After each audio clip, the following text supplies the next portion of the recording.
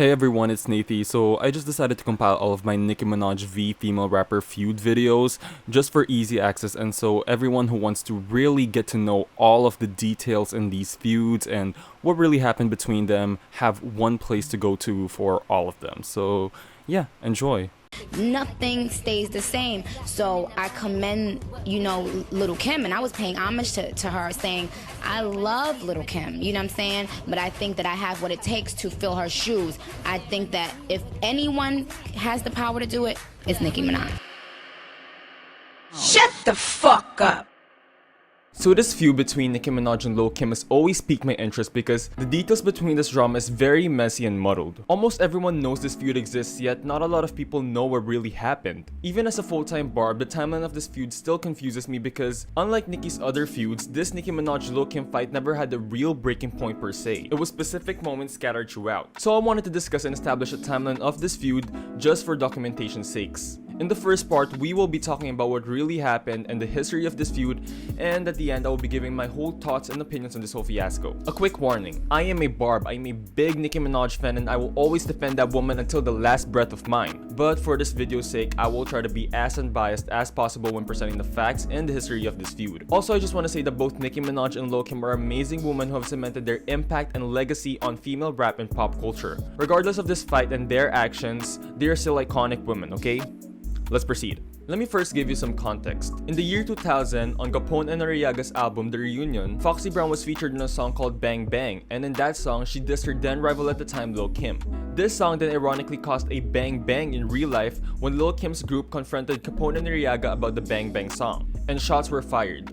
Literally. This gun battle, which occurred outside the hip-hop radio station Hot 97, caused Lil Kim to be sentenced a year and a day in prison and fined $50,000 for lying to a federal grand jury to protect her friends that were involved in the alleged shootout. She was then released on July 3, 2006 after nearly 10 months behind bars. And she lays low for a while. Whilst all of this was happening, Nicki Minaj was trying to crack into the game or the music industry. She was writing and releasing a lot of songs and mixtapes, and in some songs, she was said to subliminally diss Lil Kim. One of the songs was back when she was still in a group called the Hood Stars with all-time ugly gang members Safari, Lou Star, and 7up. You have a win in town, check the roster, girl. I'm coming for the crown, Kim, that's the word. Fitted down and I'm ready to play. When your album gon' drop, bitches never could say fuck, I look like giving birds they props. Bitches act like they hot, but I heard they not. How the fuck you in the game like 10 years strong? Y'all bitches still can't write your own damn song? A promo picture Nicki Minaj released for her Playtime Is Over mixtape showed a resemblance to Lil Kim's 1996 promo pic for Hardcore. In fact, in her mixtape days, Nicki was being forced to become a new Lil Kim clone by her then manager at the time, Big Fendi. This was both confirmed by Debri Atney and Big Fendi himself. Lil Kim later reveals in the Hot 97's Angie Martinez show that she felt disrespected by what Nicki said in those early songs, and that it was offensive to the other girls in the rap game. Now, the world is a very small place, and they were bound to meet at some point, and that day would come at the backstage of a Lil Wayne concert in 2009. They didn't give us a specific date, but both Nicki and Kim did state that Lil Kim performed with Keisha Cole, so I looked up Keisha Cole concerts with Lil Wayne and they found this. So we can assume that it was around January that they met. Around this time, Nicki Minaj already met Lil Wayne through the Come Up DVD, and she was about to sign with Cash Money, and Lil Kim has already released her first mixtape, Miss Goat, which generally received positive reviews. So both had different takes on the story, and I'm using quotation marks because the difference in their stories isn't as big as the media made it seem. Okay, so this was Nicki's side of the story. I remember I saw her on the tour with Wayne, and I had been hearing, back, in the business, people talk behind the scenes. And I remember I ran into Foxy, and Foxy said, why you keep on giving props to Kim? She don't like you. She was like, the girl be dissing you, like when, in conversation. And I said, I'm so much of a diehard. I was like, until I hear her say something about me, I'm gonna continue paying my respect to her in my interviews. And that's what I did. I kept on doing it. That's why everybody came out and said, Nicki always shows you love. Like, what are you talking about? So when I saw her at Wayne's concert, she performed with Keisha. She came into our dressing room. She went and used the bathroom and stuff. And I stopped her. I was like, I want to make sure everything is cool with us because I'm a fan first, Is everything good? Yeah, everything good. We good. hugs and kisses. Can I take a picture with you? I love you, you know. This is somebody that I looked at highly. We took a picture, everything was good. And this was Lil Kim's side of the story. You didn't meet her when you recorded that record? They did it separately. I met her one time at Lil Wayne's concert, and I heard her tell the story on Hot 97, and I was laughing. Well, it was lies, what you told Angie? Kidding me? It didn't go down like that. Come on, picture somebody saying to me, "We good?" What? I'd have went in her throat, snatched her larynx out. You kidding me? So how did it go? How did it actually play out? Well, what happened was I had to go to the bathroom because I went there to perform for Keisha Cole. Like, I was with her. I go in the bathroom and she's in there and she's like, "Oh my goodness, we finally get to meet." Oh, she's like, "Oh my goodness, we finally." And I'm like, "Hi."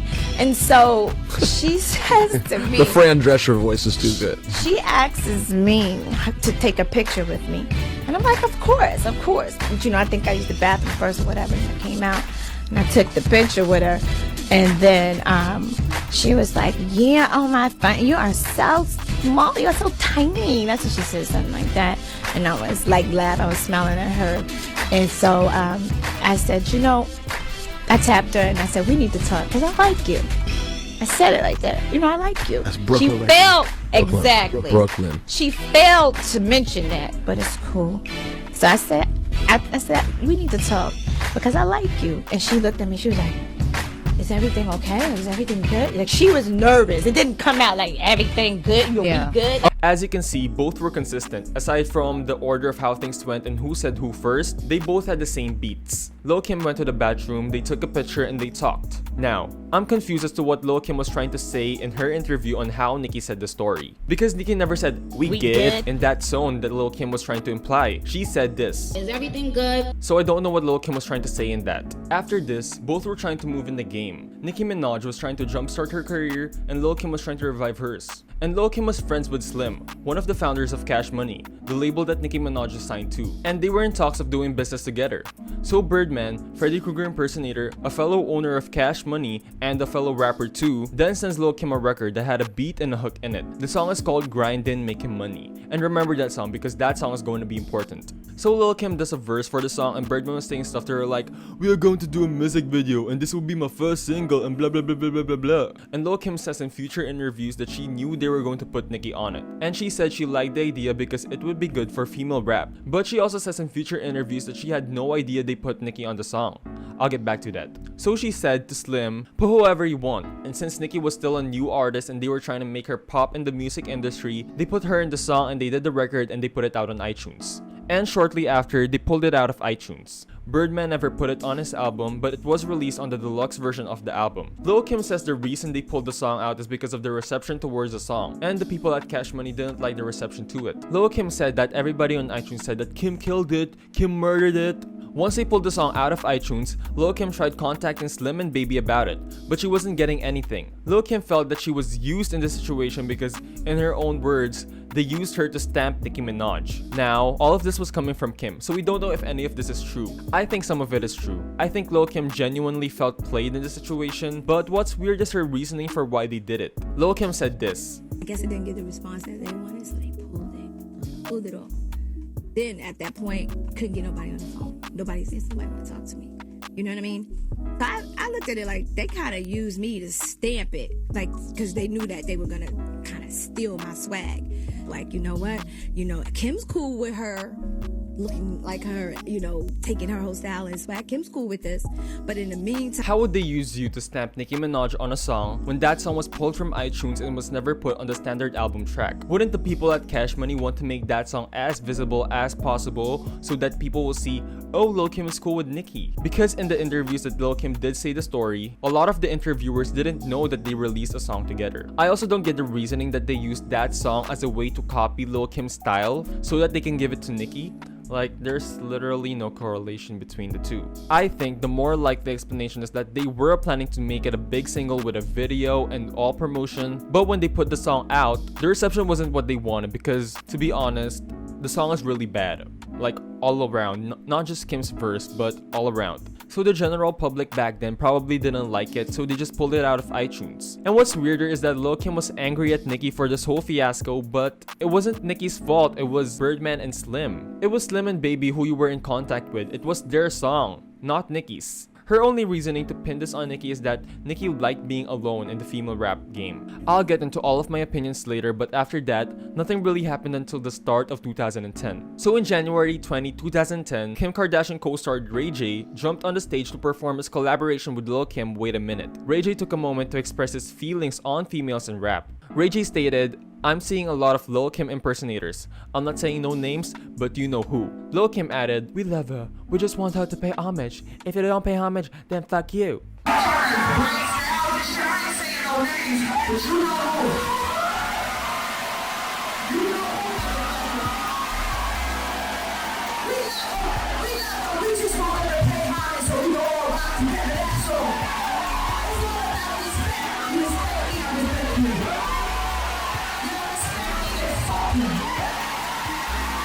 I mean, by then, Nicki was the only new female rapper that was making any noise. Yo, I don't know where that lisp came from. I promise I can say was. Okay, let's go back to the video. So we can safely assume that this was towards Nicki Minaj. But Ray J doubles down on this and says in the Breakfast Club, he didn't mention any names and that he actually likes Nicki Minaj. He said, "Never once did I mention anybody. That's what you do in hip-hop. You throw it out there and you have a friendly competition." After Ray J and Lil Kim's stunt, Drake put his 2 cents on this whole thing. After Nicki and Drake performed Bedrock at Connecticut, Drake said, Hold on. Can I say something in front of Hartford? I just want to let you know, I know you be calling women bitches and shit, but I can't say you the baddest bitch. I can't do that because I respect you and I love you too much and you look too beautiful. So I just want to say that you the baddest woman to ever do this rap shit. I just want to say, I don't give a fuck what Lil Kim or nobody else talking about. You the baddest chick to ever do this shit. Remember I said that. But I'm out this bitch. What was interesting about the clip isn't what Drake said to Lil Kim, but how Nicki friend zones Drake after Drake was grinding on her. I can make it better.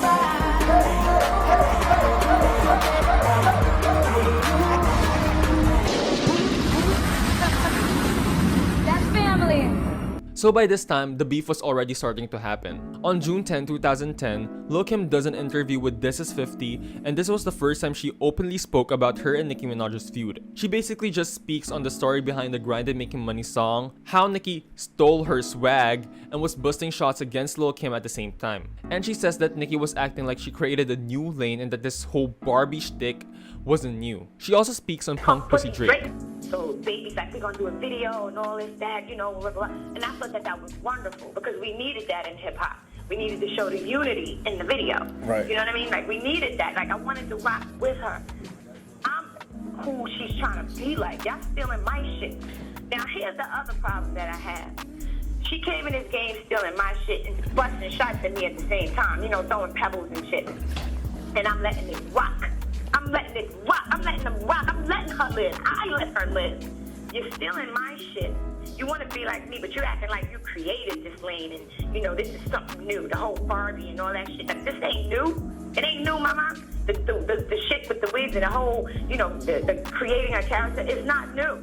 And on top of all that, y'all ain't want to rock with me? It ain't got nothing to do about no fucking how long a person been in this industry or how long. I don't know what the fuck that Punk Pussy Drake talking about. On June 29, 2010, Nicki Minaj hops on the remix of Hello Good Morning by Diddy. She gave us such an iconic verse, but people speculated that she was taking shots to Lil Kim here. But with lines like, "But did I kill the queen, the Alex and the McQueen?" people were saying those lines were directed at Lil Kim. Kim also does an interview and she says this. I think that it was also silly of her to say those words about Alexander McQueen after he just killed himself. And that was one of my friends. You see me on tape with this man. This man literally called me and was like, "I want you to present me and give me my award." But, I think the line was just disrespectful, and that's something Puffy should have paid attention to. And the other things she said too. And knowing Nicki, I think she probably meant it, and I know she's not sorry. Later in October, Nicki Minaj joins Jeffree Star's Sunday Service, Kanye West, Jay-Z, Rick Ross, and white man Bon Iver in Monster, wherein she gave us one of the most legendary rap verses ever. This verse was also said to have subliminal disses at Lil' Kim, but I feel like at this point they're just trying to grasp straws from the fresh feud. Also in the same month, Nicki Minaj released the iconic Romance Revenge featuring Eminem through iTunes as a promotional single to promote her upcoming debut album Pink Friday. The song got positive reviews and was widely considered a diss track towards Lil' Kim. In the first verse, Nicki takes shots at Kim saying, "Look at my show footage how these girls be spazzing, so fuck a look like getting back to a has-been. Yeah, I said it, has been. Hang it up, flat screen. You out of work, I know it's tough, but enough is enough." Nicki then specifically takes jabs at rapper Keys and Lil' Kim in the second verse, rapping, "Is this the thanks that I get for putting your bitches on? Is it my fault that all your bitches gone? Should've sent a thank you note, you little hoe. Now I'll rap a coppin' with a bow." Nicki, she just mad cause he took the spot. Well, word the bitch mad cause I took the spot. Well, bitch, if you ain't shitting, then get off the pot. Got some boys out in Brooklyn that are off your top. Lil' Kim fired back at the song at a club concert stating, "I will erase this bitch's social security number. First of all, I don't even need a record right now, and I'll kill the bitch with my old shit. My records ain't just entered the charts, they made history. What the fuck is this bullshit? This shit come and go." In an interview with DJ Kakil on Miami's 99 Gems, Nicki Minaj was asked the question that we've all been waiting for. Is Roman revenge for Lil' Kim? And she basically says that she was talking about everyone who spoke shit on her. She says, "I don't ever single anyone out because no one is worth being singled out. No one is worth having the name mentioned out of my mouth and they will never get that. I've been quiet for such a long time and I've been the nice guy. I've been the person that gave everyone their props. I've complimented everybody from day one. I think that as a rapper, you can't be a rapper and not speak on things being said about you. I use my music to say what I have to say." And can I just point out that they were saying that Nicki denied that the song was about Lil' Kim when she never denied it. She said it wasn't specifically about her, which it wasn't, as she was taking shots at a lot of other people like rapper Keys. On November 18, 2010, Nicki Minaj does an interview with Angie Martinez on the Hot 97 show. This is where she gives us the historical Lil' Kim speech. Romance Revenge. You know, she just really jumped out the window. And you gotta be careful when you pick fights.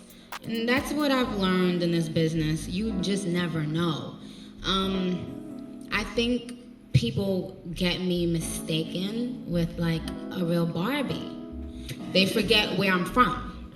And if I have to revert back, I can and I will. So don't play with me. You know, it's one of those moments when you say, don't play with me. You know, because I respect you, I love you, I've said it in every interview, time and time again. And if that's not good enough with you, mama, then it's something deep-rooted in you. You need to get something is bothering you inside. That's your insecurity bothering you. It's not Nicki Minaj. It would have been any girl that started popping. You know, she picked a fight with Foxy, then she picked a fight with Eve, then she picked a fight with Remy. Now it's, you know, then it was Miss Wallace, then it was Nicki Minaj. Every time you in the news, it's because you getting at somebody. Where's your music? You know, put your music out, and when I see your name on Billboard, that's when I'll respond to you. Other than that, goodbye. And Barbie bitch. But you want to know what scares people? Success. When you don't make moves and when you don't climb up the ladder, everybody loves you because you're not competition. When you become competition, the people start, wait. Yeah, people's like, wait, hold on. So true. So I felt like you're gonna go down in history now as a sore loser, as opposed to going down in history as the queen. Because if you can't beat them, join them. If you don't have something nice to say, don't say anything at all. You don't have to feel the need to put somebody down and make yourself feel better. I see people do things all the time that I think, that remind me of Nicki Minaj. But it's like, do you, honey? It's like we all take from each other. There's nothing, that's why I did a record on Pink Friday called Here I Am, and as I said, like, nothing is new under the sun. You know, when you see Gaga, you see Madonna. But Madonna never hated on Gaga. Why in the black communities we gotta hate on each other instead of saying, thank you for showing me love, thank you for, you know, like keeping my name alive. You know, the same way she opened doors for me, I'm now opening doors for her. Because, do you understand what I'm saying? Because nobody was even playing your music and you damn sure couldn't get an interview to save your life. But now you getting interviews, and every time you do an interview, they asking you about Nicki Minaj. So it's like we help each other. You know, that's the point. We're helping each other. But if you are bitter, get a life. Wow. So iconic. But Foxy Brown does come out and say that she never said those things about Lil' Kim to Nicki. I just want to point out that I got this from a Billboard article, but I actually never saw the Foxy Brown tweet, so please take this information with a grain of salt. All of this feud and shots was leading up to a big climax, and that climax was Lil' Kim's Black Friday. Black Friday is the second mixtape by Lil' Kim, and it was released on February 14, 2011 through PayPal. The mixtape contained Nicki Minaj disses such as the title track Black Friday, Pissin' on Him, a remix in Nicki's own Did It On Him song, and the Grindin' Making Money song, which, if you recall, is the song that ignited all of this feud. Now, I am a big Nicki Minaj fan and I love her, but I would be lying if I say that Lil' Kim's Black Friday, the song, doesn't hit. This hood shit you and Drake ain't built for. This the shit the other bitch almost got killed for. I'm still counting what hardcore generated. Bet my shit keeps spinning like it's syndicated. I really wish Lil' Kim continued with her old sound because it was really good. One thing to note is that though the mixtape is called Black Friday, the whole mixtape is actually not about Nicki Minaj, as I previously thought. The aforementioned songs were the only songs directly aimed at Nicki, with the other songs having slight digs here and there, which makes it more confusing as to why Kim marketed the mixtape as a mixtape dedicated to Nicki Minaj. Her doing a diss track isn't the problem because both Nicki and Kim are rappers and they have a feud. That's normal to do. But Lil' Kim dedicating the title and the cover art of her second mixtape to Nicki Minaj really helped paint the image of her being bitter. Lil' Kim tweets, "Thanks to you guys, hashtag Lil' Kim Black Friday mixtape sold 113,000 copies in 28 hours, which made me the #1 seller on PayPal ever. Smiley face, thank you." Later stating she crashed PayPal due to too many hits. Nicki Minaj then responds by tweeting this. Let me...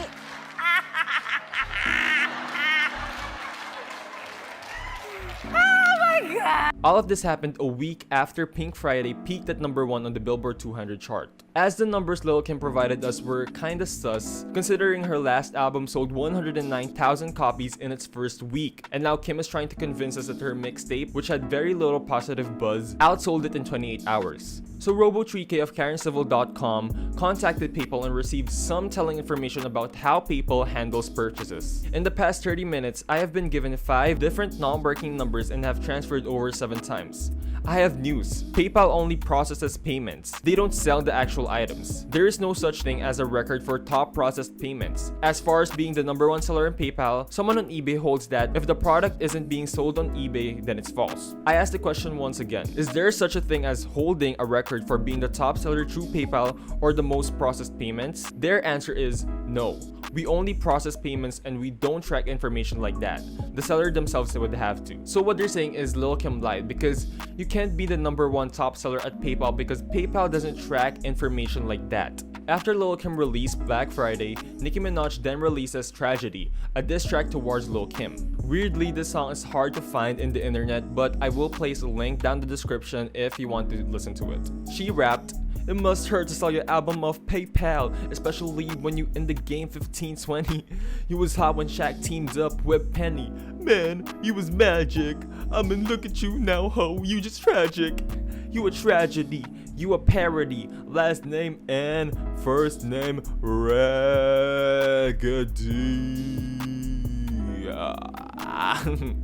After this, they, specifically Kim, did a lot of interviews, and since they did a lot of interviews, I'm just gonna put a compilation of the interviews they did right here. And if you listen to that song, the way I did my vocals, hers were different from how I did my vocals at that time. So shortly after that, she started releasing all these records. doing her vocals the way I did my vocals. The problem with her is she was very catty with it. I never had a problem with her. I was always nice with her, always. She was a very obnoxious person, but I was always nice with her. She was always throwing shots. I don't know what you're talking about. You never heard it. You need, because you're not trying to I used to hear her pay homage, like she said. She used to say, I love Kim, I love Foxy. You're not trying to do your homework. That's why. Boo-boo. You got to do your homework. If you go on all of those little, the come up DVD, even with Fendi would even say it, yeah, you know, because, you know, she was just a real cocky type of girl, whatever. She always wanted to be like you. She always wanted to be you. And she would say, I'm going to take her spot. Okay, fine. Now, after that whole Cash Money situation with the song, we're at Justin's birthday party. Perfect timing to come up and say, hey, you know, we did the song together. Nothing. And she looked at me and rolled her eyes, and I was like, really? Every single record she's made was coming at me. I don't care what you say, I don't care what you say, I don't care what you say, I don't care what nobody say.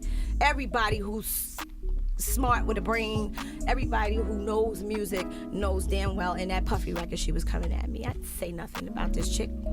I didn't say nothing about this chick at this time.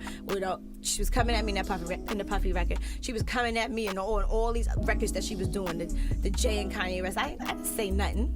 So what is all? I don't understand where all this is coming. How come when male rappers like get on records and you know they talk cocky and aggressive, nobody ever says, oh, it's targeted towards anybody? But when a female does it, it's either, oh, they gotta be going at Kim, or if you do it, oh, she gotta be going at Nicki. Why y'all just can't be rapping?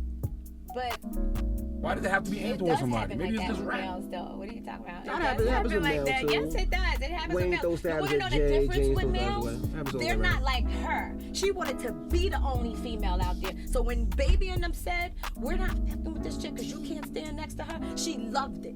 Because she didn't want to stand next to me. I think it's her. She wanted to be out there by herself. I'm not saying she's a horrible artist, but I definitely think she's overrated because she's not a horrible artist to me.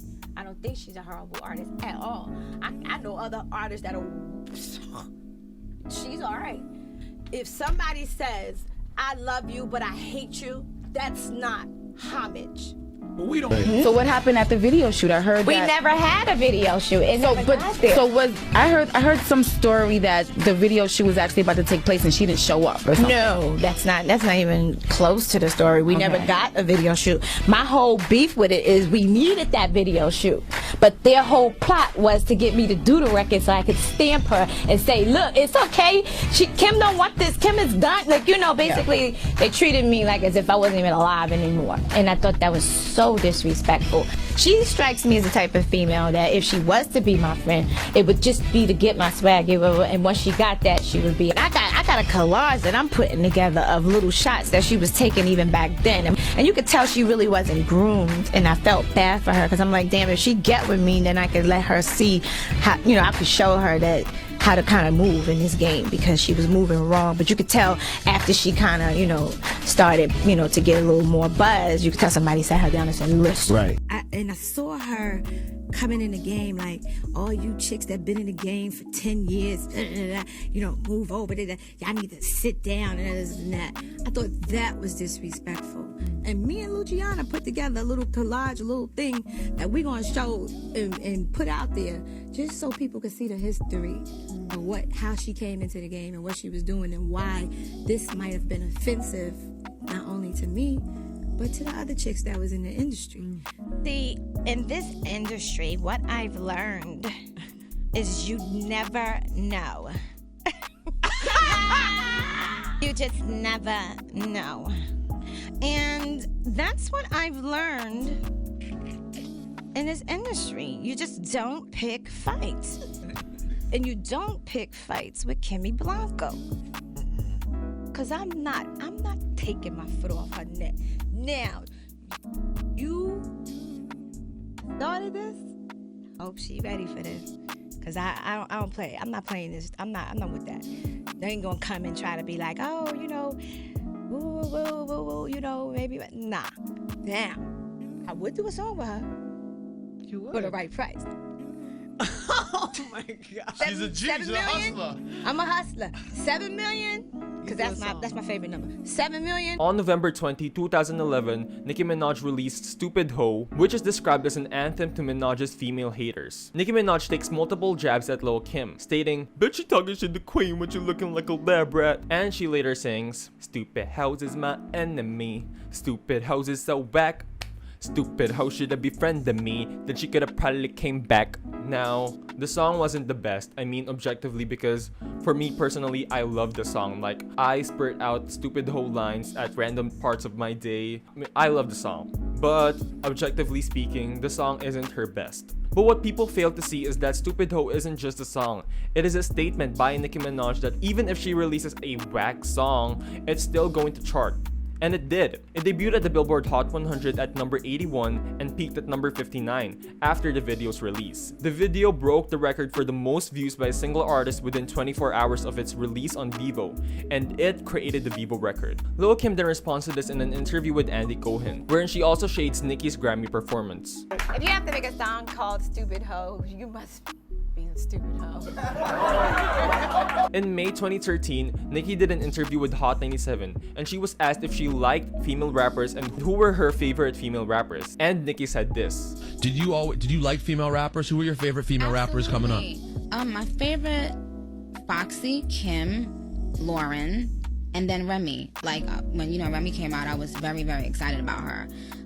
But with the Foxy, Kim, and Remy, they were all from New York too. So, and it's no disrespect to any other female rappers, but those are the ones that I felt like, oh, okay, yeah, like I could get into that. They sounded like me when I spoke, and it was just like I just thought they really made an impact. But I always loved Missy because she was playful, and I always said, like, with Missy and Left Eye, they weren't afraid to be goofy at times, and I loved that as well. And what I don't get is how people were saying that Nicki unexpectedly named Lil Kim when she's been naming Kim as one of her inspirations for her entire career. I'm going to link a compilation of Nicki Minaj saying that Lil Kim is one of her inspirations, and tell me she didn't pay homage. On August 2, 2014, Nicki Minaj hops on the remix of Flawless with Beyonce, and she gives us such an iconic verse. Beyonce was Beyonce, so she did amazing, and Nicki snaps on her verse as usual. But Lil Kim was in her feels in one particular line from Nicki's verse, wherein she says, "The queen of rap, slain with Queen B." The line in itself had nothing to do with Lil Kim, but she felt the need to insert herself on the already dead feud and reignite it. I don't know if she thinks Nicki is referring to her when she said Queen B, or if she had a problem with Nicki saying she's the queen of rap. Either way, Lil Kim was not mentioned, nor even dissed in this record, but Lil Kim still took it as offense. And so she released her remix to the remix of Flawless. Lil Kim replaced Nicki's face on the cover with her own face. Anyways, after this disastrous remix, Lil Kim then decides that she is still not yet done with Nicki, so she releases another diss track called Identity Theft. She says, "I gave birth to your style, now try to speak to your mommy." My question to this is, why? Nicki Minaj wasn't saying anything bad to you up to this point. She was, just doing her own thing. She literally just named you as one of her inspirations. Isn't that what you wanted? The backlash both songs received towards Lil Kim was immense because #LilKimGiveUp trended on Twitter. Beyonce quickly removed Lil Kim's version. Nicki Minaj didn't seem to care or respond to Lil Kim's antics because she never responded. So a few years passed and nothing really happened except for a couple Nicki mentions by Lil Kim in some interviews. But other than that, nothing really happened. The feud was dying down. And then, GIF icon Remy Ma drops Sheather. I might do a separate video on Nicki x Remy. If you want that, guys, just comment below. But the summarized version is Remy drops a 7-minute long diss track against Nicki Minaj, and the whole Remy-Nicki feud starts. Obviously, as someone who has had issues with Nicki, Lil Kim sides with Remy Ma on this one. In a Billboard interview, Lil Kim addressed the rumors that was going around that she was going to do a diss track with Remy Ma towards Nicki. She says, "First of all, let me tell you this. Number one, y'all giving old girl too much credit. I'm not even thinking about that. I'm not even talking about old girl. I'm so far past that. That's never on my mind, ever. Old girl has never been on my mind for a long ass time at all. So I hate the fact of that being in the equation, but the situation with Remy, for them to say that we were coming together to do a diss track, first of all, after he brings Sheather, that shit is so hard. Remy don't need no damn help. Why would I need to come together for that? I mean, I'm into the music and I'm speaking musically wise. The song is just hard, period. On June 20, 2018, at the Boho x Paris Hilton's launch party, Lil Kim does an interview wherein the interviewer asked Kim what she thought about Cardi and Nicki. And Lil Kim says this. What do you make of Cardi B and Nicki Minaj? You know, Cardi is my girl. I don't know the other one. Cardi is my girl, and so I'm so excited for my girl Cardi. I can't wait for her to have the baby.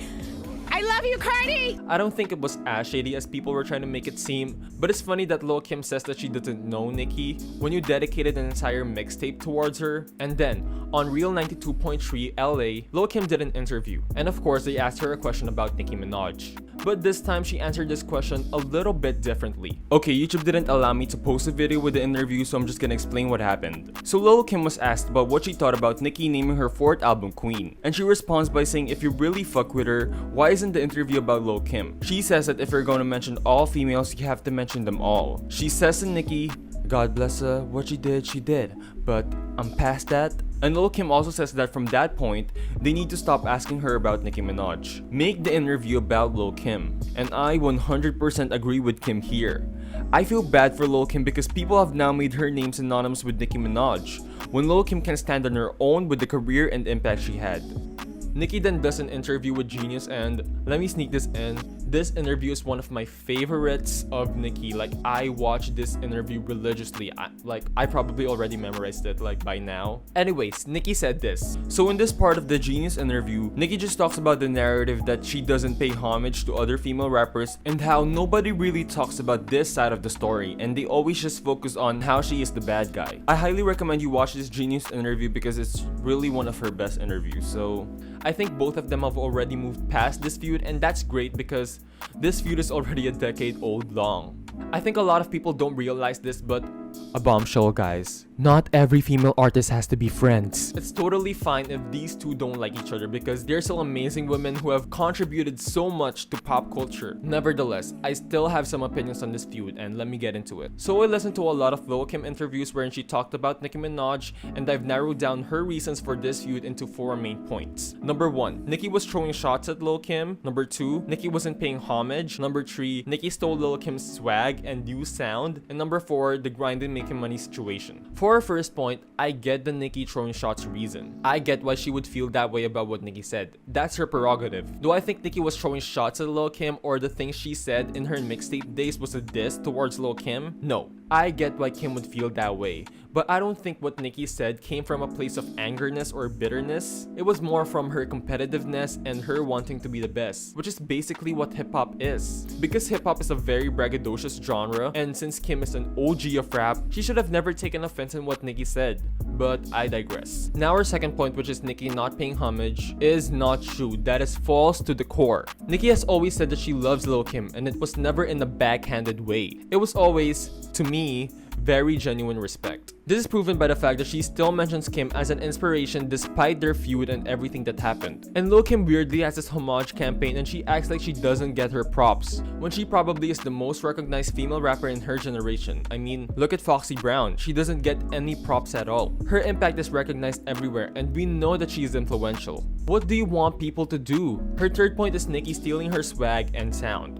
Now, Miss Lil Kim, and to the people that's saying that Nicki stole her swag, Lil Kim did not invent colors. Lil Kim was not the first woman to wear colorful wigs. She did not invent posing. Lil Kim does not have a monopoly on colorful wigs and outfits. I saw this channel called Aunt.917, and this whole channel is just basically them comparing Nicki to Lil Kim, and even at some point they compare Nicki to Lady Gaga. If you watch these videos, it's so ridiculous. If Nicki has a similar outfit to Lil Kim, or Nicki has the same expression as Lil Kim, they're gonna put it on the video and they're gonna say, oh look, Nicki copied Lil Kim. First of all, Nicki is inspired by Lil Kim. Everyone knows that. Nicki acknowledges that over and over and over again. Nicki never denied she was influenced by Lil Kim, because she clearly is. And even then, Nicki quickly pivoted into a new style around 2013-2014. Secondly, why is everyone making it seem that being inspired is a wrong thing? People scrutinize other artists for being inspired by someone else. Like,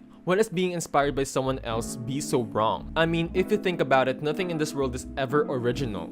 And this is not exclusive to Lil Kim and Nicki Minaj. This has happened to a lot of artists. Ariana Grande was compared to Mariah Carey in her early years, and now Madison Beer is being compared to Ariana Grande. Lady Gaga with Madonna, and now Eva Max with Lady Gaga. The cycle will always happen again and again. But the thing is, Mariah Carey or Madonna didn't make every single interview about Ariana Grande or Lady Gaga. As Nicki said, because nobody was even playing your music and you damn sure couldn't get an interview to save your life. But now you getting interviews, and every time you do an interview they asking you about Nicki Minaj. And I 100% agree. And with Lil Kim claiming her new sound was stolen by Nicki Minaj. Before that, I saw some people saying Nicki took Lil Kim lyrics, but if you dig deeper, the lyrics Nicki stole from Lil Kim is from the same Lil Kim song that Nicki is remixing. And with Lil Kim and her saying that Nicki stole her new sound, this doesn't make any sense at all. Because Lil Kim can't argue that Nicki's rapping style is the same as hers, so she went with this narrative that Nicki stole her new sound. What Lil Kim is trying to do is she's trying to claim a sound that she hasn't established yet. And in the songs that she does the new sound, it's not good at all. I really don't get and will never get what Lil Kim was trying to go with here. And this leads us to our fourth point, which is the Grind and Making Money song. This situation was not Nicki's fault. It was Slim and Baby who Lil Kim was in contact with, and it was Baby's song, not Nicki's. It really still bothers me how this somehow became Nicki's fault. Because you have to understand, in every interview that Lil Kim does, this is the first story that she tells. The only way Lil Kim was able to rope Nicki into this was by saying, Nicki liked being the only female rapper. Nicki liked that the song never happened. In conclusion, I think both parties contributed to the feud, but Lil Kim played a bigger part in Nicki in making this feud into what it is now. This feud could have easily been solved behind the curtains, but I'm just glad that both have moved on to bigger and better things. Even with all the stuff I said about Lil Kim, she's still an iconic figure, and she did pioneer female rap. Like, I love pina colada mixed with Remy. Red. Shout out to Remy. Free Remy. Word. You know what? Free Remy. Fuck you. Free Remy!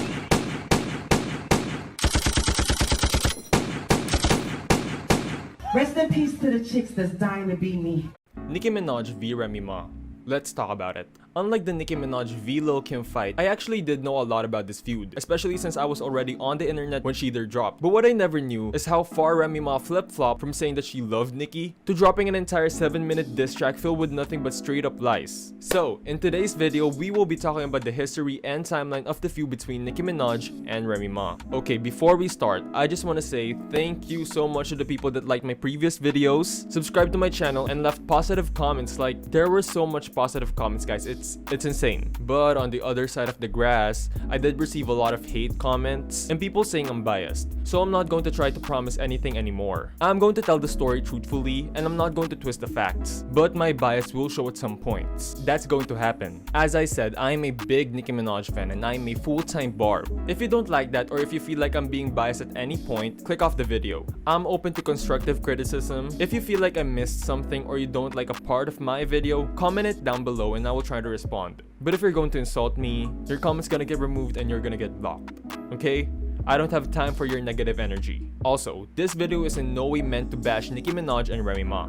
Let's start. Let's go at the very beginning. On February 7, 2006, Remy Ma releases her debut studio album, There's Something About Remy, based on a true story. The album did moderately well, with the album selling over 35,000 copies in its first week, and it peaking at number 33 on the Billboard 200. On one particular track on the album called I'm, she says, I'm the queen of rap and there is none higher.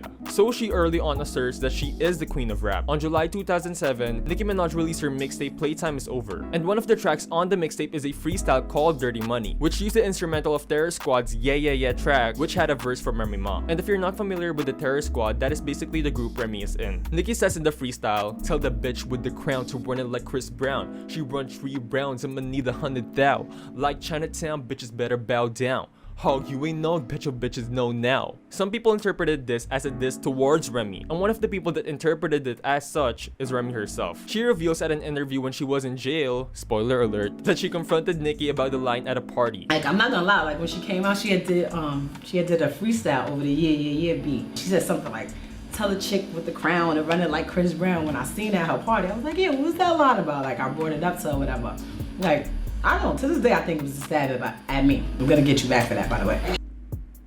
I I mean, at least Remy is true to her word. From her wording and how she tells the story and even how she describes Nicki, we can infer that the feud was non-existent at this point, and they were still friends. Remy, unlike a certain someone, understood the essence of hip-hop, and she knew this was just a playful diss, and she said it herself. That's what you do in rap, and I'm cool with that. On August 2007, Remy releases Jesus Christ, a mixtape wherein she just continues to assert her title as queen in tracks like Queen of NY and Banned from NY, with lines like the Queen of NY, boy R to the easy please believe me, and is the Queen of NY Remy Ma and I ain't nothing to fuck with. Then on May 13, 2008, Remy is found guilty of first-degree assault and is sentenced to 8 years in jail for shooting a friend who allegedly stole $3,000 from Remy's purse. While in prison, she does some interviews, like the aforementioned clip I showed you earlier. On February 23, 2010, Remy does an interview with Hot 93.7 with Jenny Boom Boom, and in here, she shut down rumors that her and Nicki had a romantic relationship, which was a thing apparently. She also says that she is happy for Nicki and that she likes her, not in a romantic way. The rap game's been messed up for females. I mean, I know Nicki's been doing her thing now, but it's.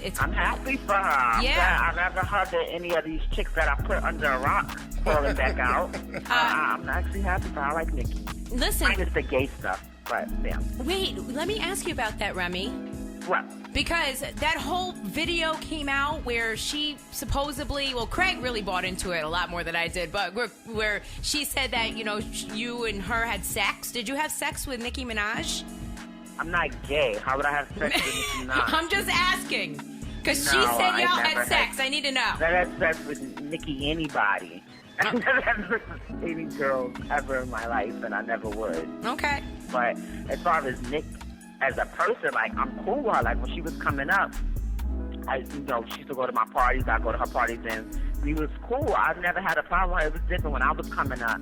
Chicks that was cool with me, that was on at the time, they liked me. But then when I started popping, they didn't like me anymore. You know what I'm saying? Let's go back to this Remy-Nicki romance rumor. So there were some gossip here and there that Nicki and Remy had a romantic relationship. And it's ridiculous, you guys. There is no evidence that they had a thing. And this rumor really escalated when Remy's alleged ex-lover comes out and reveals their relationship. And people say the girl looks awfully like Nicki Minaj. I just want to let y'all know out there that, you feel me? Remy, first off, I love you, baby. I used to fuck with her. Straight off. I know her. Used to chill with her, smoke with her, drink, pop bottles, burn L's and all that. I did had relations with her and all that. Ate the box. You feel me? It's whatever though. You know what I mean? And what did she do to you? I just told you she ate the box, like. And you mad because she acting like she don't know you now. Exactly, B. Not picking nigga calls up. You know what I mean? Sending nigga. That is clearly not Nicki Minaj. It doesn't sound like her, and they don't even look alike. They only look similar at certain angles. We can fact check this and look back at Nicki's old pictures. That's clearly not Nicki Minaj. Call that judge right now. Tell him I can have my baby back. I am not gonna call him. Here, the intense training gets the better of this young actress. We gotta be careful.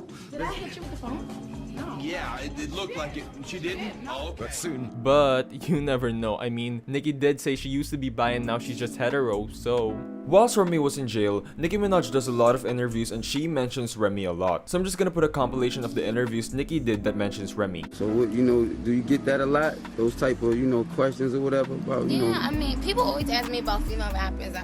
I got love for all the female rappers because all of the female rappers that I've spoken to and met, like, they show me love. You know what I'm saying? Like, shout out to Remy. She showed me love. Girls that, was able to make a name for themselves. Kim, Foxy, Remy. Shout out to Remy. Free Remy. You know what? Free Remy. Fuck you. Free Remy. Shout out my girl Remy. Free Foxy. And, we really, I got love for all the females, but I just gotta say, Nicki Minaj ain't nothing to fuck with, and I can't be touched. So let's go. I'm ready. Anyways, in March 2010, Remy does another interview and she talks about Nicki Minaj. This is the same interview I showed you earlier. Here are just the other things Remy said about Nicki Minaj. Nicki Minaj is gained and risen to basically to the top. Mm-hmm. How do you feel about that? I'm happy for her. That's great. I'm happy to see any chick that's from the hood trying to do a 1-2 thing. I'm happy. When I was home, I used to see Nick all the time. She came to my birthday party. I went to one of her parties, and I remember her from when she was on the Come Up DVD. She had her baby fat bag, pulling stacks out the bag or whatever. And the chicks that was that was out before me, and they used to be like, yo, yeah, Ram, whatever. But when I started doing my thing, they started throwing shade on me, like they ain't wanna fuck with me no more. Like the industry, they make it seem like it's 1,000 dudes out here.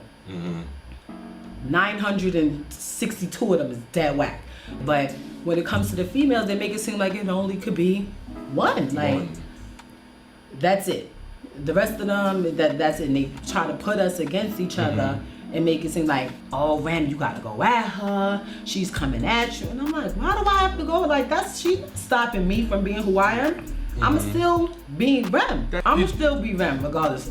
Then they all Kim Ben saying that she was Barbie, or the new record that came out, the freestyle she did over the Jamaican beat, oh, she's still in Foxy's flow. I know who I am and what I do. I'm so content, and I've been saying this for years, I'm so content in what I do and in my capabilities. I don't feel inferior to nobody, and I'm not intimidated by nobody. On May 22, 2014, Nicki Minaj gets on the phone with Hot 97 and they asked her if she was down for a Remy collab, and she says this. Hey Nicki, so Remy Ma is getting out of jail in July. Can we look forward to a Nicki Remy Ma collaboration in the future? Talk about it. Oh, that would make me very happy. That would be very exciting. So how can we make sure that happens? Like, what we gotta do? I'm told she's gonna sign the MMG. That's the rumor. I don't know if that's real. I think, as soon as she get out, Ram, holla at me. Let's Ram! Remy! On August 1, 2014, Remy Ma was released from prison after serving 6 out of her 8-year sentence. She then quickly does another interview with Funkmaster Flex the next day on August 2, and she speaks on generally female rappers and then later talks about Nicki Minaj, saying, "What I think happens with females in this game, they tend to allow other people to pit us against each other. I've said this before. They make it seem like there can only be one female. It can be 1,000 guys that's putting out music and rapping and doing what they do, but when it comes to females in this hip-hop business, they make it seem like there can only be one. And if there's more than one, then alright, y'all better be at each other's throats every chance that you get. And anytime you say one of these things, they're like, oh yeah, she has to be talking about this person when she said that. And I just feel like it got really crazy, to the point where I wouldn't tolerate it, me personally. Some people, they're led easily astray. Which I do agree with the statement, but coming from Remy is ironic, don't you think? Remy also talks about how Nicki supported her during her incarceration, saying, even when you get to people like Nicki, throughout my entire bid, numerous times I've seen interviews she's done where she's like, free Remy or tell Rem to holla at me. So I could definitely say on my behalf, I haven't gotten any shade from any of them. Old school, new school, nothing. Mind you, by this time, Nicki Minaj was already an international superstar. She has already released both Pink Friday and Pink Friday Roman Reloaded, and she was currently in the era of the pink print. On August 20, 2014, Remy does an interview with Ebro Darden on Hot 97, and she was asked about her private conversation with Nicki Minaj, and Remy says this. I think that I would like to keep that conversation private, because that's what it was. It was a private conversation. What I can say is that she's a wonderful woman and she's on the same page with me. Like, there's no need to try to tear somebody down. I know that I'm super proud of her, that I'm happy for everything that she was able to accomplish, and to not let people make her feel like she's doing anything wrong by being successful. She extended her hand the same way that I would do to someone else, and so some people that would die to probably get her on the phone, and they can't. So, I look at that as, an honor, as well as, a mutual respect for each other. I'm looking at my Instagram and I'm seeing people like, oh, you got to do this to Nicki, or you got to do this, or people making these stupid memes or however you pronounce it. And it was just so grown woman of her to be on the same page that I'm on. Like, I don't care what nobody say. Okay, that girl never did nothing to me, and she's amazing at what she does. I know what she's capable of, and I respect that. I would never ever come at her crazy and try to tear down, 1, a female, 2, a black female, 3, a black successful female that's doing what she's supposed to be doing. What happened? On August 21, 2014, Remy talks about the feud between Nicki Minaj and Lil Kim. And then when you have Lil Kim going at Nicki, I feel like you could bridge that gap. I feel like their voice is respected. I mean, I feel like that too. I demand my respect in a lot of ways, but as far as that incident, how can I fix that? That's a problem between them. I don't know what exactly the problem stemmed from on either person's side, and I think that's a problem that has to be mended and fixed between them. Nicki has to come and want to fix it, and Kim has to come and want to fix it. If not, eventually it's gonna either die down or go somewhere crazy, and I don't really see it going anywhere crazy. Yeah. But I can't fix that. Okay, so after Remy Ma was released from prison, she obviously wanted to get back in the rap game. So she released a lot of freestyles around this time. And one of those freestyles was to Nicki Minaj's Only. So I listened to the freestyle and I don't think there was any shots towards Nicki here yet. Most of the lines are just general rap lyrics, so I don't think it was a diss towards Nicki. On March 29, 2015, Remy Ma does a freestyle over Truffle Butter by Nicki Minaj featuring Drake and Lil Wayne. Remy started her freestyle by saying, "I'm like in a minute, let me body bitches records," which some people say might be a diss towards Nicki. She then continues by saying, "Yeah, for the million I will kill these pop hoes. Ain't no one in the streets like me and pop holes. About to put y'all out of business, shop closed." Some people point out how Remy called out pop hoes, and people are saying this might be a diss towards Nicki, as Nicki at this time was being criticized for crossing over pop with hits like Starships. Remy also raps, "She a lil hoe, black eyes like a raccoon, knock out, leave her snoring, leave your head full of blood, girl you should join a rap crew, cause as a soloist you boring." In here, some people say that this might be a diss towards Nicki, as Remy might be referencing Nicki's collab with Lil Wayne called Knockout. On March 2, 2016, Remy Ma, alongside Fat Joe and French Montana, released All the Way Up. It was a moderate hit, as it peaked number 27 on the US Billboard Hot 100, and it remains as Remy's only top 40 hit. This song proves that Remy could have still had a good career without dissing Nicki, but I digress. During the BET Awards in 2016, Nicki won the Female Hip Hop Artist Award, which she has been consecutively winning for 7 years up to that point. And Remy Ma congratulated Nicki on her win through a tweet saying, "Congrats to @Nicki Minaj for your BET Female Rapper of the Year 2016 award." And Nicki responds to this saying, "Oh my god, thank you Remy. That means so much. Congrats to you as well for an exciting year." In August 23, 2016, Remy Ma releases a remix to Young M.A.'s Ooh, and she is speculated to be taking shots at Nicki here. Remy raps, "You was on the most wanted list, but ever since you came home, you been running shit. Why she can't make another hit? Scared to come out, I got him on punishment." Then, on September 5, 2016, Nicki Minaj fires back at Remy Ma with the Pink Print freestyle. Nicki raps, Hill pads.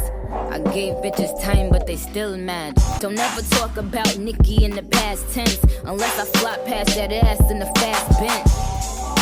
Fuck out of here, you dumb bitch. You know I'm pretty and I'm witty and I'm dumb rich. You throw shade, but I son, bitch. And now you know what I'ma say, you my son, bitch. Then, on September 17, 2016, Remy Ma does a cypher at the BET Hip Hop Awards, and in her cypher, she says this. The queen of NY, true boogie down Bronx. Let's call me Boogie Man, cause I'm a motherfucking monster. Radio Remy, I keep a few sponsors. I'm fresh for real, these bitches are imposters. Take away their stylists, they don't know what style is. I been fly since junior high, bitch, you the biggest bird on Sesame Street. And I'ma scramble your egg, keep running your beat. So her lyrics were perceived as a diss towards Nicki. And this is kind of supported by the fact that she uses the phrase, "I'm a motherfucking monster." And Remy said it in a way very similar to how Nicki said it in her monster verse. And after that, she says, "These bitches are imposters." She also says she's the queen of NY, which people also think is a diss towards Nicki, considering the queen of rap has been synonymous with Nicki. And she's made it into somewhat of a title, catchphrase, and lyric for her. On October 18, 2016, Nicki does an interview with Ebro in the Morning, and she reveals she wanted to get on a song with Foxy Brown and Remy Ma. She says, "When I was working on the Pink Print, I wanted to do a song with Remy and Foxy Brown. And I still have that song to this day. It was on a Diplo beat, but it was super hard and hood." Which is supported by this clip of Remy saying Nicki did want to collaborate with her. Nicki just recently said she wanted to do a song with you. Have you talked to her about that, or? We spoke about working together, like when I first came home. She had reached out and she was working on her album. Like she said, she had wanted to do a song with me, her, and yeah, and I just didn't want to do that. I didn't think that that was something that I wanted to do. On November 11, 2016, Remy releases Money Showers with Fat Joe and everyone's favorite chorus singer, Ty Dolla $ign. And on the song, Remy raps, "Bitch claiming she the queen, what? Not hardly. Who the fuck gave you your crown, bitch, Steve Harvey?" So she was basically calling out someone who claims they are the queen. Wonder who that could be. Okay, I think this was a diss towards Nicki because there are only really 3 people that Remy might be dissing. Nicki obviously because she was really establishing herself as the queen of rap this time. Lil Kim, which I think is another person Remy could have been dissing other than Nicki because they did have a feud that dates all the way back to 2008. And Lil Kim refers to herself as a queen bee. And the third person Remy Ma might be dissing is Queen Elizabeth because she does proclaim she is the queen and Remy might be angry that an entire country thinks she is the queen. So I personally lean on Queen Elizabeth being the one Remy takes shots at. Also, Money Showers gave us this iconic scene. Wait, stop the motherfucking music. You, are you dumb? Assume the fucking position. No, hold my gun, fellas.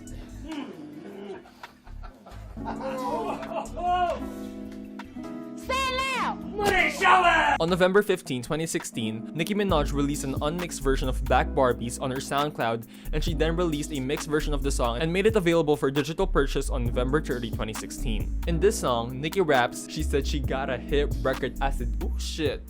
Pick up my phone cause I had to call bullshit.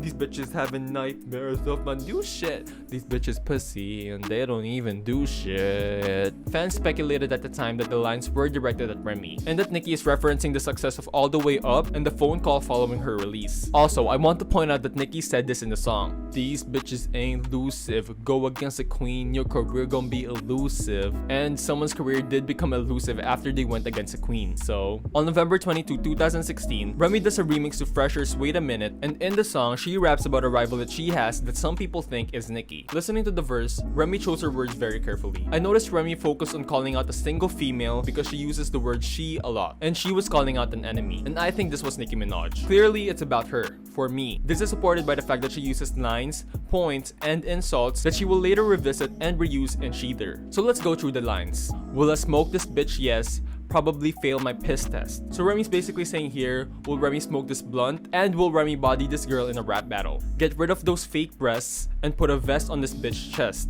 This can be a reference to the rumors that Nicki Minaj has had breast augmentation surgery. That ghostwriter about to call her, that lifeline getting shorter. Now, this could be a reference to Nicki Minaj because around this time, internet browser and Nicki Minaj's biggest fan, Safari Samuels, starts claiming that she wrote Nicki's raps. Can I just say, Safari, we know you didn't write Nicki's raps. How can you write all of these hits for Nicki, yet you can't write a hit of your own?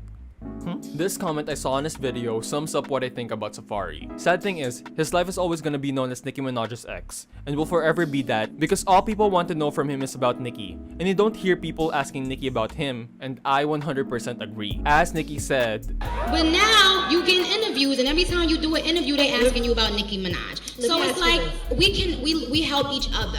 So this lyric is a possible reference for Nicki. This is also supported by the fact that Safari had a diss track towards Meek Mill and Nicki Minaj entitled Lifeline. And Remy Ma said that ghostwriter about to call her, that lifeline getting shorter. So I think it's pretty strong and fair at this point to say that Remy's verse was aimed at Nicki. Also, I just want to point out that in this video, Cardi B made an appearance. So anyways, on November 22, 2016, Remy and her husband takes a pic with Safari with the caption, "If you ain't hating, get in line, son." Chopping it with the epitome of hashtag relationship goals, my at Papoose, and the queen of NYC at Remy Ma. Hashtag stunt gang, me and this man have the most in common. Crazy how you can meet someone for the first time and it feel like you been knew them. Even if Remy Ma didn't mean for this to be shade, it didn't look good, especially since you are posing with someone who's trying to discredit the career and legacy of a fellow rapper, a rapper that you claimed you like. On December 8, 2016, Remy Ma, alongside her husband Papoose, does an interview with Funk Flex on Hot 97, and both did a freestyle. Remy raps, "All this talk about my son and your son,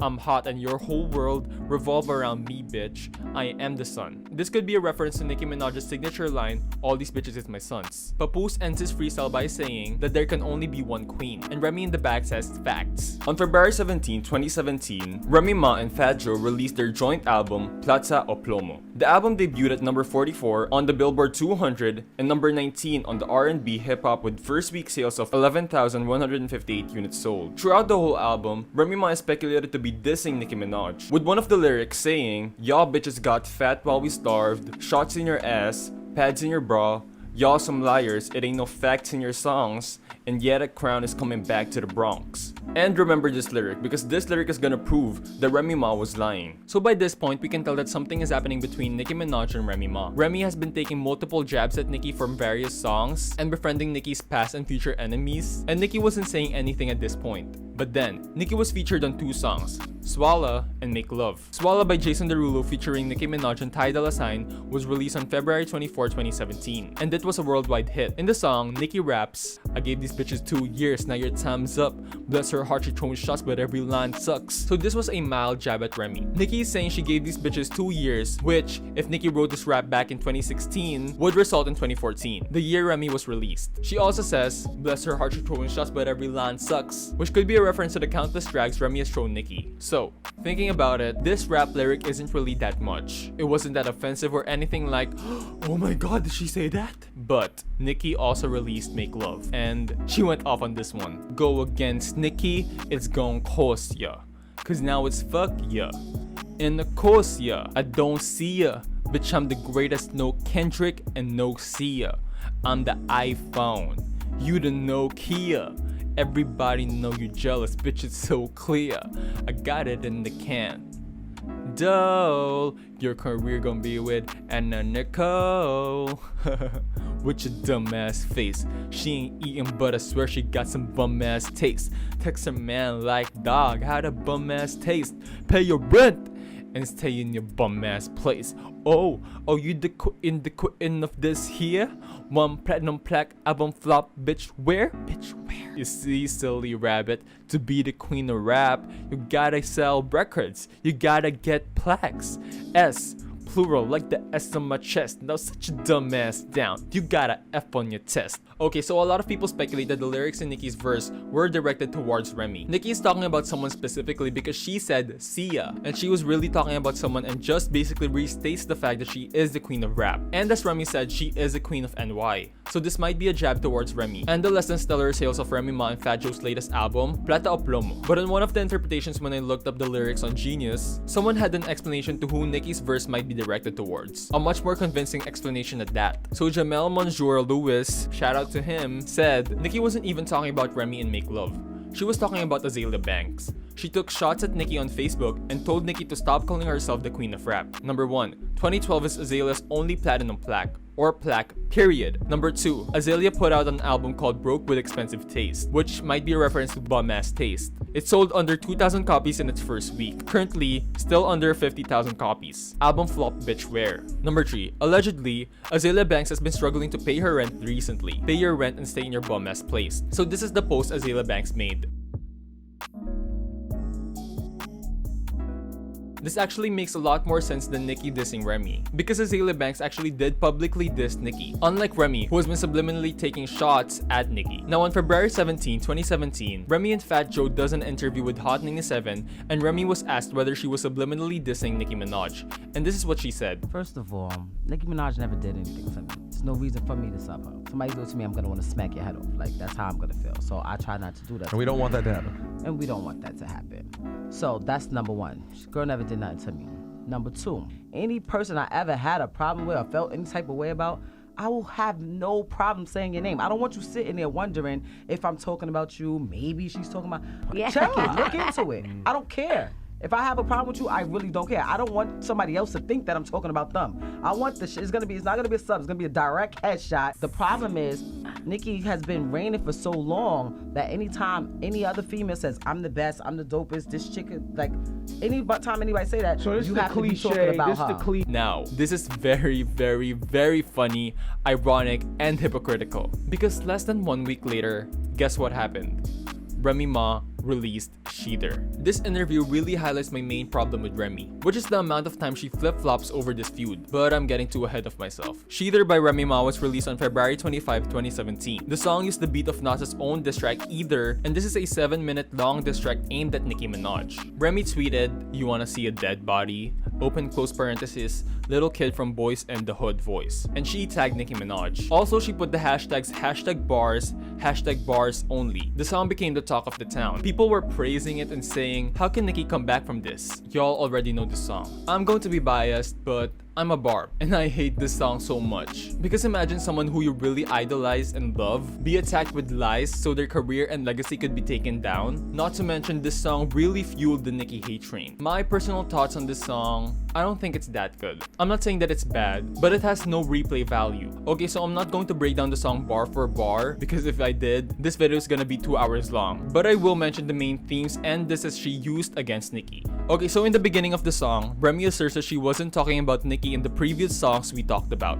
Then she claims Nicki stole her iconic line, "These bitches is my sons," from a Remy tweet, which I can confirm the Remy tweet. Then Remy references a line Nicki said in Make Love, when Nicki said, "Trying to win a gunfight with a bunch of knobs." Remy talks about Nicki's alleged butt surgery and implants, Nicki's relationship with Safari and how Meek snitched on Nicki that Safari was cheating, Nicki being disloyal because she's been in 3 groups in her career, claiming Nicki started the feud between Meek and Drake. Remy claims Nicki has had sexual relations with Gucci Mane, Puff, Fendi, Ebro, Trey Songz, Drake, Wayne, and that she fucked the entire empire. She also calls Nicki an A-list groupie. Remy claims Nicki has a ghostwriter and that Drake and Wayne have written for her, and since Safari isn't writing for her, she's not winning anymore. That Nicki is a kid in the She brings up Nicki's beefs with Taylor, Mariah, and Miley. Remy accuses Nicki of being in a 360 deal, and that she supported her brother Jelani, who is convicted of predatory sexual assault and child endangerment. Oh my god, that was such a long list. I'm not going to debunk all of these theories because I don't want this to be super biased, but what I can say is a lot of these are lies and a lot of these are debunkable, okay? After Sheether dropped, Nicki responded by posting on Instagram a video of Beyonce singing Nicki is the queen of rap. She also posts on Instagram stats of Remy Ma and Fat Joe's latest album with the caption "Yikes" and the facepalm emoji. Less than 1 week after Sheether dropped, Remy released another one. No, that's literally the name of the song. Remy released another one as a diss track towards Nicki when Nicki didn't immediately respond. Remy used the picture Nicki Minaj posted after Sheether dropped for the cover art of the song. Remy raps, "Now they so busy shooting videos and I'm like, nah, where the fuck is your song? I mean, come on. Waited 4 days, ma, where you been? I came here in the robbery playing Little Kim. Don't know what made you think that you could fuck with Rem, but I guess it's what I gotta do to make ya spit." So Remy's basically mocking the fact that Nicki has not yet responded to her, and also how Nicki is posting photos from a video shoot instead of releasing her own diss track. The response to the track online was overwhelmingly negative, as people were making fun of the song as Remy's failed attempt to going back to back. In an episode of Hip Hop Squares, Remy Ma was asked to complete a Nicki Minaj lyric, and she says this. You know what? I'm kind of thinking that she would have said something about her butt, because that's always like the every other 2 bars. The name of the song is Anaconda. Like, you got to talk about your accents. Like that's what she said about. I'm actually a big Nicki Minaj fan, and I know all her lyrics. And her next line is, "Now I'm eating some tacos." Now I actually can confirm when this was filmed, but this was released after Sheether. From the way she talked about Nicki, it was probably before Sheether. I don't think what she said was shady here, but this clip is just weird, considering the events that will occur. On February 27, 2017, Remy performed Sheether at the Hip Hop and Soul concert, and people were criticizing her, saying that Remy forgot her lyrics.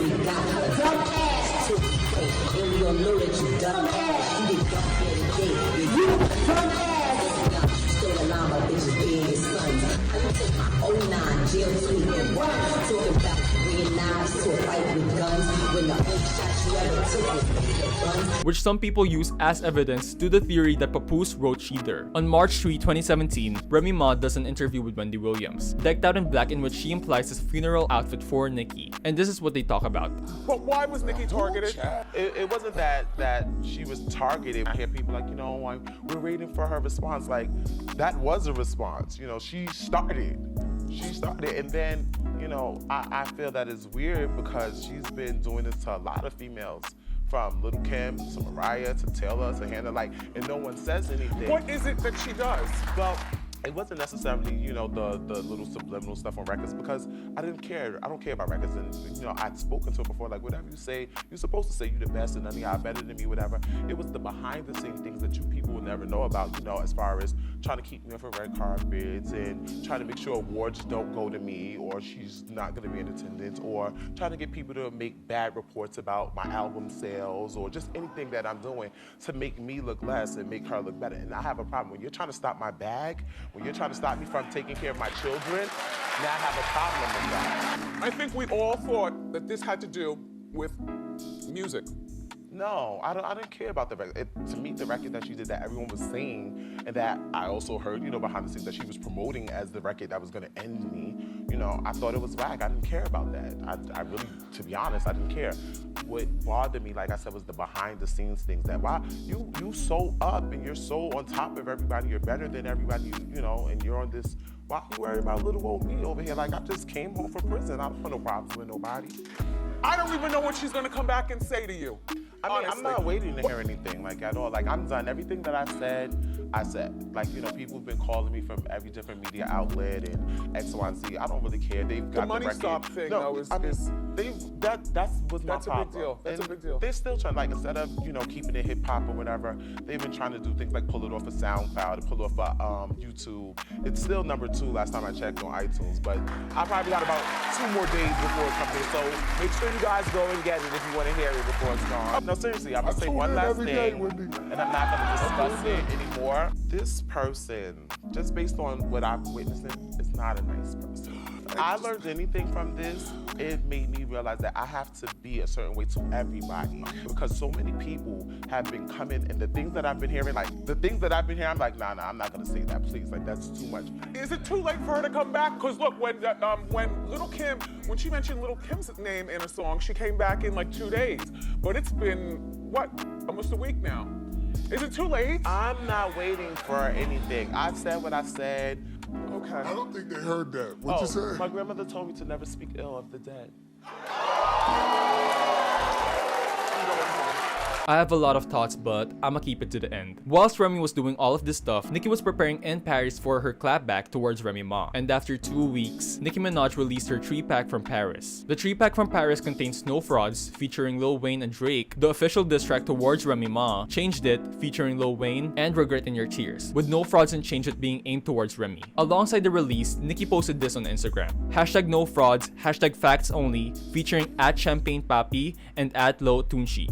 #Young Money till the death of me, committing perjury, #I got before and after pictures of your surgery, #stop surgery shaming before I post them, #fraud, diss records can't be lies. Great diss records are facts. But here at Young Money, we don't do diss records. We drop hit records and diss you on them. I got a bunch more on cock. Pause. The greats took 3 months to respond to diss records. Queens don't move on peasant time. Queens shut down Paris, then drop hits on #QueenTime. I love my fans. Y'all the real MVPs. Been writing my own rap since I was 11. God knows. Next week, I'll beat Aretha for the most Hot 100 hits on Billboard by any woman in the world ever in the history of music. Stay in your bum-ass place. Jealousy gets you nowhere. Love to all my bad bitches. Now I got a countdown of my own for Shanae. You got 72 hours to drop a hit and I'll give you $500,000 if you can book any show or interview without mentioning the queen name. On another note, my album is nothing but waves. Lol, my babies. You're gonna get your complete life. Love you guys so fucking much. Let's go.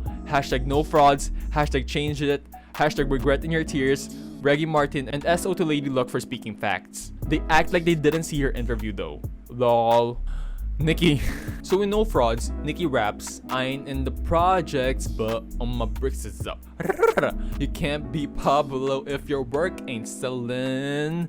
What the fuck is this bitch in Helen? I would've helped you at the pitch, you felon. I am the generous queen. Ask Miss Ellen. So here, Nicki is saying Remy's work is not selling. And if she didn't diss Nicki, she would have helped her. Nicki also has some wordplay with felon, and when she said it, it sounded like felon, because Remy Ma was a felon and was in jail. Try to drop another one. You was itching to scrap. You exposed your ghostwriter, now you wish it was scrapped. Heard your pussy on, yuck, I guess you needed a pap. So in here, Nicki brings up Remy's second attempt at a diss, another one. Nicki also references the fact that it is widely speculated that Papoose, Remy's husband, wrote Cheater for her, and she's playing with the words pap meaning pap smear and pap as in papoose. What type of bum bitch shoot a friend over a rack? What type of mother leave her one son over a stack? So again, this references the time Remy shot her friend over $3,000, which led to her arrest. And that one line, though what type of mother leave a one son over a stack, Remy reveals in an interview is what got her son bullied in school. Back to back, oh you mean back to whack? Back to back, me and Drizzy laughed at that. This references how Remy tried to do an attempt at back to back with another one, but it failed. They say numbers don't matter, but when they discussing the Kings, they turn around and say LeBron ain't got 6 rings. I never signed a 360, bitch, you wild dumb. That's why Jane clearest verse for your album. So Nicki is just saying that Remy's claims that Nicki was in a 360 deal was lies. Shanae, you were fraud committing perjury.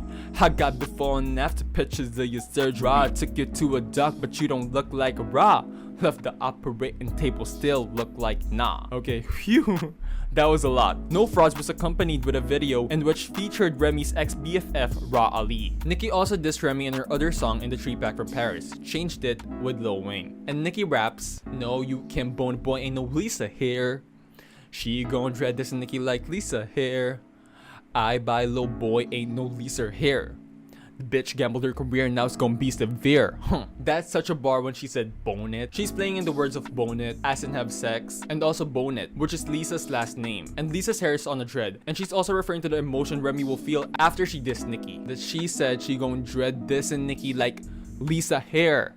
Bars. The 3-pack from Paris really showed Remy who's the real queen, as all 3 singles charted on the Hot 100, with No Fraud peaking at number 14, Regret in Your Tears peaking at number 61, and Changed It peaking at number 71. In comparison, she either peaked at number 19 on the Bubbling Under chart. On March 10, 2017, Remy goes on the Another Round podcast, and here she says she's not proud of Sheether. But it just bothers me that this record that I put out, where it's literally picking apart a female, went so viral and every media outlet wants to talk about it, pick it up. I feel like we could have did that same thing working together.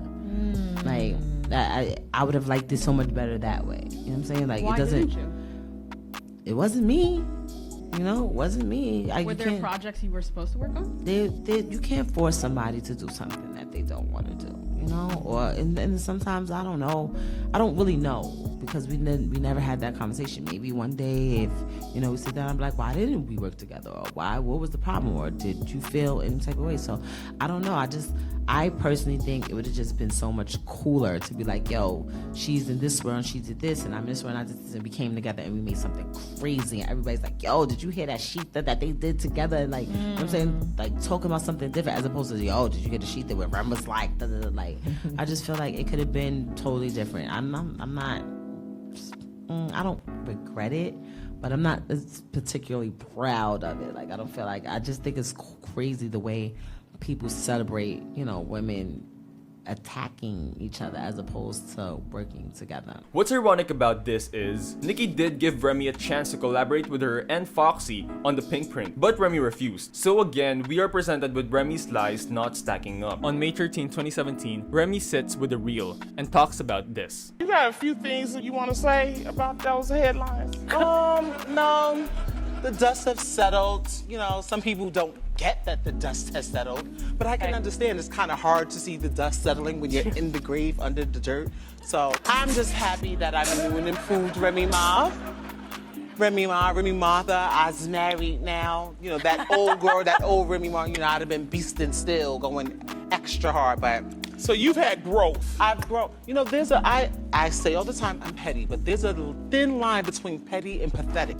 You have to stop at some point. Yeah. Oh, okay. That's true. And for you, is it kind of like getting it off your chest and then you're like, I'm good? Yeah, I'm done after that. Like I said what I said and that's it. Well, Remy Martha, let's check your Hot 100 entries and let's see whose career is dead. On May 16, 2017, Remy does an interview for The Cruise Show where she was asked about her feelings on Nicki Minaj's No Frauds video, and this was her reaction. Yo, I have to bring it up, but Ra in the No Frauds video. Yeah, exactly. That disappointed me. You had no idea she was gonna show up in the video? Did you get a heads up? Because usually somebody will let you know, like, yo. But I wasn't particularly shocked. It's expected at this point. I wasn't really shocked. Nothing, you know what? Nothing shocks me anymore. I'm never like, oh my God, I can't believe that. What you like? I'm nothing really shocks me and nothing really moves me neither. I have to care to be like, oh my God, like, if you don't care, then it's nothing. It really doesn't matter at all. I would guess the only question that probably piqued my mind is like, why are you lying though? Strange. All right, moving on along. That's like if you guys stop speaking or you guys are not hanging with each other, and to make me mad, you hang with somebody that you think, has a problem with me.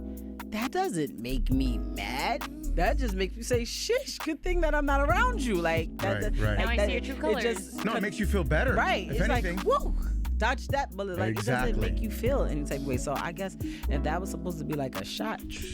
Yeah. Missed that. Exactly. I missed with that one. On May 18, 2017, Swish Wish by Katy Perry featuring Nicki Minaj was released as a promotional single for Katy's album Witness, and it was later released as the album's third single. In the song, Nicki says, "Silly rap beefs just give me more checks," which is a reference to Nicki and Remy's feud, and how Nicki is just making money off of it. On June 9, 2017, there was a listening party for 2 Chainz's album Pretty Girls Like Trap Music, and in there, a clip of Nicki's verse on Realize was played, which had obvious disses towards Remy. Nicki raps, she says she doing it where?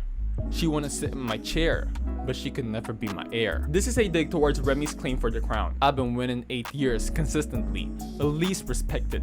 Papoose wrote it, eat the record, but I broke a read the record. See, this is chess, not checkers. You cannot check the checkers. The Nas clear that eat the record? Nah, but I broke a read the record. Okay, so in here, Nicki just asserts how she has been on a winning streak for 8 years at the time. Nicki also claims that Papoose wrote the Sheether diss track. And she also brags how she has broken the Aretha record, which is the most Billboard Hot 100 entries by a solo female artist with her 3-pack from Paris series. As a response to this, Remy Ma releases a Mask Off remix on June 9, 2017. Murder next? Who I murder next? Maybe her and not Shane worth it yet. I burned you, your new name is Bernadette. She also fired off these subliminal bars. Pulled up riding in the range, you know you winning when your enemies is gang. Fake models, hosts, getting cute, don't hang yourself trying to be up in the loop. On June 11, 2017, on Hot 97's annual Summer Jam, Remy Ma performed there, and she brought out a ton of female rappers. She had a lot of female rappers with her, such as MC Lyte, Lady of Rage, Lil Kim, Cardi B, Young M.A., Moni Love, and Queen Latifah, who performed Unity. She did this because she wanted to show female rap unity. Remy also showed pictures of Nicki Minaj on the screen while she performed. Can we talk about how ironic this moment is though? Love a black woman from infinity to infinity. Fuck Nicki Minaj. Queen Latifah sings Unity and says, "Love a black woman from infinity to infinity," and literally after that, Remy Ma performs Sheether, a track aimed at bringing down a black woman. This is also another critique I have. It's always female rap unity unless it's with Nicki Minaj. I don't know if this move was for Nicki Minaj or for women. Though I think Remy was really good with her intentions here, I don't know, it just feels wrong. It's like she's almost compensating for bringing down a black woman by bringing up other women. On June 18, 2017, at Atlanta's 107.9 birthday bash, Gucci Mane was a performer, and he brought out Nicki Minaj. Nicki performed Make Love and Freaky Girl with Gucci Mane, and No Frauds with Lil Wayne. Nicki also said in this event, "Make some noise if you have a hating ass, fraud ass bitch in your life."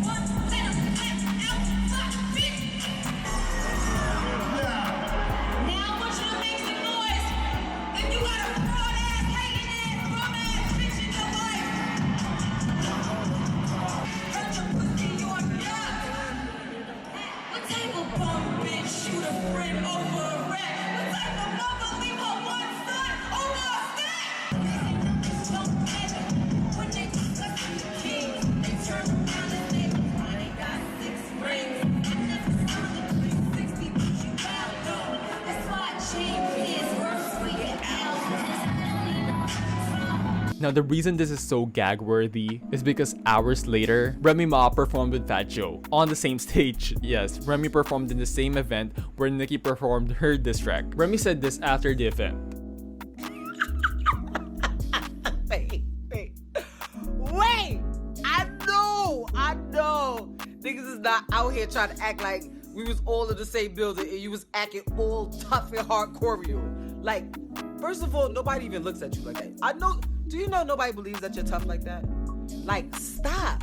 It's actually painful to watch. But let's go. Exhibit A. To Remy Ma, thank you for participating in the Hot 107's birthday bash. This, that, and the third. My performance time is at 8 p.m. Birthday bash. Due to recent security concerns, immediately following all performances, wristbands will be cut and artists will be escorted out of the arena. Backstage access limited to performers only, no entourages. You'll be asked to leave if you don't have a pass. Absolutely no guns, no weapons, not even for security. She also posted this. Everyone knows I'm still on papers and I really be on some chill shit. Perhaps that's why bitches out here frauding. Hashtag why you frontin' like you did something. Hashtag you waited till hours after I left. Hashtag like you always do. Hashtag stop mentioning felons till that alleged get off trial. Hashtag no frauds flopped. Hashtag Drake didn't laugh, he put his head down in the video. On June 25, 2017, at the BET Awards, Remy Ma wins Best Female Hip Hop Artist, dethroning Nicki's 7-year consecutive win. Mind you, Nicki skipped on this award show. This is Remy's acceptance speech. Are you dumb? Are you dumb? Are you dumb? I just want to say, y'all bitches got fat while we starved. Shots in your ass, pads in your bras. Y'all some liars. It ain't no facts in your songs. And yeah, that crime is coming back to the Bronx. In here, Remy Ma uses a song from the Plata o Plomo album, Spaghetti. But, if you recall in Shrouded, Remy says she wasn't talking about Nicki. But then she uses a song from an album which was released before Shrouded? Huh? You see how things aren't adding up. On the same day, Nicki posted this on her Instagram saying, "Attention, I love God." According to Universal Records, this year alone, my album catalog sold 325k worldwide, and the hashtag The Pink Print is now at 4 million worldwide. Since January, I've received 11 Billboard entries, and yesterday, with that ASCAP award, I became the most awarded female rapper in history. To top it all off, this year I received the title for most Hot 100 entries by any woman in the history of music, a title previously held by Aretha Franklin for 40 years. They don't want you to post your achievements and accomplishments. It makes them uncomfortable, but you must, because every day, people broadcast your failures. They shout them to the mountaintops. So never, ever stop posting your accomplishments. I love my fans so much.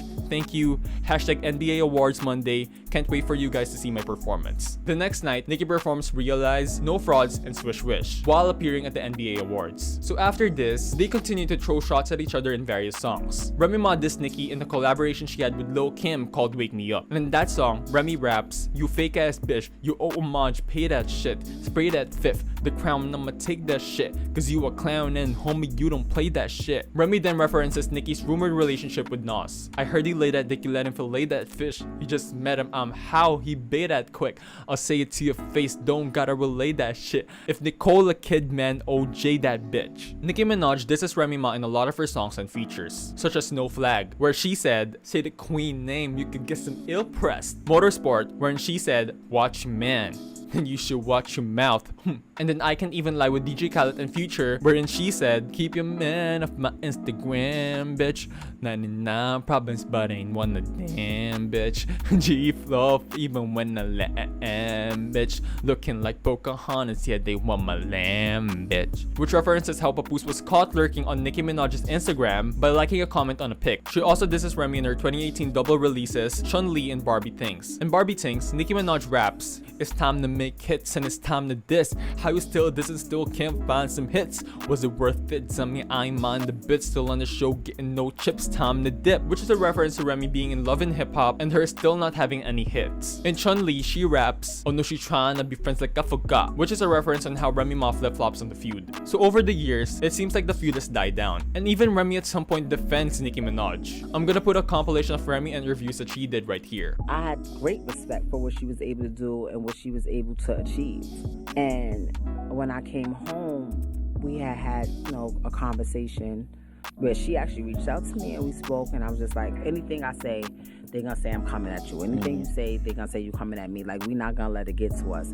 And I thought that's where we was at what led up to the whole Sheetha thing was I just kept hearing so much things that was going on behind the scenes, and I didn't understand why would you do this to me. And it was one last straw that I felt like that had just broke the camel's back. I was already annoyed with everything that was going on. I was like, yo, as long as this is the way it is, nobody, not just me, no women are ever gonna be able to succeed as long as this is how it is. If you don't sound like this, if you don't look like this, and if you're not bowing down to her, we not never gonna, you know what, I don't give a now. This is what we doing. You know, I'll never forget that day. It was a Saturday CIAA weekend. We was in Charlotte, and for whatever reason that morning, I was going back and forth with Nicki on the text. I think she was going back and forth with you too, right, Envy? Yes. And she was going back and forth about Remy, and I'm telling Nicki, I don't think Remy has a problem with you. And Nicki is like, yes, she does, and I know you boosting it up. And I'm like, Nicki, you're bugging. I've never heard Remy talk bad about you. And about an hour later, Sheetha came out. And all I could do is hit Nicki back and say, my bad. I didn't know. I got cursed out that day. I definitely did. And that shit, I really didn't know. I really didn't know they had an issue on that level.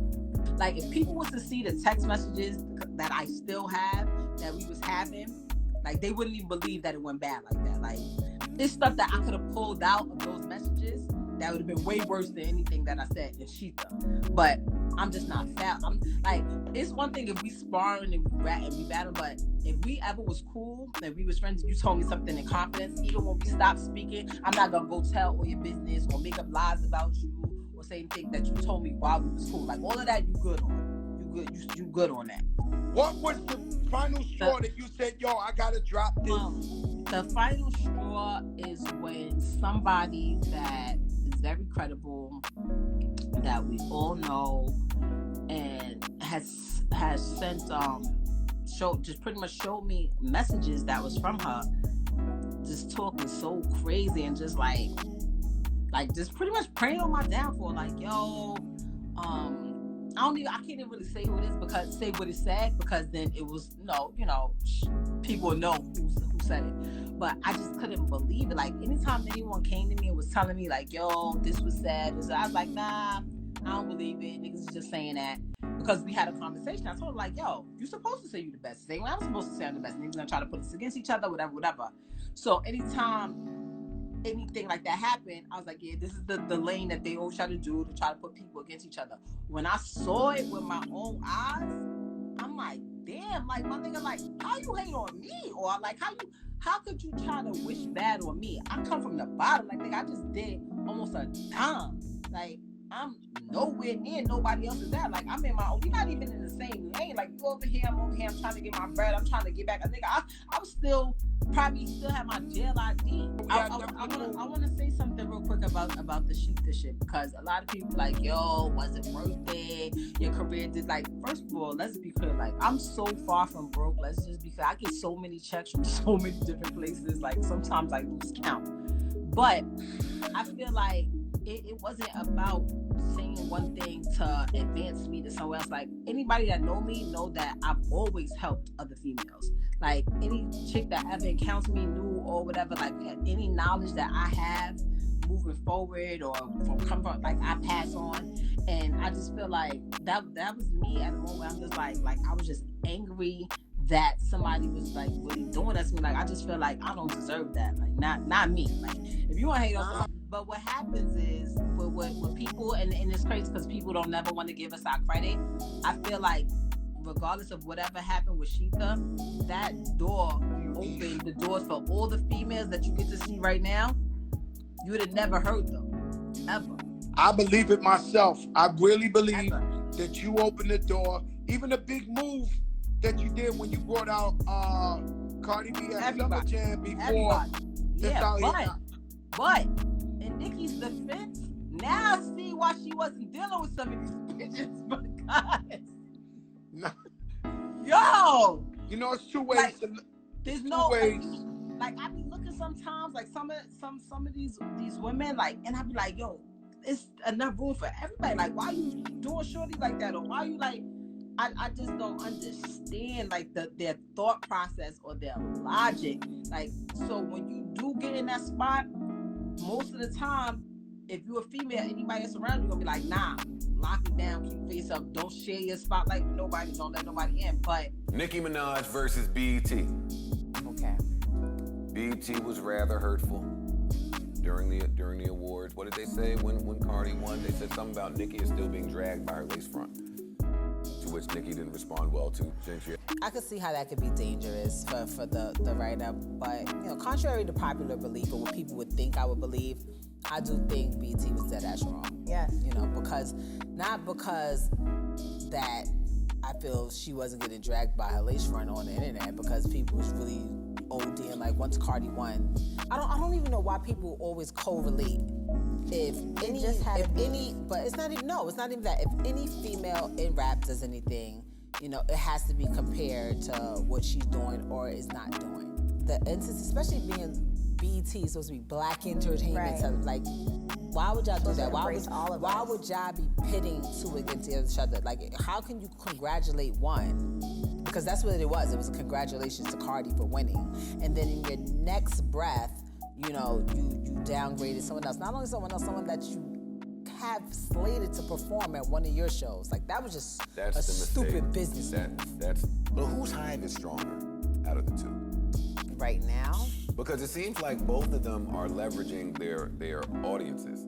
Second, it's bigger. I think that fluctuates. What you have to understand is people's audience, their fan base is usually a reflection of them. They feed off of the energy that you give them. And I think when you sick your fans onto other people, like, I think that's wrong. That's one. See, those are the exceptions, that's because you're not not a female and you're not a rapper, so that's why you probably think like that. So yeah, as a veteran, as someone who's made major achievements and achieved so many different accolades in her career, she shouldn't have to deal with you. She should be past the mark where all of those things don't matter. But as a female, as a black woman, and you powerful, don't start losing any of that power. Let me ask.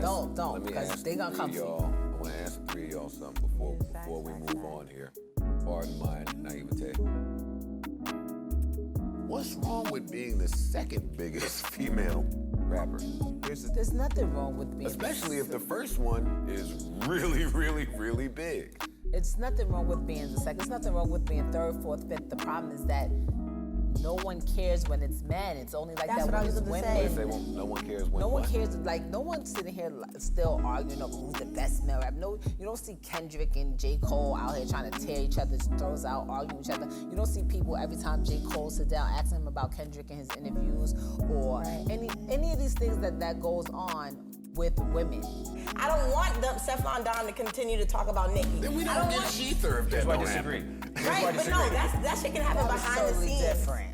I'm sorry, Jinx, go ahead. Skill, but they're never gonna talk about the skills when it comes to females. They don't even respect our pen. If you write a verse or you say a verse that's too crazy, automatically they start questioning who actually wrote it, that it could not possibly come from you. And they always put you against each other. I'm pretty sure after this airs, they're gonna have blogs. They're not gonna say, hey, Rem defended her and said, yeah, BT was dead ass wrong. They'll be like, oh, did you hear what Rem said? This and this, and then she's gonna be the victim. One day I want to come in here and just... But someone like 50 could sit on his page and talk crazy about any and everybody. He's hilarious. And it's funny.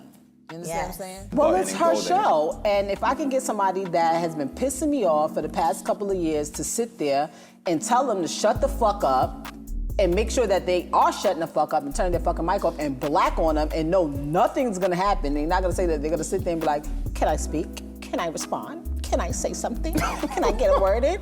I'm gonna wail on you. And I got Pepsi right there, like, what we doing? Absolutely. I'm gonna go all the way left with it. But why skip the show if I can actually come to your show and disrespect the person that I feel was disrespecting me? If you can, on then your shit? that's rare. This is the one time it happened. Most times it happens. Oh no, this is the one time. This is just the beginning. And because if I was somebody that had a problem with Joe and I was watching it, good luck with trying to I'm violating you from day one. But it also works. No, you don't think that opened up a door when people see? I'm gonna give you my personal opinion. I think that when is a people woman. see, That is a woman. first of all, that was mistake number one. You're never gonna win an argument with a woman. If you are winning the argument, you're gonna look stupid because that's a woman. If you aren't winning the argument, you still look stupid because you just got screamed on by a woman. Even though I scream on people all the time, and it really doesn't matter. Let's leave myself out of the equation. I'm a different type of man. You know, but what I'm saying is, you really can't win in those type of situations. Man. I'm telling you, this is how people think. You're saying like, yeah, I want the niggas to try it, but I know how people think. And it just sets a precedent. It's the same way if you're sitting here and you talking to me, you talk to me a certain type of way, it's gonna be somebody that's gonna say like, oh, she let Joe talk to her like that? All right, cool. It doesn't even have to be a disrespectful way. Let's say if you being a little too flirtatious with me. Oh, we could go there with Rem like that? If Joe doing this on TV, watch when I see her. You understand what I'm saying? People tend to feed off of what they see out there. I feel like the same way you felt. It could have went a totally different way. I watched it, and I got some of the things that she was saying because I know how that feels to feel like people that were supposed to be your friends or people that you thought was cool with you, and then they say some left field shit, you be like, damn, like I thought we was alright. I know that feeling. It's upsetting. It makes you angry. It makes you want to comfort them. And I know how that is. Also, I want to bring this Nicki Minaj clip up from Queen Radio, wherein she talks about Remy Ma and Sheether. You know, with Remy, she handled it. She did her thing on wax, right?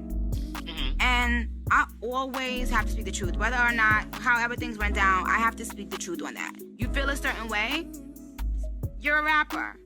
Deal with it that way and rap. And the feud pretty much dies here. I might have missed some moments, but I think I covered all of the crucial bits. So let's proceed with what I think of this feud. Disclaimer, this will be filled with my biased opinions. So click out if you don't want to hear them. I think there was a clear person who was in the wrong for this feud, and that was Remy Ma. I'm not saying she was wrong for releasing Sheether, even though I don't like the song. Her releasing a diss track is not the problem, but it's her actions outside of the feud that makes it wrong. Not wrong, but more on she's the one at fault, if you get what I'm saying. Because literally 1 week before Remy Ma dropped Sheether, she was just saying Nicki didn't do anything bad to her. And if she did have a problem with her, you would know. She's calling Nicki out for subliminally dissing her. But we can also pull out a bunch of your lyrics, Remy, which can be seen as subliminal disses towards Nicki. You know, I can say a lot of things about Lil Kim, but I will commend Lil Kim for being consistent and sticking to her word. Remy doesn't. I want to bring this clip back in. No, seriously, I'm gonna say one last thing, and I'm not gonna discuss it anymore. This person, just based on what I've witnessed, is not a nice person.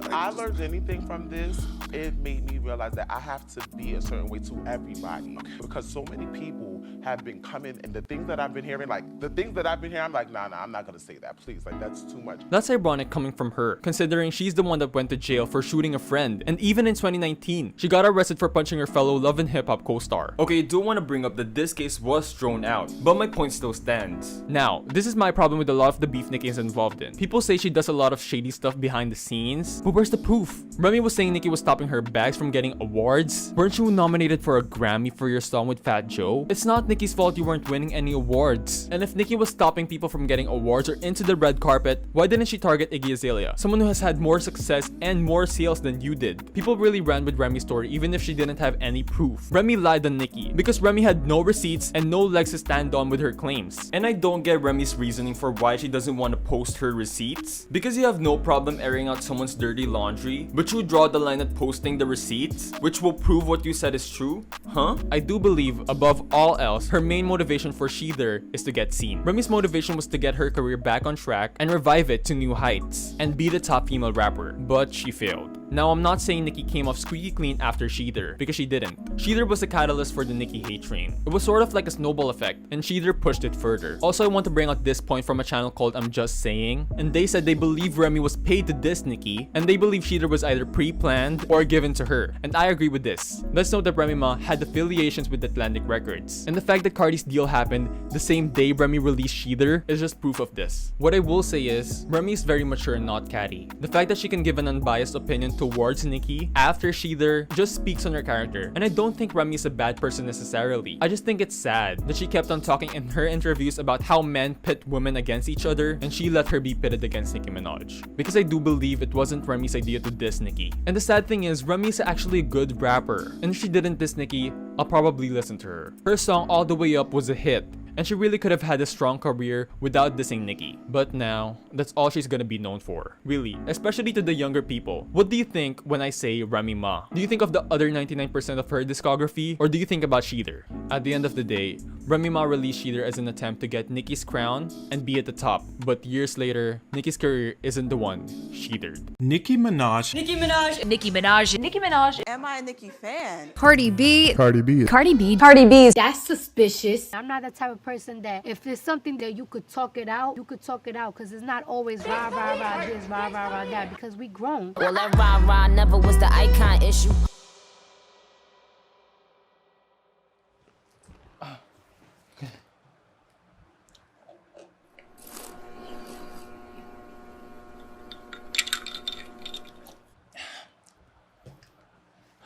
Nicki Minaj v Cardi B. Let's talk about it. This is probably the most publicized female rap feud ever, involving two of the most successful female rappers ever, and I'm sure you know a thing or two about it already. And I want to show the full timeline of what really happened because I think a lot of people's opinions on this feud was tainted due to the fact that the feud happened when the vlogs and the general public was against Nicki Minaj, when the hate train was in full effect. What I realized about this feud is that the circumstances leading up to Cardi's career was built in every single way that makes her and Nicki Minaj's feud seem like destiny. With the people she's surrounded by, the label she's signed to, and the unwritten rule in rap that there can only be one female rapper, the feud was bound to happen. So in today's video, I'm gonna tell you why I think that is and give you the timeline of the events and what really happened in the feud between Nicki Minaj and Cardi B. Disclaimer, and please listen to this disclaimer, I am a barb, and as much as I try to be unbiased, there will be some bias seeping through because I love Nicki Minaj, I love Nicki Minaj. I will try to be as unbiased as possible in this video, I will, but I know some of you are already going to be turned off by the fact that I am a barb. So if you're one of those people, do something else and click off this video. For parts 1 to 6, I will be presenting what happened in the feud, and I will be unbiased in presenting the events of what happened. And then in the last part, part 7, that's when I'll let my opinions and thoughts on this feud shine. That's when I'll probably be the most biased because that's my own opinions. I'm going to try to be as respectful as possible in whatever I say to both female rappers. What's gonna happen if you ignore this disclaimer is, you're gonna finish the video, get super mad at me, and you're gonna write a hateful and insulting comment which I inevitably ignore and not care about. I actually care about you, believe it or not, so don't waste your time on me, spend your time on something productive, and exit this video. I also want to address the people in the comments saying, this is so old, who cares, let it go, you're just instigating drama. Well, if your teacher teaches you about World War II, are they instigating drama between the Allies and Axis powers? No, they're just educating you guys, and that's what I'm doing here as well. Before we proceed, let's first look into the start of the careers of both female rappers, and let's start at the very beginning and go back to the very start of the revival of female rap. Y'all know y'all will never get said because y'all are peasants. Onika Tanya Maraj, or more well known as Nicki Minaj, was born on December 8, 1982 in St. James, Trinidad and Tobago. Her parents moved to the United States when she was still little to better provide for her and her siblings. Nicki, who was 5 years old at the time, later joined her parents in the United States to live with them. She attended the drama department of LaGuardia High School, which is a school that focuses on the visual and performing arts. After graduation, wherein she graduated with honors, bitch, she was cast in an off-Broadway play of In Case You Forget in 2001. Nicki has always aspired to work in the entertainment industry in some capacity. Initially as an actress, then a singer, then she got bored with singing and so she started rapping and aspired to be a rapper. She started her career doing background vocals for other rappers in the New York area. She initially signed with the Brooklyn group, the Hood Stars, whose members included Lou Star, 7up, and Nicki's biggest fan and subsequent gay best friend, Safari Samuels. Nicki later left Full Force and uploaded songs on her MySpace profile, sending several of her songs to people in the music industry. She released 3 mixtapes, Playtime Is Over, Sucker Free, and Beam Me Up Scotty. All mixtapes received critical acclaim, with the latter being praised for establishing Nicki's footprint on the rap scene, with timeless hits like Itty Bitty Piggy. During that time, Nicki was discovered by Lil Wayne through the Come Up DVD, and she was signed to Young Money, with fellow rappers like Drake and Tyga. She then released her debut single, Massive Attack, with a music video and everything, and it kind of flopped, failing to reach the Billboard Hot 100. But don't worry about my girl Nicki because she followed that up with her second single and official lead single for Pink Friday, Your Love, which became her first solo hit, peaking at number 14 on the Hot 100. I still remember watching that music video and crying when that ninja girl killed Nicki. To that ninja girl, I have a particular set of skills. I will look for you. I will find you.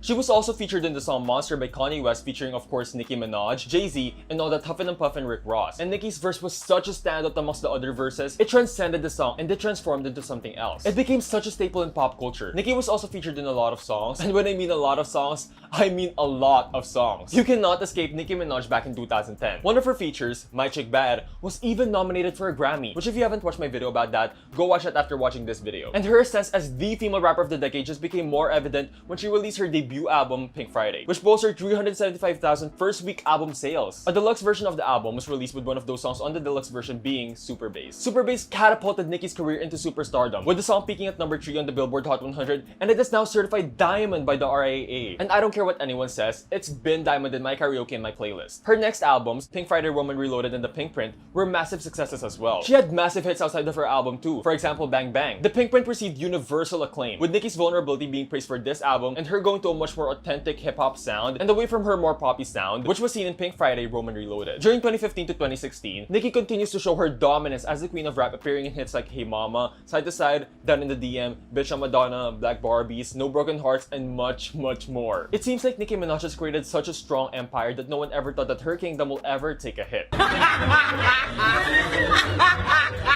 And then 2017 happened. Where do we begin? 2017 started off fairly well for Nicki actually, for a brief while. She released 2 songs, Swalla and Make Love, around February 2017. And though both songs were moderate hits on their own, these songs lit up a feud that was already brewing under the table, and on February 25, 2017, Remy Ma released Sheather. I'm not gonna get into that feud that much because I already have another video which explains that feud extensively. Watch that after watching this video. But what I will say is that Sheather dented the Nicki Minaj armor. Armor that no one thought was ever breakable or even touchable. Remy dented it, and she showed people that Nicki can take a hit, a substantial one at that. And though Nicki was still able to release hits around 2017, and she did bounce off fairly well after this incident, I mean, she was Nicki Minaj for God's sake, the hate train was already speeding up, and it was not gonna slow down anytime soon, because a new body just entered the building, and she just released a song that would take over the world.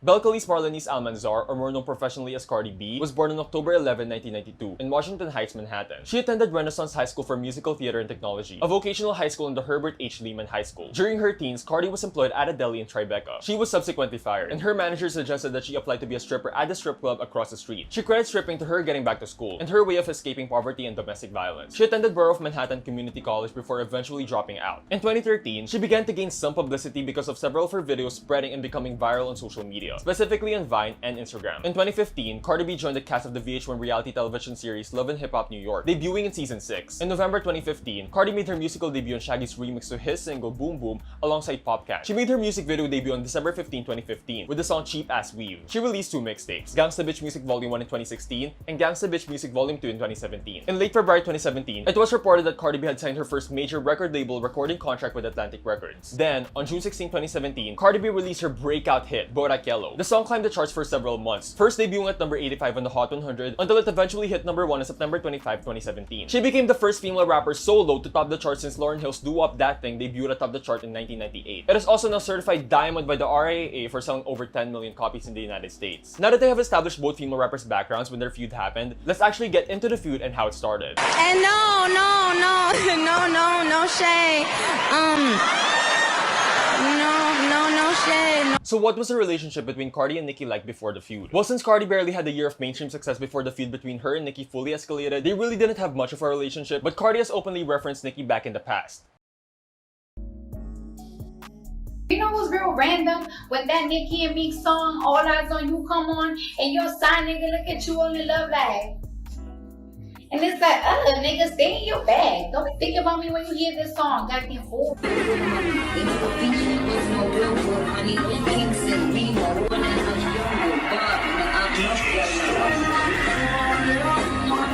From Facebook posts to Vine videos, we can assume she was in some way a fan of Nicki, or at least she follows Nicki. And I mean, if you're a female rapper right now, come on. Nicki was your inspiration, either directly or indirectly.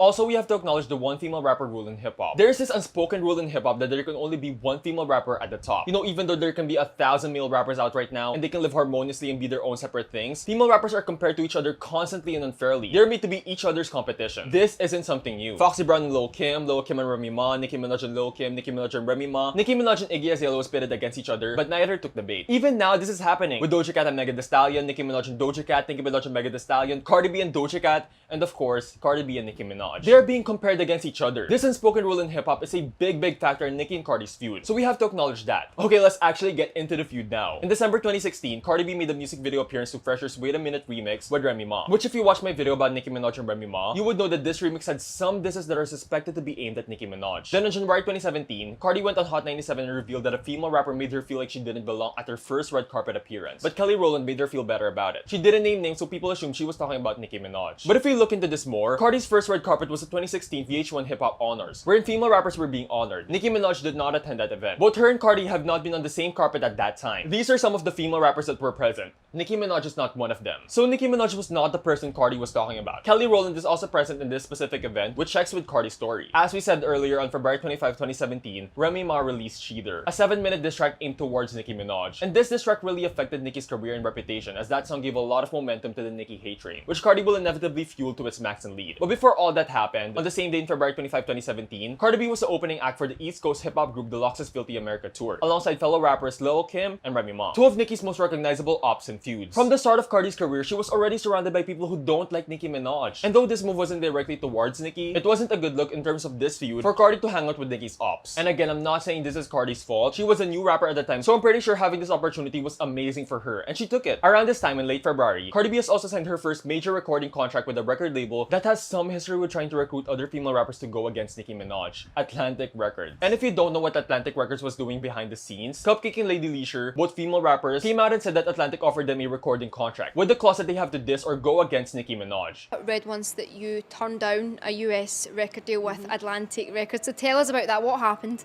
They saw my Look At Me Now video that was on World Star, and somebody commented on the comments and wrote my number. Then I got an American number that called me. I was like, hello, and they was like, hey, is this Lady LaSure? Hey, we just saw your video on World Star and we would love to fly you out. We work with Atlantic Records. So next thing you know, I flew out there, and the thing that he said to me was, we will sign you, yeah. We got this much money to sign you with, but we want you to do a diss track for Nicki Minaj. I'm not saying Cardi's record contract had a clause in it that said she had to diss Nicki, but we still have to recognize the label's history with trying to find female rappers to fight Nicki Minaj. So with all of these, the feud really seemed like it was bound to happen. It was like destiny. I mean, okay, if you're surrounded with people who does not like and has had public feuds with Nicki Minaj, and you're signed to a label who has tried to sign another female rapper to go against Nicki Minaj, you have every single piece in the chest supporting you to not like Nicki. It's kind of expected that you are not gonna like Nicki Minaj. And that's not me being shady, it's just an observation. Anyways, on March 2, 2017, Cardi B does an interview with Angie Martinez, and they ask Cardi if someone comes for her, would she respond? And then the interviewer sneaks in the feud between Nicki Minaj and Remy Ma. And this is what Cardi had to say. What if somebody were to come for you? Would you engage in this? Like, do you think Nicki should reply? Because we had this conversation yesterday. Like, shouldn't Nicki respond to Remy? If she feels like it, like, you know, it's up to her. What would you do? I don't know what would I do, because I never been in a predicament that is like, oh yeah, a rap battle. Like a rap battle. I don't do rap battles. Like, if somebody want to come for me, all right, what's up? Let's pull up. I want to fight. That's Yo, you can't fight. That's not hip-hop, Cardi. Huh? Somebody can't come for you and you with bars and you want to fight. That's not... I'm not used to that, because I'm used to like, oh, word? All right, that's how it feels. So if somebody came for you in a song, you telling me you want to fight? Yeah. You know. Because I don't, there's the thing, like, I don't look for problems with nobody. And when it comes to this rap thing, I always listen to these women. I always listen to their music, right? I grew up listening to their music. I grew up listening to Kim. I grew up listening to Trina. Then when I got in high school and Nicki came out, I started listening to her. So I would be very upset that women that I look up to will come for me. Like, it's like, damn, I always used to love that bitch. But I got to do what I got to do. That's not something that I'm used to. I wouldn't even know what to do, because it's like, right? I don't want to write. I want to fight. On March 29, 2017, Cardi B released a now deleted freestyle on her Instagram, and many people thought it was bad, for a better term. I swear to God, they didn't want to see me leave the club. Got up on my shit and now they scared to show me love. They'd rather see me on the pole twerking up for dubs. I guess I really gotta show them what the fuck is up. And so someone commented dumbass bars on the post, and Nicki supposedly liked the comment. But Nicki cleared the air up the next day by liking a tweet from a barb saying, "This is fake SMH, stop doing this," which confirms the screenshot was just Photoshop. On May 18, 2017, Katy Perry released Wish Wish featuring Nicki Minaj as the third single of Katy's album, Witness. Though the song was critically mixed, the reception towards Nicki's verse was positive. In the verse, Nicki shouts out Offset, who was Cardi's rumored boyfriend at the time, rapping, "My love is a movie, I'm never offset. Me and my amigos know not offset." And people were saying this started the feud, and I don't think this affected anything in any way. It's not even a diss, it's just playing off the word offset. It's not that deep. On June 11, 2017, during Hot 97's annual Summer Jam Music Festival, Remy brought out Cardi B along with the Lady of Rage, MC Lyte, Young M.A, Moni Love, Lil Kim, and Queen Latifah to celebrate female rappers and perform Queen Latifah's 1993 hit single Unity about female empowerment and empower other female rappers and be about women. I mean, Remy did also perform Cheater, which was bringing down another female. A female that survived the genre you are in. The female that's the most successful in the genre you are in. Literally a minute after y'all were saying love a black woman from infinity to infinity. UNITY, love a black woman from infinity to infinity. Nicki Minaj. But I digress. This did not look good in terms of Cardi and Nicki's relationship at all. And a lot of the barbs called Cardi out. One tweet said, "I don't support Cardi B as a Nicki fan because she associates with the frauds. It's clear that she picked a side. Personally, she's cancelled." Another wrote, "What's sad is that Cardi B has got flow, but she's associating herself with frauds like @real Remy Ma." Cardi then responds to the backlash by saying, "Exactly, I don't give a fuck about no beef shit. I'm not beefing with nobody. I'm not going to miss opportunities because of shit that got nothing to do with me. It's not joining forces with the enemy, it's empowering each other. I love who love me and support me." I do kinda agree with Cardi on her first tweet. The beef between Remy and Nicki had nothing to do with her, and she wasn't going to miss any opportunities because of loyalty to Nicki, who she barely met and is just neutral with. Unlike Remy, who is her friend and she has worked with. She hasn't released her breakout hit yet. She was still trying to pop. And appearing alongside these other experienced female rappers in the game, it's good exposure. But I also do see some of the Barbs' side of not wanting to support Cardi since she supported someone who has beef with Nicki on the same event. The Barbs has no obligation to support any other artist other than Nicki Minaj. We're not female rap fans, we're Nicki Minaj fans. We also have to note that Young M.A was part of this thing, but Nicki and Young M.A are still close friends. So we can take from this that Nicki really didn't care about who was part of this. On the same month, in June 16, 2017, Cardi released her breakout hit Bodak Yellow, debuting at number 85 on the Hot 100 in July 2017. Now, I'm not gonna lie, I was bopping to the song when it came out. It's a catchy song, and I genuinely liked it. I can't make the music not bop, I'm sorry. On June 19, 2017, Cardi B tweets a friendly reminder to people to stop comparing her to other artists, saying, "Don't compare, don't put me against no other artist. I am Cardi B and only Cardi B. I'm in my own lane and rapping because I love to." On August 2017, Nicki was seen in the club dancing to Bodak Yellow. On the same month, on August 6, 2017, Nicki reposted a video from Cardi B of Cardi listening to Rake It Up in Instagram. From these interactions, we can safely say that Nicki Minaj had nothing against Cardi B at this point. On August 13, 2017, Cardi B posted a video of herself covering Nicki Minaj's song Win Again, an album track from Nicki's album The Pink Print. "I came in here with just house fee and now I'm leaving with thousands. You bitches do what I do and can get couch in your houses. I know that you see me grinning, you see the money I make on my page every day while my dick out your..." On the same day, Cardi tweets a lyric from Win Again by Nicki Minaj, with the lyric being, "I know they mad that I made all this money I made, all my bitches is laced." #mood. Nicki Minaj notices this and quotes Cardi saying, "I see no lie," when Barbie quotes Barbie, #win again. "All that reaching, you gon' fuck around to pull a muscle." #Barbie things. On August 24, 2017, Nicki Minaj is featured on No Flags by London on the Track, with 21 Savage and Offset. Nicki said in the song,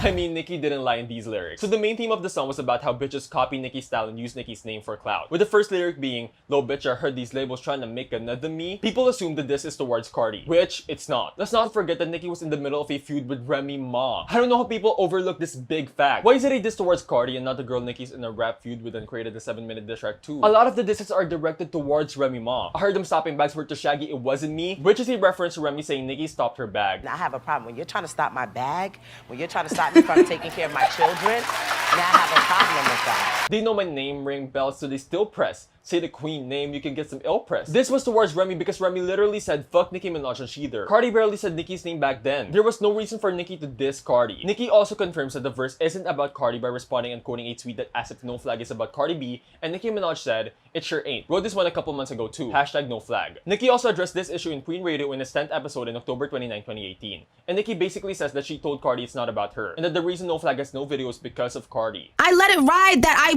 I met up with you in a hotel room and you told me that my verse on the 21 Savage London on the Track Offset record was about you. I called my engineer. I said, hey, can you tell her when I recorded this verse, she wasn't popping yet. I didn't know anything about her. Because she said that I did that verse about her. So Offset couldn't do the video. You talking about stopping bags. I never tell the truth about anything. But if we want to talk about, so Offset and 21 Savage didn't do that London on the Track record because she said that I was talking about her. It was clear that she wanted to turn them against me and she succeeded. When Nicki tweeted that?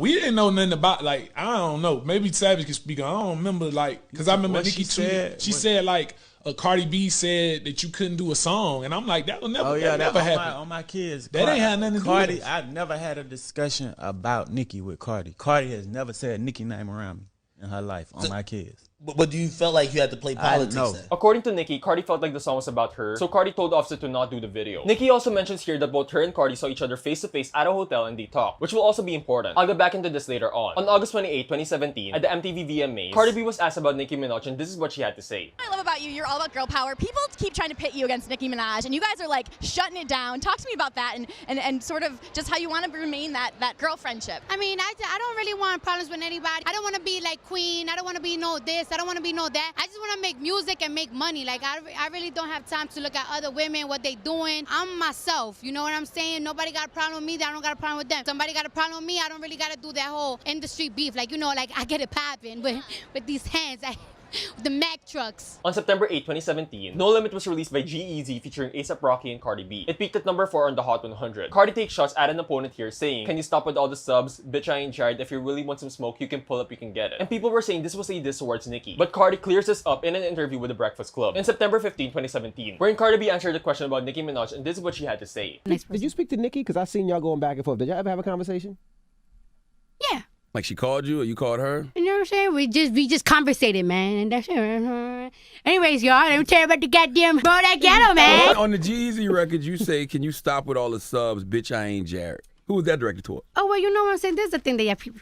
Because, you know, people don't understand, though, that I got, like, beef with 10 bitches still in the hood, and I still be in the hood. So Cardi pretty much deads the rumor that the subs were about Nicki. She also said that her and Nicki conversated, which can be the conversation Nicki said both had about No Flag. This interview is also where the Cardi B For the Culture campaign starts to take place, where they try to get Bodak Yellow to number 1 on the Hot 100. And their campaign paid off, because in September 25, 2017, Cardi B hit number 1 on the Hot 100. This was a big achievement, because it was the first time a female rapper went number 1 on the Hot 100 solo since Lauryn Hill's doo-wop That Thing in 1998. But because of hip-hop's one female rapper rule and how society loves to pit women against each other, guess who they clowned for not having a number 1 hit at that time?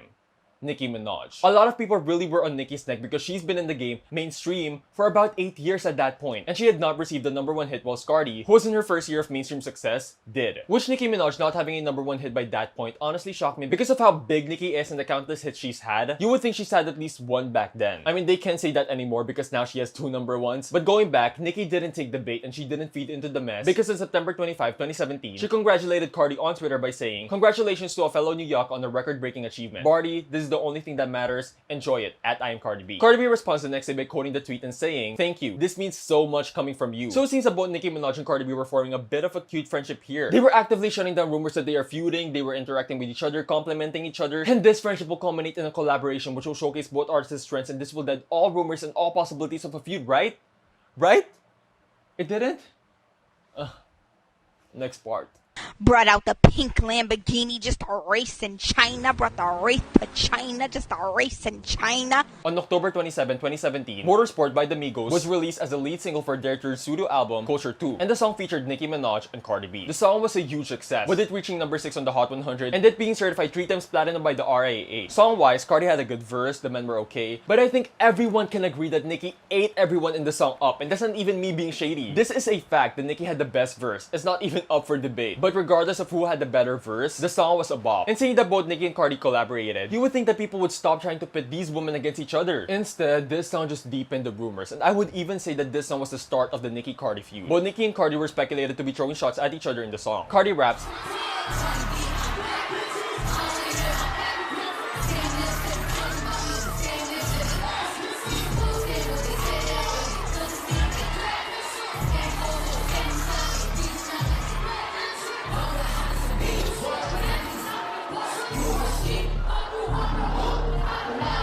whilst Nicki raps, "Watch your man, then you should watch your mouth. Bitches press, administer mouth to mouth. You see them? You know what I am about? I am the pimp. I am like an about. Attention, I'ma need you to face front. You don't want smoke with me, this is a late blunt. Rap Jackie Chan, we ain't pulling no fake stunts. My crown won't fit on your This Givenchy is custom made, now you can't get it at Saks though. I don't work in an office, but they copying and that's facts though. I ain't trying to be violent, but if Nicki wanted to slaps, ho. Get you line for that. Like a one that. I'm in a couple that'll rip the party. I'm Nick Lombardi. Pull up in the. I can actually afford to get a pink Bugatti. That's who, but my niggas send hits like God. Bitch, you my son, go see.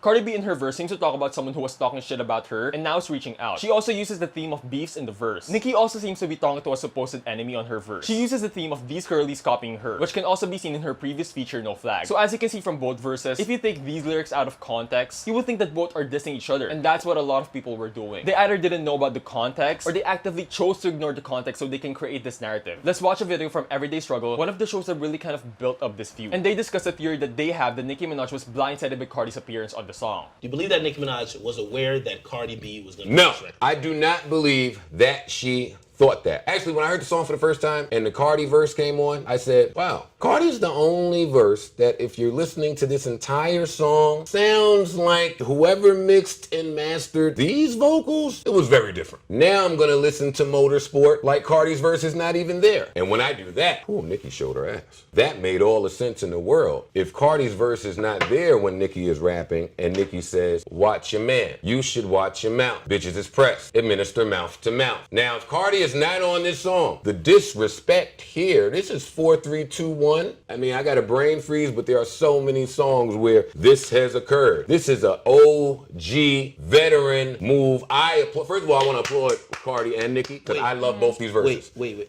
How are you likening to those songs if you're saying that Nicki recorded this without knowing Cardi was ever going to be on the record? Because that's what happened in those other songs. She recorded this without knowing Cardi would be there, and boy, did she get her out of here. Now, so I think Nicki's verse was there already. I think Offset eventually had to bring this information to his fucking significant other. And when that happened, I think they broke up. First of all, let's give some context. This was around the time of the Nicki-Remy beef. So I don't understand why y'all were saying Nicki was shading the girl she was with and not the girl she's in a beef with. Nicki Minaj addresses these rumors and tweets the following. These are men in our culture who simply refuse to let it go. They don't do this to male MCs. But yo, hashtag motorsport, hashtag #1 added on urban radio. Anything with my name when it gets approved by me. It can't even go on a streaming service without me hearing it and giving written approval. Migos weren't even on it yet, just Quavo. The conspiracy theories are just so tired. Relax, breathe. Imagine me not knowing who on a song with me. I was on a song with Quavo. No one else was on it. He called and asked if I think we should put Barty on it, and I said, okay, let's do it. The end. So Nicki is saying that she did know Cardi was on the song before it was released, and that she has to give written approval before a song's released. She tells the story of how the song was originally only with Quavo, but he asked if it's okay to put the Migos and then Cardi. She also echoes the same story in Queen Radio. Everyday Struggle responds to these claims by saying Nicki Minaj is lying about knowing Cardi B is on Motorsport. This is all she was trying to tell y'all. I was not shocked by Cardi B being on the record, and also I approved Cardi B to be on the record. I was called, I was asked by Quavo, and I said, let's put Barty on it.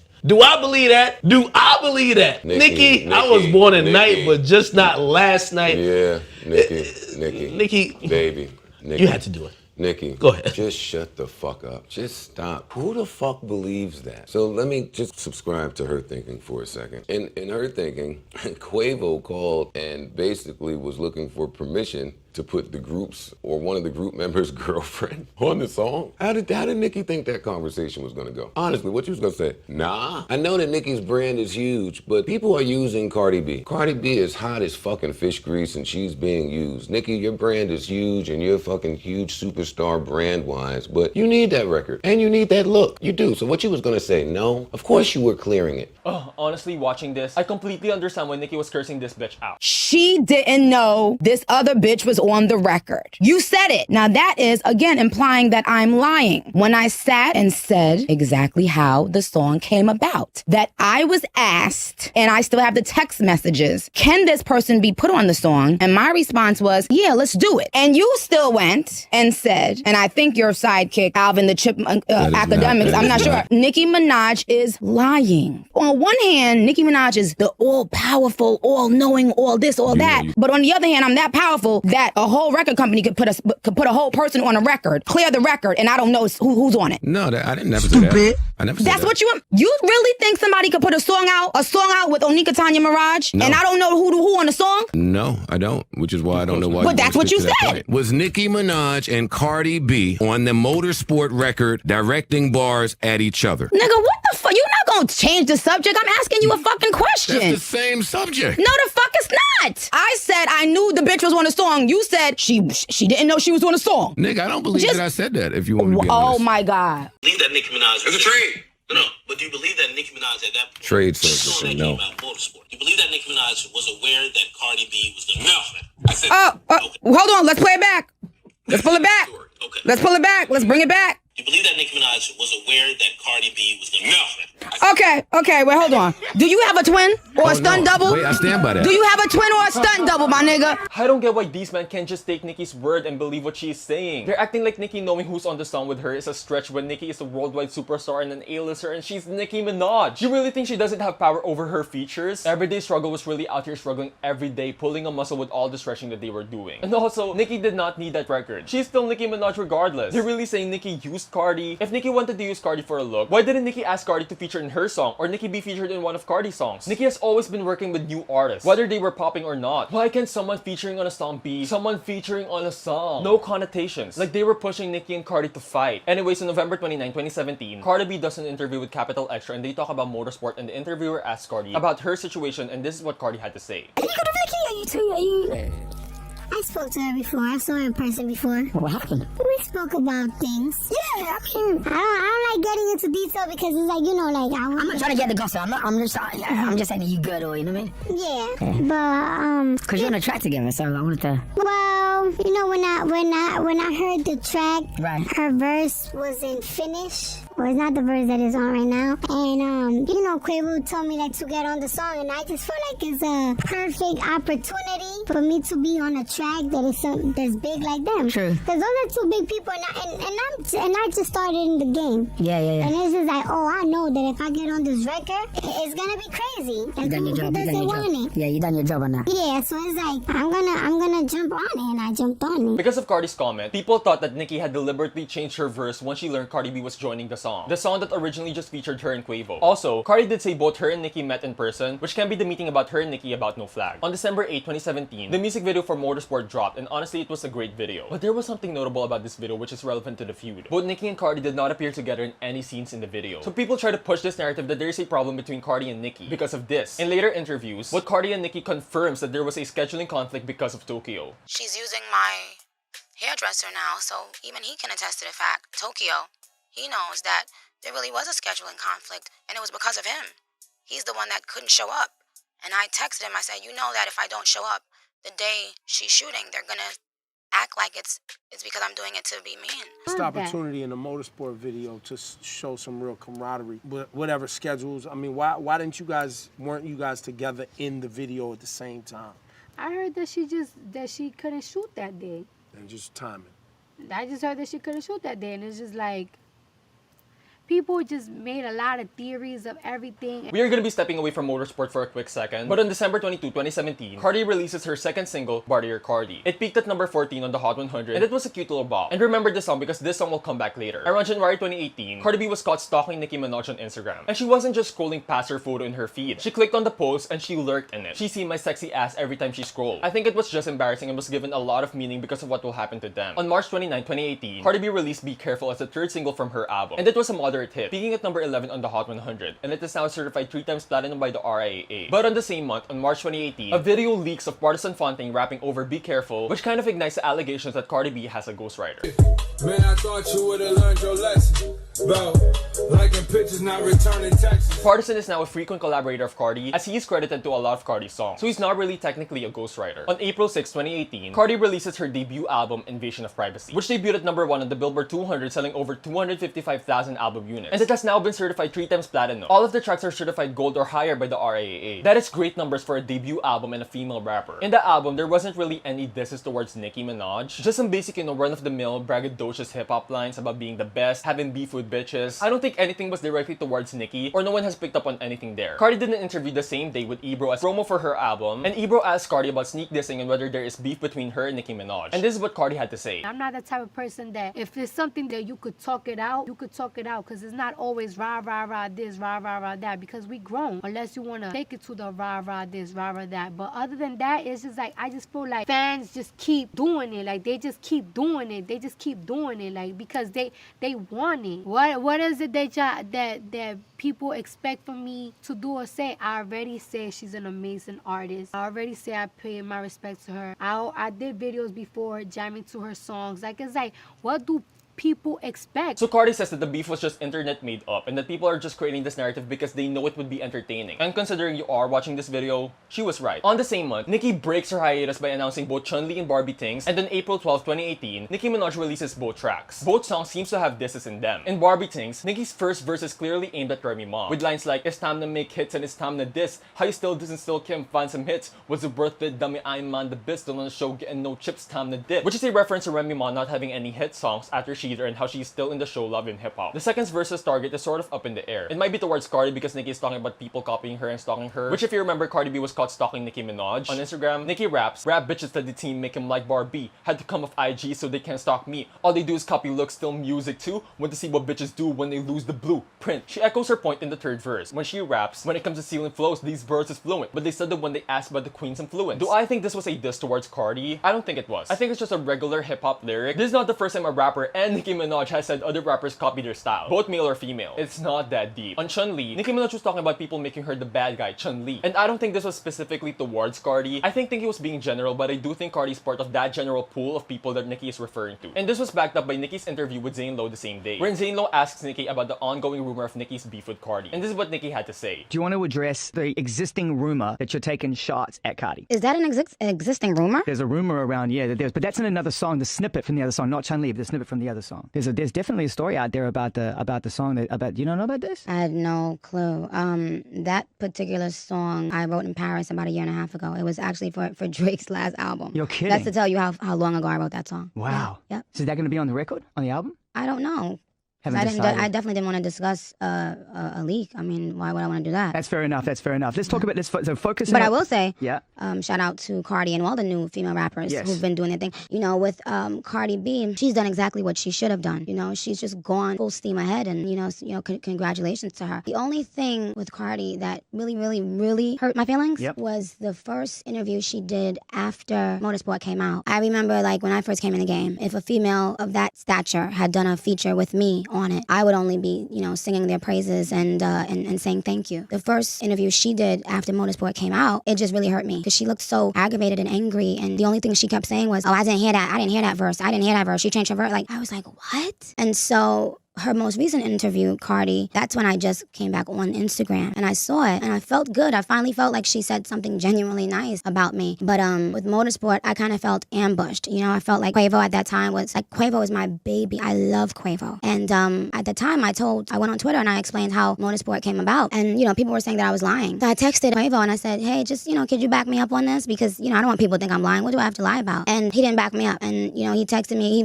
he was like, I would go on Twitter and back you up if you were my girl. LOL. And that hurt because he's somebody, like, I love him, Quavo told me, I'm not gonna go on Twitter and address that shit, man. Like, if I do an interview, then I'll address it. And I was like, yikes, because it hurt my feelings to know that people would watch me be slaughtered and not one person will step in to say the truth. They will run with that lie. They'll allow people to run with the lie because it's entertaining to make Nicki seem like a bad guy. And it's sad. Quavo texted me. I still have the text in my phone. First of all, Quavo came to my studio and played Motorsport. He was the only person on Motorsport. I said, oh, that's a hit. That's out of here. I want to get on that one. He wanted me to get on a record called She for Keeps. I said, no, please, let's do Motorsport. He came back after and said, all the guys gonna be on Motorsport. I was like, okay, yeah, I figured that. I knew that much because I knew they were working on their group album. And he texted me and he said, is it okay to put Cardi on it? And I still have the text in my phone where I said, yeah, let's do it. And that's the only story I told. I said exactly how it came about. And when it was time to clear the air about that, no one did that. Everybody, all of them allowed me to look like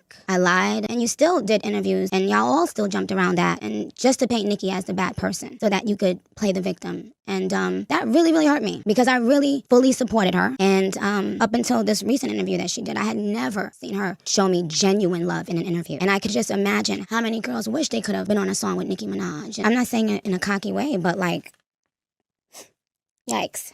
I'm not saying that in a cocky way. I'm saying it like the first thing out of your mouth when someone asks you about a Nicki Minaj feature is, she changed her version. Excuse me? It's because of the Nicki hate parade that she felt the comfortability to address me in that matter. So Nicki Minaj basically says here she just wanted Cardi to put some respect on her name. Because imagine hopping on a song with Nicki Minaj and all you had to say was she changed her verse? With the motorsport situation, Nicki felt ambushed because when people like Everyday Struggle created these conspiracy theories about Nicki and Cardi not liking each other on the song, no one in the song addressed it and cleared the air up other than Nicki. Around the release of Chun-Li and Barbie Tings, DJ Academics announced on his Twitter that he had Nicki's original verse on Motorsport. Remember, Cardi said Nicki's verse wasn't finished and it wasn't the verse that was on right now? Anyways, DJ Academics went on his Twitch stream and he played Motorsport with Nicki's original verse. The original verse is very similar to the official verse. The original just had a singing part replace a rap part in the verse, and there were some line differences. And one line difference that is very notable is that in the official verse, Nicki said, "If Quavo the QB, I'm Nick Lombardi." But on the original verse, Nicki raps, "If Cardi the QB, I'm Nick Lombardi." Nicki addresses this on a tweet and says, "How can you say someone changed their verse and forgot to say Quavo told me to remove my singing part, which I love, and Atlantic told me to remove your name from my verse per your request. So how are these changes gonna happen if I didn't change my verse?" So according to Nicki, both Quavo and Atlantic Records asked Nicki to create the supposed changes Cardi was referring to on her verse per Cardi's request. But somehow, this was spun to Nicki for some reason. What I don't understand is two things. Why are people saying Nicki is a liar? Because there are some websites saying she lied when she never denied she changed her verse. And second, why is it being perceived as a diss towards Cardi? Not just the line change, but the entire verse. When all the shots Nicki threw in Motorsport were towards Remy. Watch your man, then you should watch your mouth. It's because Remy's husband, Papoose, accidentally liked a comment on Nicki's picture. You see them stats, you know what I'm about. It's towards Remy because Remy was fighting Nicki when Nicki had the exponentially better rap sheet. Remy just dropped a 7-minute diss track that starts with Remy saying fuck Nicki Minaj. Why would Nicki focus on dissing Cardi when she's having a big feud with another rapper? What's more likely, Nicki was shading Cardi or Remy, the one who Nicki is publicly fighting? And also the line, "If Cardi the QB, I'm Nick Lombardi." Why wasn't it a diss when Nicki said if Quavo the QB, but it was a diss when Nicki said Cardi's name? It doesn't make fucking sense. And also, Nicki's not saying Cardi B is her bitch with this line. If y'all don't understand the bar, QB is the abbreviation for a quarterback. Lombardi is a surname of Vince Lombardi, the former head coach for the Green Bay Packers. Lombardi coached the Packers to victories in the NFL's first 2 Super Bowls, Super Bowl 1 and Super Bowl 2. The Super Bowl trophy is also named after Lombardi. So Nicki is saying here she was going to coach Cardi to victory, just like what Lombardi did. I don't understand how y'all are supposed to be hip-hop heads but can't understand that simple bar. And y'all try to spin it to fit your narrative that Nicki was dissing Cardi when she wasn't. And why would Nicki diss Cardi on a song they're in together? Give me one good reason why Nicki would diss Cardi and say her name at the same time on a song they are in together. There's none. And also Nicki never mentions anyone's name when she is dissing someone on a song. Roman's Revenge was a diss towards primarily Lil Kim, and No Frauds and Change It was a response to Remy Ma Sheether. Show me where Nicki said both girls' names there. And counting all the features where Nicki dissed other people, she never says your name when she disses you. The closest that this happened was when Nicki said somebody ushered this boy into a clinic, and she wasn't even explicitly saying usher. It was wordplay. So why make an exception to Cardi? She didn't because that line was not a diss. Anyways, moving from Motorsport, on May 7, 2018, the Met Gala took place with the theme Heavenly Bodies, Fashion, and the Catholic Imagination. And both Cardi and Nicki attended and looking amazing. Both came face to face and were spotted talking and having a civilized conversation. And they have a cute moment together. On the same month, Cardi B does an interview with Howard Stern. You hating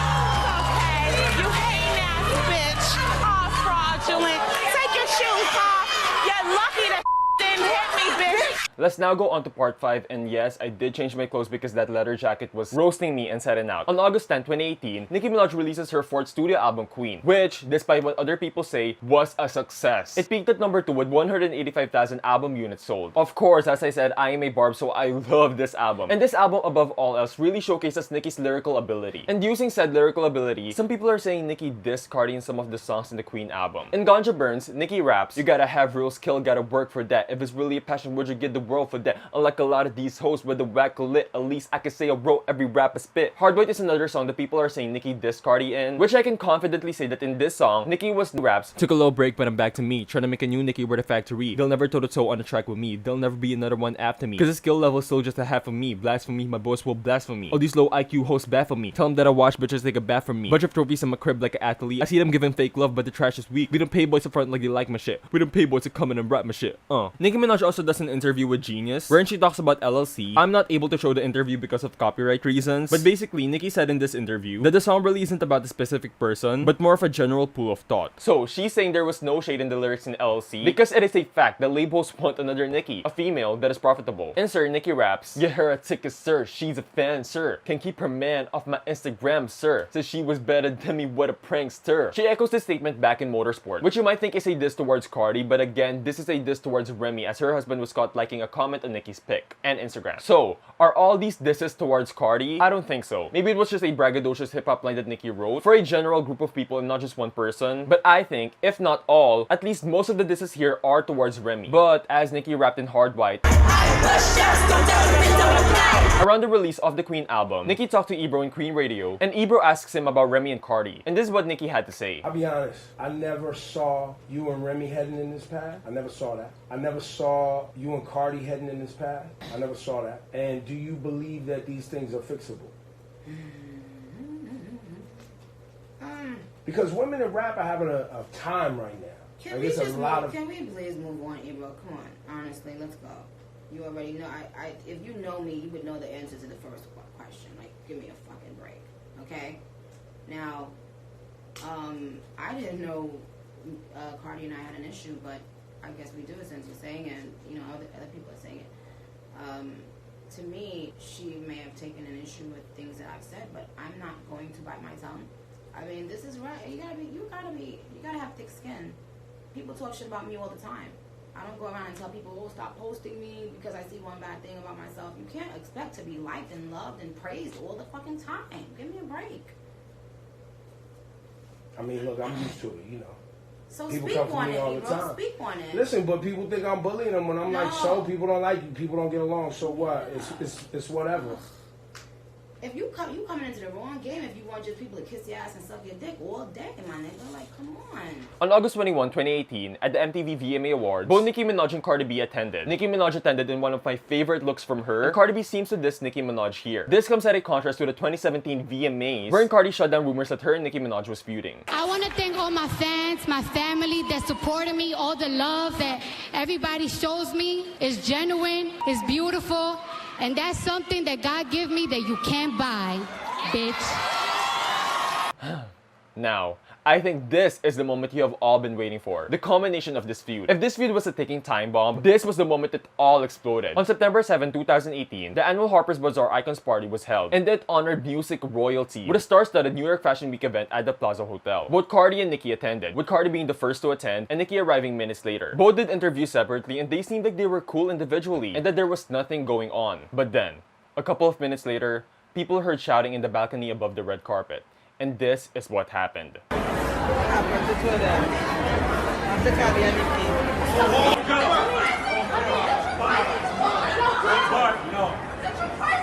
Hold tight, I got it. Hold tight. Hold tight, hold tight. Bitch, come here. Bitch, come here. Bitch, come here. Bitch, come here. Second floor terrace team ASAP. One to all units. Second. You got him? Yeah, I got it. Stay tight. Hold tight. ASAP. Second floor terrace. ASAP. Second floor terrace. ASAP.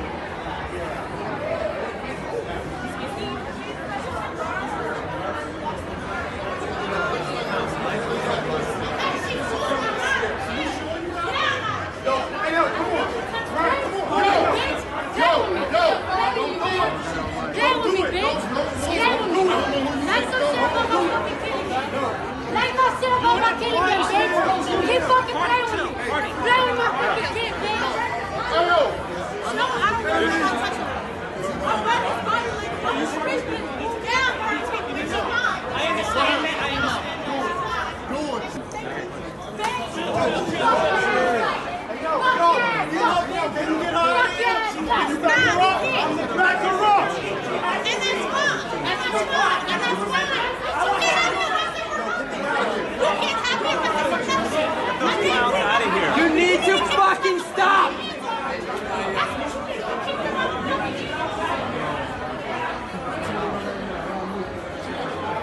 So according to TMZ and several eyewitnesses, Nicki was with her crew at a table, and her crew included her best friend Ra Ali, and remember her because she's gonna be important. So Nicki was just chilling there when Cardi aggressively approached the table, and this was according to eyewitnesses. Cardi said, "Let me tell you something," as she lunged towards Nicki. And in the scuffle, Cardi's dress got ripped, and security allegedly elbowed Cardi on the head. Security stopped Cardi inches from contact with Nicki. So because Cardi can't reach Nicki and she can't hit her, she got her shoe out and she threw it at Nicki. Luckily, it missed. Cardi was escorted out by security, and she left the building with a ripped ripped dress, no shoes, and a big knot on her head. Nicki, according to reports, did not flinch during Cardi's attack, and she went about the party as if nothing happened. She left the building looking like this, amazing, and she went to her hotel room. People really thought that Nicki would leave disheveled, but Nicki said, "Not on my watch." Anyways, after the altercation in Fashion Week, Cardi posts a notes app message on her Instagram to explain her side. She posted, "I've let a lot of shit slide. I let you sneak diss me, I let you lie on me, I let you attempt to stop my bags, fuck up the way I eat. You've threatened other artists in the industry, told them if they work with me, you'll stop fucking with them. I let you talk big shit about me. I address you once in person, I address you a second time in person, and every time you cop the plea. But when you mention my child, you choose to like comments about me as a mother, make comments about my abilities to take care of my daughter is when all bets are fucking off. I've worked too hard and come too far to let anybody fuck with my success. Bitches talk all that shit in they raps, but in real life they pussy. This shit really is for entertainment." This was the alleged tweet that Nicki liked. Nicki, on the other hand, tweeted a link to the Queen album when that night happened with no context at all. I mean, props to Nicki, her music comes first, a businesswoman indeed. She didn't address the altercation immediately, but Nicki did like some tweets and she changed her header to this. And no shade. In fact, it took Nicki up to September 10 before she even addresses it on the 8th episode of Queen Radio. And this is what Nicki had to say. No, from the beginning. I hate when some people come at me and it's like, "Oh, Cardi, why you coming at people's kids for?" But I'm my mother's kid. Like the same way your kid is your baby, I'm my mother's baby. You know, if my mom was to be scrolling down and she see people talk about me, that will hurt her feelings. That will bring it back. Nothing is off limits. I hate when some people come at me and it's like, "Oh, Cardi, why you coming at people's kids for?" Bring it back. But I'm my mother's kid. Nothing is off limits. I hate when some people come at me and it's like, "Oh, Cardi, why you coming at people's kids for?" But I'm my mother's kid. Stop it. So let me just say this. The other night, I was a part of like the same. Something so mortifying and so humiliating to go through in front of a bunch of upper echelon. And it's not about white or black. It's about upper echelon people who have their lives together. The way they passed by looking at this disgusting commotion, I will never forget. I was mortified. I was in Alexander Vautier gown, okay, off the motherfucking runway. And I could not believe how humiliated it all felt, because we, and I use we loosely, and I'm gonna clarify how we made ourselves look. And I'm gonna get back, but before I go, I want to say that I would never discuss anyone's child. And it's so sad that for someone to pin that on me because I'm the bad guy and they know people would believe them. So let me just go on record having said, I would never talk about anyone's child or parenting. I don't care about anyone's parenting. I don't give a shit. And it's so crazy to me that people always need to make Onika the bad guy. If you're right in whatever you're doing, you don't ever have to make someone into the bad guy. Just speak your truth. When you have to say that I said or did something that you know I've never said or did, I didn't see it. Where was that? No Where did clue. it come from? No clue. I flex. I have no clue. I just want to let the world know that Onika Tanya Mirage would never, has never, and will never speak ill of anyone's child. I am not a clown. That's clown shit. The other thing that's clown shit is telling the world that someone said something just so that you don't feel fucking dumb for looking dumb, for doing dumb shit. You knew that when that footage came out, you was about to look fucking dumb. So your publicist, who also looked dumb, standing there about to tape, thinking somebody's about to get snuffed or something, with the phone camera out. And that's not what you be doing. Okay, so they hurried up and put out a statement, and you know what? I'm such an ill-ass bitch. I didn't even feel the need to defend myself that night and say, I didn't say this, I didn't do this, I didn't stop no bags. Give me a break. But I'm gonna get it. I didn't understand how did bags stop. I'm gonna get in. It's a bunch of lies, but I'm gonna get into it. I just want everybody to marinate for 2 minutes. I'm finna come. But we did hear this woman who accused me of saying something about her child just say that nothing's off limits, even talking about people's kids, because she has built her career off of sympathy and payola. Play Barbie dreams, let's go. Let's go! So let me get back to what I was saying. The other night, I dressed up really, really nice, and I looked so beautiful. Shout out to my team. My glam team has been really killing it, and so much went down, but one of the things that went down was just horrendous accusations about me that never ever happened. From a person who literally did tell a male rapper not to do my video, not to be in a video with me. And, you know, he listened. He didn't do it. I never bitched and moaned about it. I never spoke about it. People know it's so easy to now say Nicki Minaj stops my bags. She's stopping my bags. They know it's so easy to say that and for people to believe them. So I saw someone write a lot of, well, they didn't write it. Their publicist wrote it. Wrote a lot of lies about me. And I never normally defend myself, but I can't do that anymore. I have to defend myself and let people know these lies are ridiculous. And if I were to tell you the real things about some of these people, you would be on the fucking floor. So let's see. Do we have that girl on the phone? There's somebody that I want to get on the phone really, really quickly before I get into some things, because we gonna get into some things. Clarissa? Yeah, I hear you. All right. Hi, Clarissa. You're on Queen Radio. How are you? Hi, Nicki. How you doing? I'm good. I'm fine. Now tell us why Brooke reached out to you and what you want to let the people know, because there's millions of people listening, and we wanted to hook up and be there for you. What you wanted to let the people know today? You said to tell you what Brooke hit me up about? Yeah. Yeah, what you want to talk about? When she inboxed me, she asked me to give her my phone number so I could come on here and talk about what happened between me and Cardi B. And what happened? What was that? Back in 2014, she had posted up an Instagram video. So this was right before she got on Love and Hip Hop, and you know, she made a video talking about her teeth. She was basically saying like, oh, I'm not fixing my teeth. I don't give a fuck what nobody has to say. Whatever she was saying. So I had commented on it, and I was like, well, you know, you should just get them done or whatever. Not saying it like in a bad way, but I'm just saying like, you saying you don't care what you say, but just do it, whatever. So once that happened, she went to my Instagram, and she must have read my bio. In my bio, it says rest in peace to my son that passed away. So when she read my bio, that's when she came back at me with the comment, and it was like, oh, bitch, that's why you shouldn't have been on drugs. Maybe your baby would have been alive. She was like, fuck you and your kids, and it was just like a whole bunch. She called my son a monkey. So are you a black woman, ma'am? Yes, I'm Puerto Rican and black. Okay, she called your child a monkey. Your dead child, rest in peace to your child. She called your child a monkey and said if you wouldn't have been doing some nonsense that your child would have been alive, and she doesn't know you. Yeah, she was saying if I would have spoken and all this other stuff, my son would have been alive. You had something about your dead child in your bio, and you were hit up by her saying, ha ha ha, that's good, that's why your baby died, and maybe they wouldn't have died, and you're calling your dead child a monkey. Yeah, she didn't hit me up directly in DMs. It was underneath one of her posters as a comment. Oh, okay. We have the screenshot of it. I just wanted to hear it from your mouth because, you know, so very often I let people do a lot of bullshit talking about me, and people around the world believe it, but they don't know what type of disgusting pig this person is. So thank you so much for calling. I will hit you back after the show, my darling. I'm sure the bars would like to give you a nice, lovely donation, my darling. Thank you. Bye.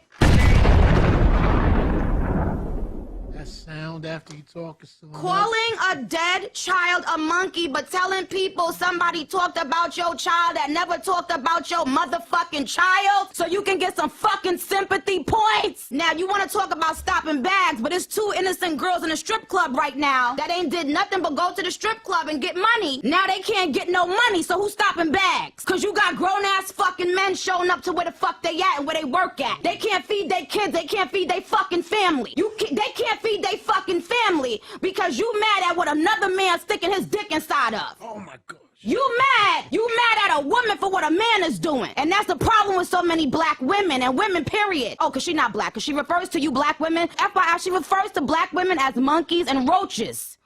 Roaches! These are the women going hard for her. The roaches. Black women's is roaches now, child. We roaches, be clear. So there are two beautiful women right now who have been accused of whoever they slept with and, you know, whatever. And so they were, you know, allegedly attacked and are cut up everywhere, but not by women, men. You sending men to beat on women.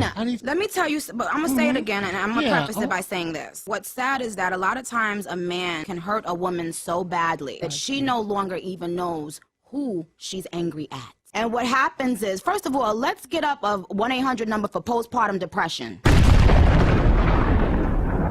I like that sound. Because let me tell you something. That's nothing to joke about. You just had the biggest blessing of your life with a child, and in 2 weeks, you have attacked 3 women, one at Fashion Week, and left looking the way you left looking so that people could point their fingers at our culture and at our community and laugh at us some more. The knot was nuts. It was nuts. It was nuts. It was nuts.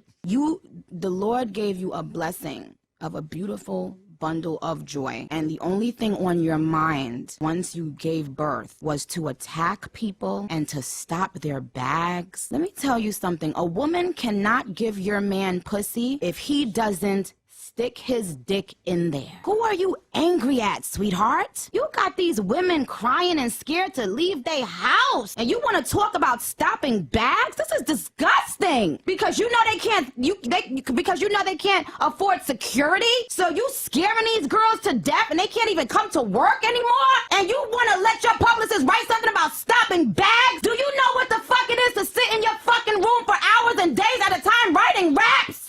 You came into my fucking culture. I never had the fucking DJ to play my songs. You calling black women roaches? You getting girls beat up because of what your man doing? No, real bitches never do that. You never attack the woman. You never attack the woman. You take that up with your fucking man. Fuck out of here. You're angry and you're sad, and this is not funny, and this is not about attacking. This is about get this woman some fucking help. This woman is at the best stage in her career, and she's out here throwing bottles and throwing shoes? Who the fuck is gonna give her a fucking intervention? Get the fuck out of here with this bullshit. You niggas don't care until somebody's fucking dead. You niggas want somebody to fucking die until y'all stop. Until y'all stop this bullshit laughing at this shit. This shit ain't fucking funny. You put your hands on certain people, you gon' die. Period. And y'all sitting here like making this shit a joke? I'm not the bitches in a strip club. And I'm not a bitch on a reality show. My money is very fucking long, too. Let's come back.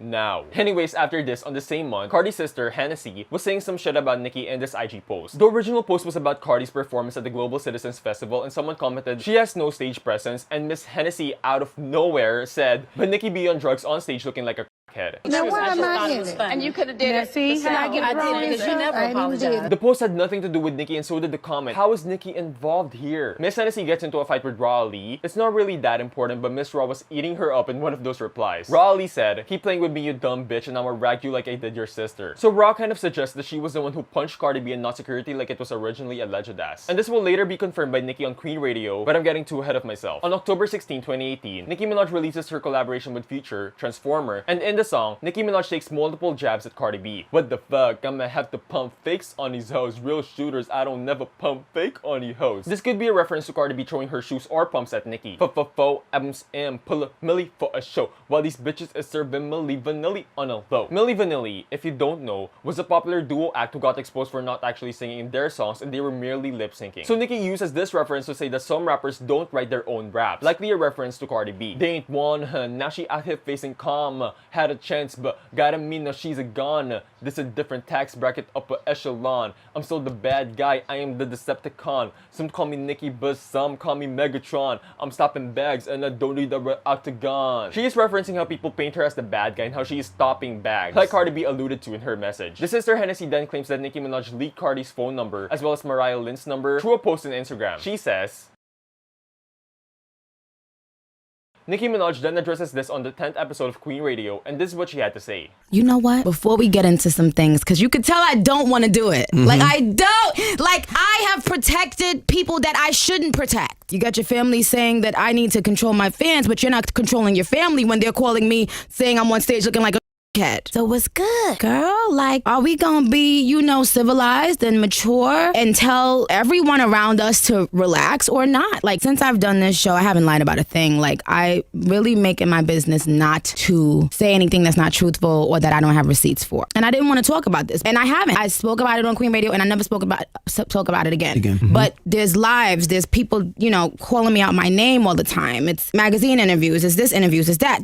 But then yesterday or whatever, I I think, you know, the sister was just saying some more really rude things about me, lies. And so should I just not defend myself ever? I know I'm the queen and I'm classy and it's all good and I'm rich out I mean, I get it. But first thing I want to start by saying is that, and there's no way I can lie about this because I guarantee you there is surveillance footage in the building where the assault took place. I also had my cameraman there. So just to clear everything up for people who don't know, Ra really, really beat Cardi's ass bad. Like really bad. And I'm not trying to, you know, and I'm not trying to be messy. You went home and told people that security hit you. And we let that lie continue because of legal reasons. I told Ra, don't tell anyone you hit her because I don't want nobody trying to sue me because they're going to come to the person with money. Instead, you went home and told you, I guess you had to look like a gangster in front of your friends and your family and da-da-da. I get it. Ra beat you so bad that I was mad at Ra. Like Ra, I'm talking about the punches was so hard in your head that I was mad at Ra. I'm like, yo, why'd you know what I'm saying? Like, but Ra didn't like her attitude the way she came at me. But I told Ra, like, yo, she didn't put her hands on me, but Ra just was like, yo, I couldn't take that chance. It looked like she was about to put her hand on you. But anybody that knows me knows I don't swear to God. I swear to God on my life. Ra held her head and punched her like, I don't know, 8, 9, 10 times, and I could hear it, and it was like I'm talking about the hardest punches you've ever heard in your life. And then you go and you got your sister calling me a crackhead and saying I'm leaking numbers and saying shit about the way I'm the fact that you would even discuss my looks is insane. Either of you. I'm a bad bitch. Always been a bad bitch. You got her talking about the way I look. It's like, okay, you can't control your sister, but you want me to control millions of fans? Lying on me, telling me I leak numbers of people I've never had in my life? I've never leaked a number in my life on God. And y'all continue to lie on me because it's so important for you to make me look like a bad person. And I protected you from the situation of saying how badly you got beat. And that lady that was with you didn't touch Rod, didn't do a thing. Nobody that was with you did a thing, and you know that. You know that. You know that. Anybody that want to pull up the surveillance footage, I will give you $100,000. Pull up the surveillance footage. Anybody that said that shit didn't happen, I never come up here and lie. And for what? 100 bands. For what? I didn't even go there because I'm not messy. I'm not tacky. I don't have to go around and say, ha ha ha, you got beat up. Like, I'm not a child. But you got your sister calling my friends all type of disrespect. We was minding our business. I'm talking to my fans and, you know, enjoying, like, interacting with my fans. Why are y'all so fucking obsessed with me? Leave me alone. You're always on live talking about my fans. Your sister's talking about me and my friends. Leave us alone. What is your problem? Now I said it. Now I said it. Because people was calling Ra a liar. And even though I was mad that Ra did that, I'm not going to let Ra look like a liar when everybody was there. We all were there. I have a cameraman up. And then you tried to take my camera. She tried to take the camera from my cameraman because she don't want that out. But sweetheart, I'm not going to put that out. I'm not like that. I'm not going to put out you getting beat up. For what? For what? Tell your people to leave me the fuck alone. Tell your people stop fucking talking about me. It's not regular comments and shit. Nobody ain't say Nicki name. Your sister bringing up Nicki. For what? Let's make our music and just be happy. Like, what is going on? This is ridiculous. I don't want to put the footage out. I just want people to keep my name out their mouth. You're so agitated when my fans defend me, yet you allow people close to you to defame my character and lie on me. We can all make this stop. We can make it stop. As soon as Ra let your head up, I saw the knot on your head. And you know damn well, if a nigga hit you, you would have got niggas involved. Because if a nigga hit me, I'm getting my niggas involved. So you know damn well a nigga ain't put that knot on your head. But we let that ride. We let so much ride. I let it ride that I met up with you in a hotel room and you told me that my verse on the 21 Savage London on the Track Offset record was about you. I called my engineer. I said, hey, can you tell her when I recorded this verse, she wasn't popping yet. I didn't know anything about her because she said that I did that verse about her. So Offset couldn't do the video. You talking about stopping bags. I never tell the truth about anything. But if we want to talk about, so Offset and 21 Savage didn't do that London on the Track record because she said that I was talking about her. It was clear that she wanted to turn them against me and she succeeded. That's what she wanted to do because you know what I mean? She succeeded in that. And then the Crippy Kush record, she wanted to get on that record. I ended up getting on it. And if you notice, it went from being 21 Savage to Travis Scott on it. He wasn't allowed because he was on her single. And it's interesting with Travis Scott. So now, mind you, I could have said you stopped my bag twice with 2 videos. I never said a word, but y'all keep on saying I'm stopping what? They asked me, am I okay with putting Travis Scott on the Crippy Kush remix? You know, instead of 21. And I said, sure. And he ended up being in the video. You know what I mean? Like, so much I could say. She and I met face to face, and there are things that we discussed in that room that I still won't say because I know if I say, it's gonna cause problems for her circle. And I'm not a devious person. You're just trying to leave it alone. I just want everybody to leave me alone, and then my fans will leave you alone. My fans always say, if y'all leave Nicki alone, we won't have shit to say. But you can't lie on me. Leaking numbers. I was doing a photo shoot. I didn't even know what was happening. Somebody hit my phone and I'm like, what's going on? Leaking numbers? What type of bird shit you talking about, bitch? Stop lying on me. Like, leave me the fuck alone. You wanted my attention, sister. You wanted my attention. You've been saying fucked up shit about me on comments. I didn't say shit. But it's like, how much? Now you know the truth. Your big sister came home and lied to you. Now you know the truth. Now what? Now what? Because I really saw people in comments talking about, I have the footage. And I'm sure that building has the footage too. Common sense would tell y'all that. 21 Savage backs out of 2 videos because he's on a single with you. Not only that, you asked me to be on your second single. My manager, G. Roberson, is right here. Didn't you speak to, what's the nigga name? First manager, G? What's his name? Shaft. You asked me to be on your second single. And I said no because I feel like it's too much because Motorsport was about to come out. Now you acting like you lovey-dovey with them girls. Why you ain't asked Remy and Kim to be on your single, baby girl? Stop the bags, huh? You understand? Like, there's so many things I can say, and I don't. You had cocksucker of the month, Jason Lee, go and tell people I'm stopping bags. They strategically put out these lies, but, you know, with people from her camp. If I tell you what Kaiser said about you, it'll be a war. I've kept my lips sealed because I don't need to be messy. I'm in a great place in my life. I love my life. I love where I am in life. By the way, we got some new music coming on in 1 hour. Also, we got the merch, nickiminajqueen.com. Oh, nickiminajqueen.com. Those jackets and book bags is fire. Oh, true that. I just want to go on record having said this. Anybody that was online know damn well neither me, nor Ra, nor Brooke said anything to your sister. She's just been saying nasty things about us. Control your sister, because I was fine with leaving everything good, and you know, we can be happy for each other. We can exist and do our thing and be happy. There's nothing that really makes me not like you like that. Like, you know what I'm saying? Like, you know the things that I spoke to you about in that hotel room. We gonna keep that between me and you for now. London on the Track was so disappointed. I felt so bad for him. You know, he was like, damn, he tried everything. Once they thought that, if your girlfriend says somebody's dissing me, of course you're not going to do a video with them. I get it, you know, but I wasn't dissing you. And then on Motorsport, you said I was dissing you because I called you a quarterback. When Lil Wayne said that was the best compliment I've ever given a female rapper ever. Then they said that I was dissing Offset on the Me and My Amigos, no, not Offset. That's a metaphor. That's a bar. That I wasn't dissing Offset, but she told him I was dissing him. But so they've planted a lot of this, seeds for those people not to like me. She did, and she succeeded because I don't speak up. I'm perfectly fine with never talking about this again. I'm perfectly fine with y'all never bringing me up again and me never bringing you up again. I hear the shot you taking, but I'm a rapper. Remember that. We have you on footage trying to take my cameraman's camera.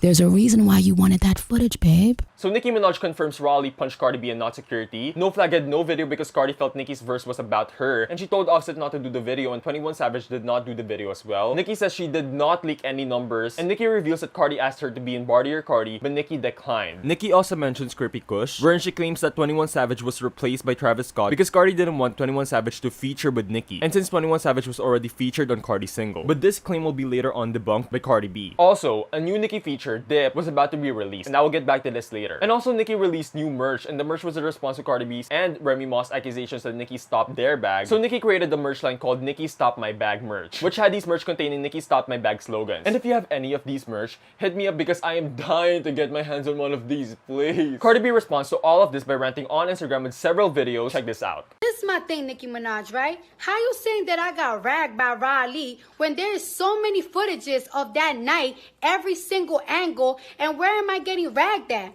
Why would I be here sitting in line like, oh yeah, I did this, I did that, knowing that the next day there's gonna be so much footages of that same night? And second of all, how you say that I was the wild animal, that I attacked you, that you was mortified, that you was humiliated, playing the victim, but now you're the gangster. You need to pick a side. Do you want to be the victim or do you want to be the gangster? You lie so much you can't even keep up with your fucking lies. First you're saying that you got the footage, your cameraman got the footage, but now you're talking about you want to pay somebody $100,000 if they give you the footage. Yo, makes sense when you talking. I thought you was the victim. I know what there's footage of. You standing on the wall talking about, I'm standing right here. Miss Chung Lee, the street fighter. Get the fuck out of here. And since you want to bring that motorsport shit up again, I'm glad you brung it up because I've been dying to talk about it for a fucking hot minute. First, and I was not feeling of you talking about, oh, if Cardi the QB, I'm Nick Lombardi, following it up with, bitch, you my son, go sit on a party. Bitch, you not my coach because you never helped me to get in this fucking career. And I'm nothing like you, so I'm definitely not your fucking son. I'm a real ass person. You not. So fuck out of here. And I called you that night. Oh, and I got the receipts, babe. All right. This is my phone.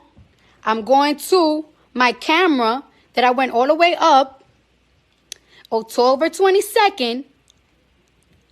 This was your number. I called you twice and you didn't answer. No, show you. It's from the beginning. And I told my label, I'm not doing the video if she don't change her verse. And then my thing is, if you had a problem that I went on the radio and I said that you changed your verse, which you did, which I'm not lying, sis, you had a whole 6 months to call my phone and talk about it like a grown-ass woman. Or you could have hit up Quavo so we could link up like the first time that we linked up and talk about shit in LA. But no, you waited a whole 6 months when you dropped the single to talk about it. How convenient is that? Wow. How convenient is fucking that? And then you want to talk about how I wanted to be on the Creepy Kush remix and I was trying to stop your bag. Sis, what are you talking about? First of all, I didn't even know Bad Bunny back then. That's one. And second of all, for months, I was promoting a Spanish record with Ozuna that everybody knew that I was promoting. So what are you talking about? You're the one that be hopping on remixes. So why would I want to hop on a song that was already out in the Latin community for like 3, 4, 5 months?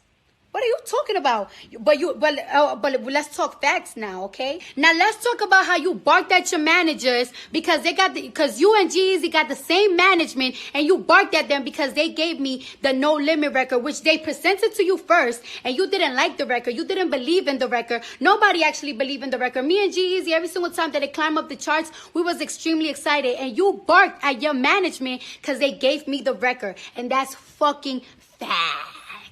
Then since you're talking about suing and shit because you claiming that Riley beat me up, sis, I don't gotta sue nobody because of a fight. I'm a street bitch. That is called snitching, you know? But since you want to talk about suing, maybe I should sue you for defamation of character since you want to claim that I'm using something illegal called payola because you don't understand why I am so fucking successful. And my thing is, just like every new artist that had a mega hit like SZA, Ella May, after they get a mega hit, everybody wants to listen to them. So why is it that when people want to listen to me, you cannot believe it, that I gotta be cheating for that? First of all, you was bopping to my shit. Second, my new single came out called Money, right? So my thing is, my single hasn't even impacted radio yet. And yeah, it's doing so good on Apple. It's actually #1 on the top charts, all genres on Apple. And that's the same shit that you got your Queen Radio on. So how can I possibly use payola on some shit that endorses you? Man, is you shitting me? Ugh. And then, let's talk about the leaked number shit, right? Tell me if this don't make sense. How come my phone number got leaked 1 hour after that altercation at the Harper's Bazaar party?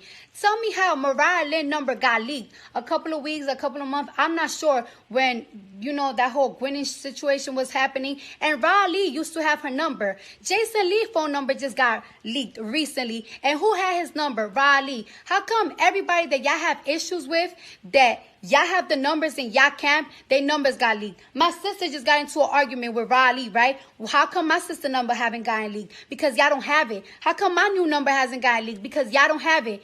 Isn't that fucking funny? Ain't that shit fucking funny? And then the people that texted my phone, that texted Mariah Lynn phone, that texted Jason Lee's phone were all barbs. You're the common denominator on it. So you tell me. You fucking tell me. Then after my sister posted those disturbing text messages, oh wait. Let me show ya. This is my phone. Let me go to my text messages. I went all the way down from that fucking same day. Look. Look. This was the one that fucking got me tighted the most. And look, it starts from all the way down here. All the way down here. Oh, and it started all the way from up here. All the way, all the way, all the way, all the way. And after my sister showed those text messages, look what you do. You go on your Twitter and you start liking shit like this. You start liking shit like this. Endorsing that type of nasty ass fucking behavior. Bitch, you're fucking sick in the head. Now you're trying to say that I'm trying to stop your bag because 21 Savage didn't do a music video with you. Sis, I'm not even that close to that man. So how can I have that power to that man to tell him, hey, don't do this music video that you're getting paid for me? Get the fuck out of here. That song, that No Flag song, that they didn't do the music video with you, 21 and Offset, the song wasn't doing good. It wasn't doing that much numbers. So why would they waste their passion over? Then, that Woman Like Me record, yeah, I had to decline it because I'm doing a lot of pop records, so I can't, over-exaggerate myself. But that came to me first, and then they give it to you. Oh, wait, but let me show you. Not footage.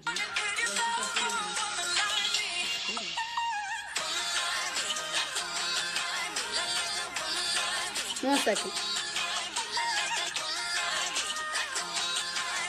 This on my media.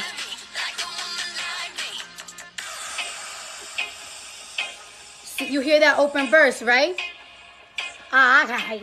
Okay. Period. Then, since you say you're tired of talking about it, I'm tired of talking about it too. I'm tired of the fucking whole internet shit. I'm tired of the interview shit. If you really want to talk about it, you know where to link me. We could always link up. You know who to reach out. You know, we could settle it however you want to settle it. We could talk about it or we could fight it out. I'm with whatever. But I'm sick and tired of that back and forth shit. I'm not doing it. I'm in a good space right now. Let me know what's up. Wait, and then you once said that I never showed you genuine love. And that's crazy because when you pull up all my videos, you see that I'm always showing you respect. Because you're somebody that I listened to ever since I was in high school. And that's crazy to me because I show you respect, but the difference between me and a lot of these bitches, I don't suck your dick. That's the difference. What you need to do is stop focusing on other people, focus on yourself, and focus on your craft because you're out here fucking up your legacy looking like a fucking hater. No, I actually think that Cardi made some good points here, like the footage thing, but I don't know how this conversation went from stopping bags to getting deals, but Cardi claims the Diesel collab Nicki had with them was actually offered to Cardi first. But Wilhelmina Model CEO Bill Walkerman denies Cardi B's claims that she was offered the Diesel deal before Nicki Minaj. That the Diesel deal was built around Nicki Minaj. Cardi released receipts about Diesel contacting her. Little Mix also comes with receipts about Cardi's claims that Lil Mix offered it to Cardi first. Little Mix denied it. They said, sorry Cardi hun, but this is the tea. We've always wanted the queen. No shade. And they provided text messages which shows their original plan was to get Nicki Minaj. And they even sang Super Bass back when they were still in the X Factor. Well, after recent events, Nicki goes on the Shade Room on Instagram and comments, stop trying to distract everyone about the fact that you lied about Rob beating your head in. Babe, we all get deals and turn them down. Same with songs, dummy. Lil Mix has been trying to get me on a song for 7 years. I finally found one I love. Yes, I passed on G-Eazy. What's your point, babe? Have you ever written a rap before? Poor baby has no idea Fashion Nova asked me to do that deal she asked for over a year. Nicki Minaj then tweets, the only rapper in the history of rap who can only talk about deals and songs she supposedly turned down because she can't talk about the verse she's ever written. Fucking fraud. Whilst all of this was happening, during the 10th episode of Queen Radio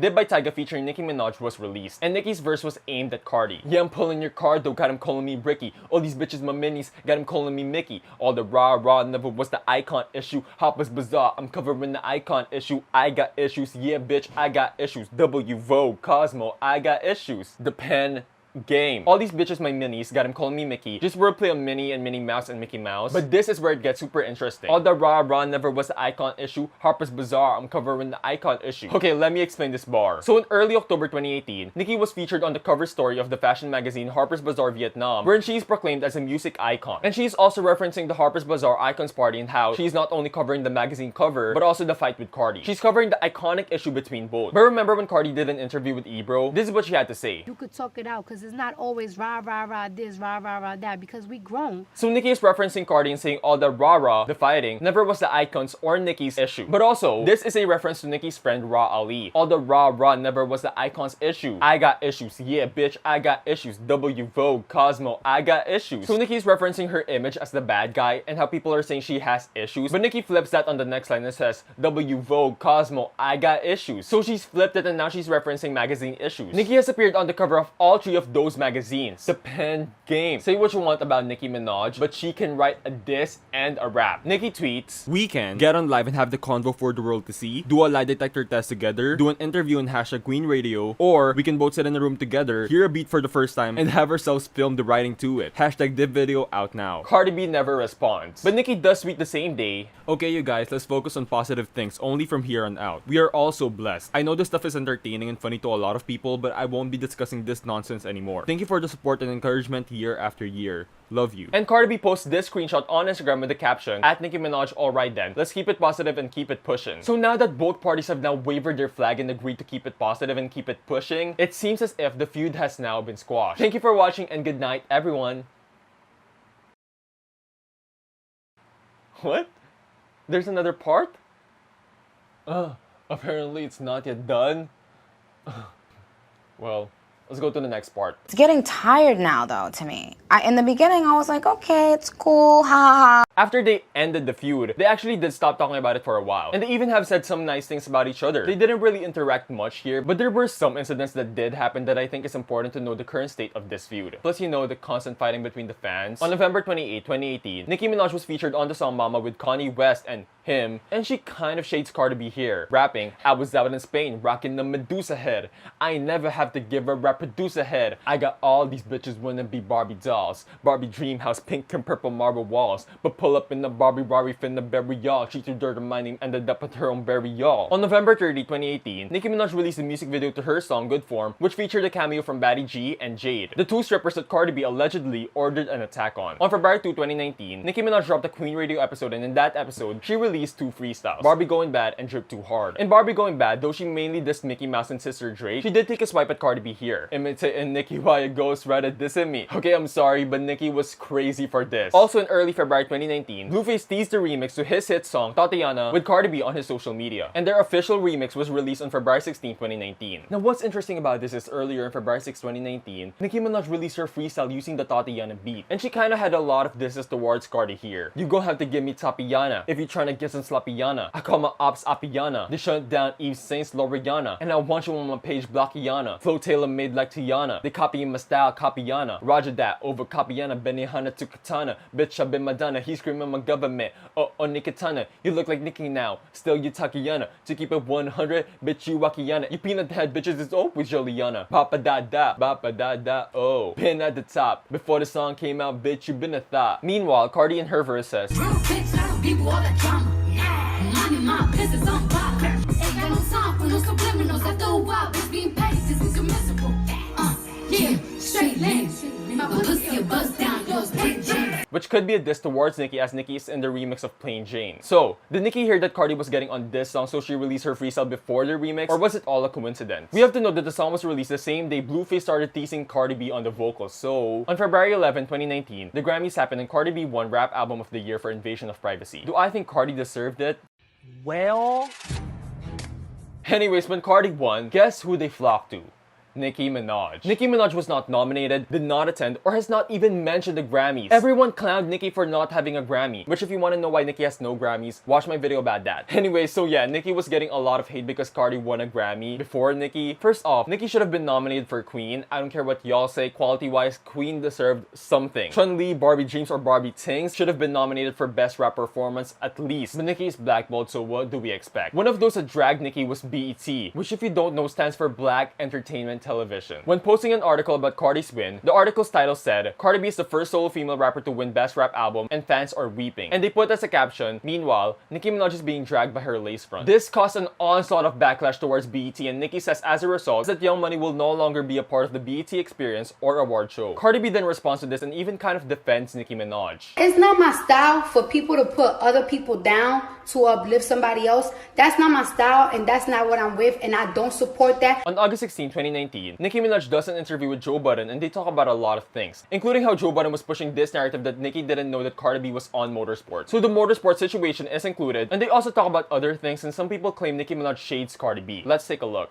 Joe? Did you change anything about that verse after you heard whatever the last final product was from her? Because we said that too, that it sounded like some things might have been altered. So before I answer that question, because I don't have a problem with answering that question. I knew the verse was on the song. I hate that I'm even giving this stupid fucking song this much attention. It wasn't about the song. It was that you did it with that song, and then you did it with this song, Hot Girl Summer. It's basically painting me out to be a liar. I don't like that. I take offense to that. Okay. I'd rather you go in there and say Nicki's a bitch. My thing is, I know you guys are gonna speculate. That's what media does. You guys speculate, y'all have fun, it is what it is. But when I come out and actually say, hey guys, this is exactly what happened, and then you basically say, nope, I know Nicki, I know she went, it makes me look like a fucking psycho. And you did it with 2 songs, with 2 female rappers, and that's why people have the narrative of Nicki and female rappers. When you're insecure, you tell lies because you don't want others to shine based on their talent sometimes. I am going to tell the real deal. I always have the receipts to prove what I'm going to say. Always. And that'll never change. There were a lot of people who I had never said anything bad about, who I thought we were, I was cool with, that jumped on the hate train. And my thing is, when you say things like, oh, well, we're past it. Yes, I'm past it. Praise be to God. But I still had to go through these things because of people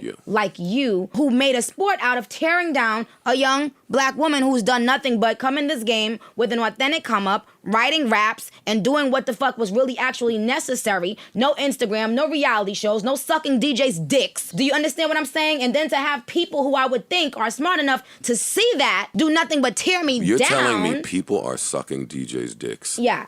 The people who I gave that respect to, who I thought was like, tag, I'm not gonna ever forget the work Nicki's put in. Just like I'm not ever gonna forget the work Jay's put in, or Lil Wayne's put in, or Eminem's put in. Those people came together to try to end me.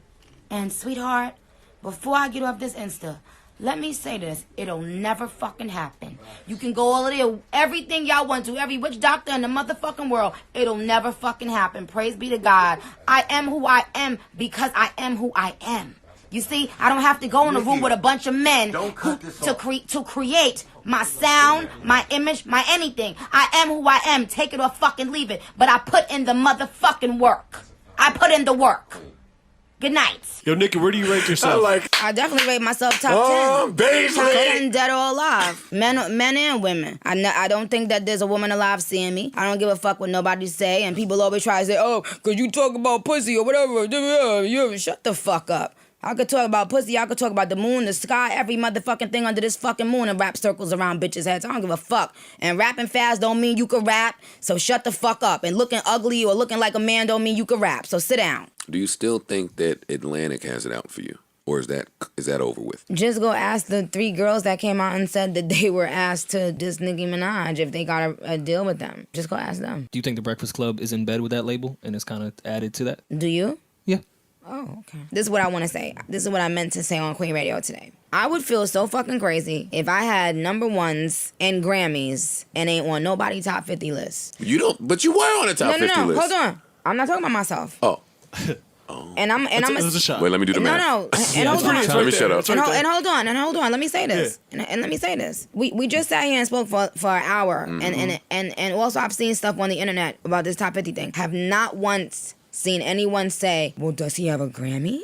Cardi B seems to respond to this by tweeting, 1 year and some changes later, and my album is still selling. Only list I give a fuck about. Have a beautiful day, everybody. On October 2019, Cardi B does an interview with Tidal and she says this. I had a debate with somebody. Not a debate. I was actually telling people the other day, it's like, I feel like after me, I'll say that it's kind of like easier for a lot of these female artists. Like, I feel like before me, there was no female rapper that was signed to a label. Well, the ones that already been established. Yeah. Nobody was signing them. And now everybody's just signing them if you could rap and you got a couple of followers, because nobody want to miss the opportunity, like a lot of labels, and people miss the opportunity with me because I went to a couple. This kind of caused a little backlash on Twitter, and so Cardi tweets a bunch of stuff. I didn't say it paved the way for female rappers, but it def gave the hood and women hope. Labels were signing female rappers and putting them in a shelf and not focusing on them, not giving them proper attention. It seems like it was impossible for it to be more than one female rapper. These male rappers were not even taking money from female rappers for a feature because it seems far stretched for another woman to make it. I see so many male artists collabing with females even now. But how many female rappers before me were getting chances or getting pushed? And for the slow ones again, no, ain't made females want to rap because bitches been rapping, bitches been have talent, but the music industry wasn't believing and shitting on female rappers. And that's Big Bentley. No matter how it would have worded, people will always find a way to flip it and make it negative because they hate Cardi, but yet they still can't find me a magazine, a big festival, a male-female rapper collab that happened between 2008 and 2017 except for one female rapper. Your comprehension skills must be on slow because I never discredit nobody. There's been female rappers before I was born, it died out due to hope, and it got revived back in 2008. And the music industry made it the stigma like there could only be one. I mean, yeah, I think the industry was so scared to get another female rapper to compete with Nicki Minaj because during Nicki's reign, no female rapper was able to compete with her and be consistent. But that's because no one had the talent level to sustain the success that Nicki Minaj had. The only sin Nicki committed was that she raised the bar so high for female rappers, it became hard for anyone to enter. Iggy Azalea got close to attaining Nicki's success, but she kind of fell off after Fancy and she wasn't consistent. But yeah, she came and went, and then you came, and we can't deny that after Cardi, female rap became more visible as a genre. Now, some might say you helped open doors for female rappers, some might say you lowered the bar for female rap, some might say both. Then on November 7, 2019, Tusa by Karol G and Nicki Minaj was released, and it was an international success. It is the longest running #1 single on the Argentina Hot 100. It was nominated for 2 Latin Grammy Awards. The song was certified in multiple countries, going on to become the highest certified song in Mexico by Amprofon. Since it was a huge success and Nicki was collaborating with a Latin artist, people were wondering why Cardi B was not asked to be in the song. And she actually tweeted and then deleted because I passed on it. Now sip on that. She also had some words on Twitter which even led to her meeting up with the Barb and the Bardi gang on Twitter. She also posted this on November 13, 2019. The post says with the caption, "I'm ready to forgive ya." Though she didn't name names, fans were certain that this was about Nicki Minaj. On June 12, 2020, Trolls by him and Nicki Minaj was released, and the song primarily takes aims at internet trolls. She also sneaks in some jabs against Cardi here. "I know you don't like me. You wanna fight me, always on my page, never double tap like me." Referencing when Cardi was caught lurking on Nicki's picture. "I rap my own lyrics, a lot of these bitches gimmicks. These are the Nicki style, no all of them want mimic. Rex,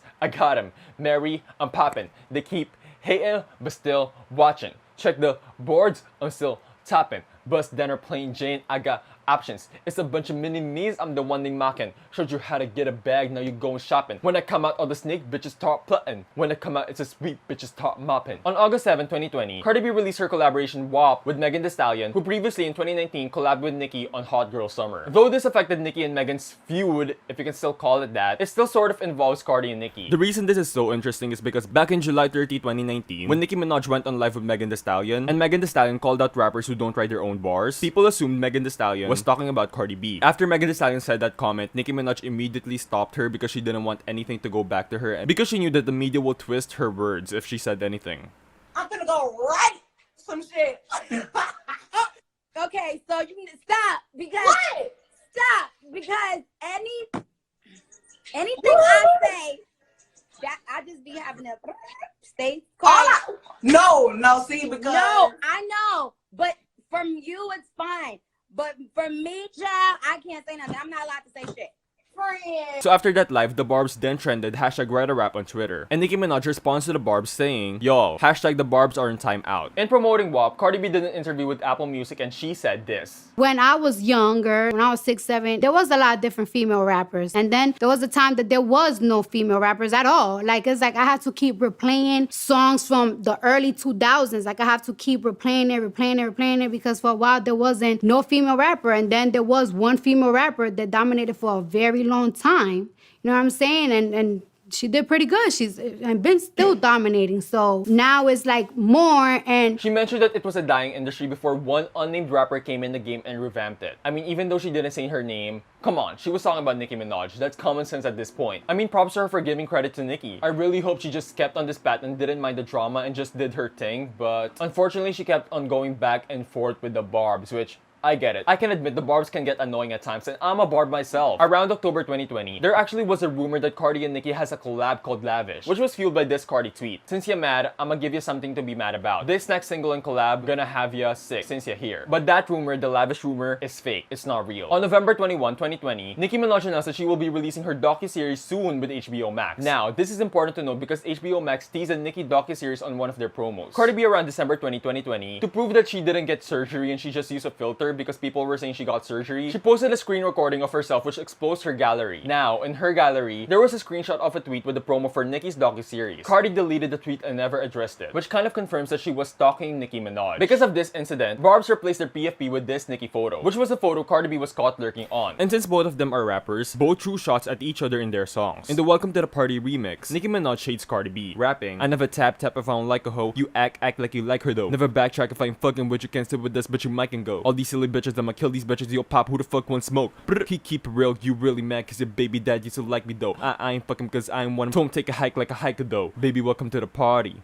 Colorful weave on your makeup is beaten, that's how you act just like a Bobby. Baby, welcome to the party. He wanna party with Bobby. The lines are pretty self-explanatory, but I want to note one particular lyric. He wanna party with Bobby. This might be a reference to Cardi's single, Barty or Cardi, which if you remember, Cardi originally asked Nicki to be on. In Barty or Cardi, Cardi goes, your bitch wanna party with Cardi. And Nicki says here, he wanna party with Barbie. On May 14, 2021, Nicki Minaj re-released Beam Me Up Scotty on all streaming services with 3 new songs, Seeing Green, Fractions, and Crocodile Teeth Remix. Both Seeing Green and Fractions has this is towards Cardi B. In Seeing Green, Nicki Minaj raps, these bitches copy my homework, that's what they hand in. That's why I'm private like the airport to land in. These bitches time TikToking, better stick to dancing. These bitches to my sons, who could ever deny it? My packs hit different, who could ever supply it? No one bitch could be my op, that shit offends me. It's corporate giants and machines that went against me. I wash bitches, man, they couldn't even rinse me. She said she hot, I said, well, bitch, come and convince me. In Fractions, Nicki Minaj raps, bitches act like they want action, heard they want action, bitch, we ain't ducking no action. I'm about to give them attractions and a distraction, then I'ma line them like fractions. Took a break, I'll let them live, look at all them eating, but these bitches gon' be mad once I call this meeting, cause they gotta move around once the queen is queen. And I put these bitches on game, they should be kissing my feet. I try to give them some press, they try to say it was beef. Bitches wanna be around me, but I do not fuck with them. These bitches biting like Joe, shout out to Kamala though. It's them weak bars thinking that she dissing for me. How graded your homework, bitch, isn't complete. If you was trying to be my son, then mission complete.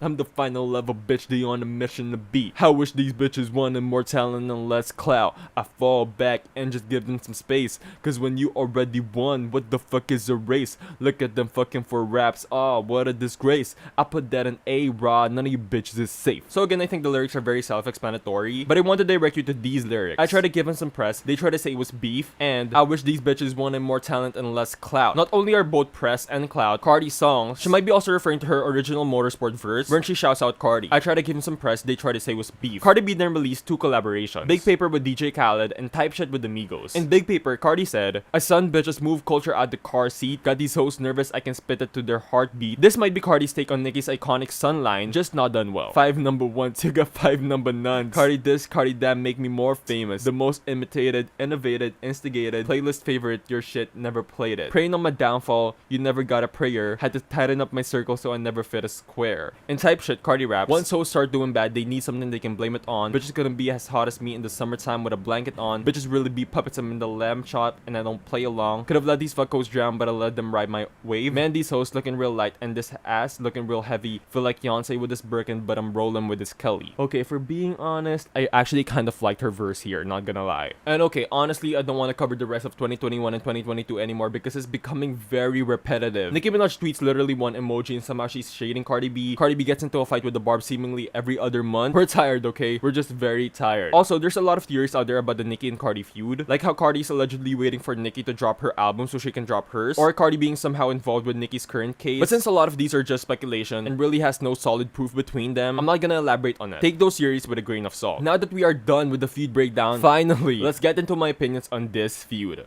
You know, that's just my opinion.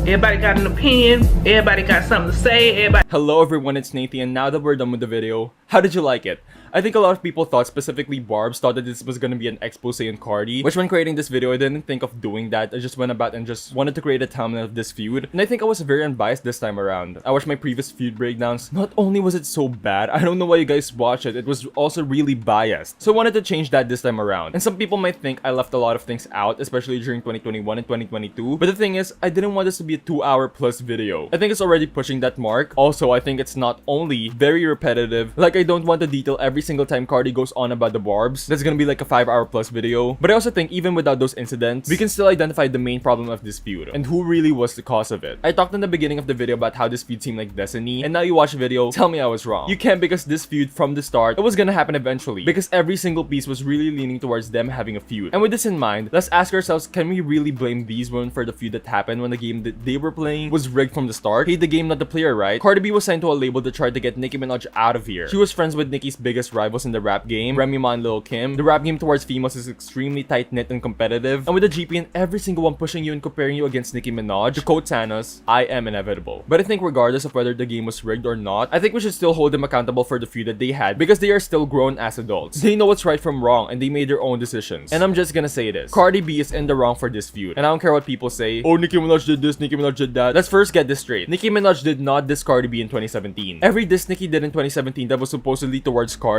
was towards Remy. Even in early 2018 with the Queen album before Harper's Bazaar happened, a lot of the disses are towards Remy Ma. It's towards a general pool of people. Now with the whole Harper's Bazaar situation, no matter how you try to twist it, Cardi B was still in the wrong. And I'm not the only one to agree here. I think majority of the people who gave opinions towards this feud that was thinking logically and not hopping on the Nicki hate bandwagon agree that Cardi B was wrong for this. Nicki Minaj was just caught in the crossfire. Regardless of what Nicki did or whether it's true or not, Cardi still threw a shoe at Nicki at a high-class event. This literally attempted assault. The only reason Cardi was able to get away with this is because it was Nicki Minaj. If Cardi threw a shoe at other celebrated black women in the same caliber of Nicki, her career would be over. If she attempted to throw a shoe at Rihanna, Beyonce, Kelly Rowland, or whoever, y'all would be up in arms. Cardi would be over in an instant. But it was Nicki Minaj. And you know it's always protect black women unless it's Nicki Minaj. She had no reason to attack Nicki, and the reason she did give is bullshit, because her reason was that Nicki allegedly liked a tweet about your parenting, yet you provided no proof of Nicki liking anything. Why didn't Popbase or any of the official Stan Twitter accounts or even Shade Room post this? They're all up in Nicki's likes all the time. If Nicki did like this tweet, it would have been news. They've posted Nicki's likes before, and something this juicy, they would have posted it in seconds. You created several videos about Nicki and you talked about deals and songs, and you show Nicki's number and screenshots and the little mix instrumental and all that, but you can't provide proof of the tweet that Nicki liked. You can show a screenshot of Nicki liking those tweets.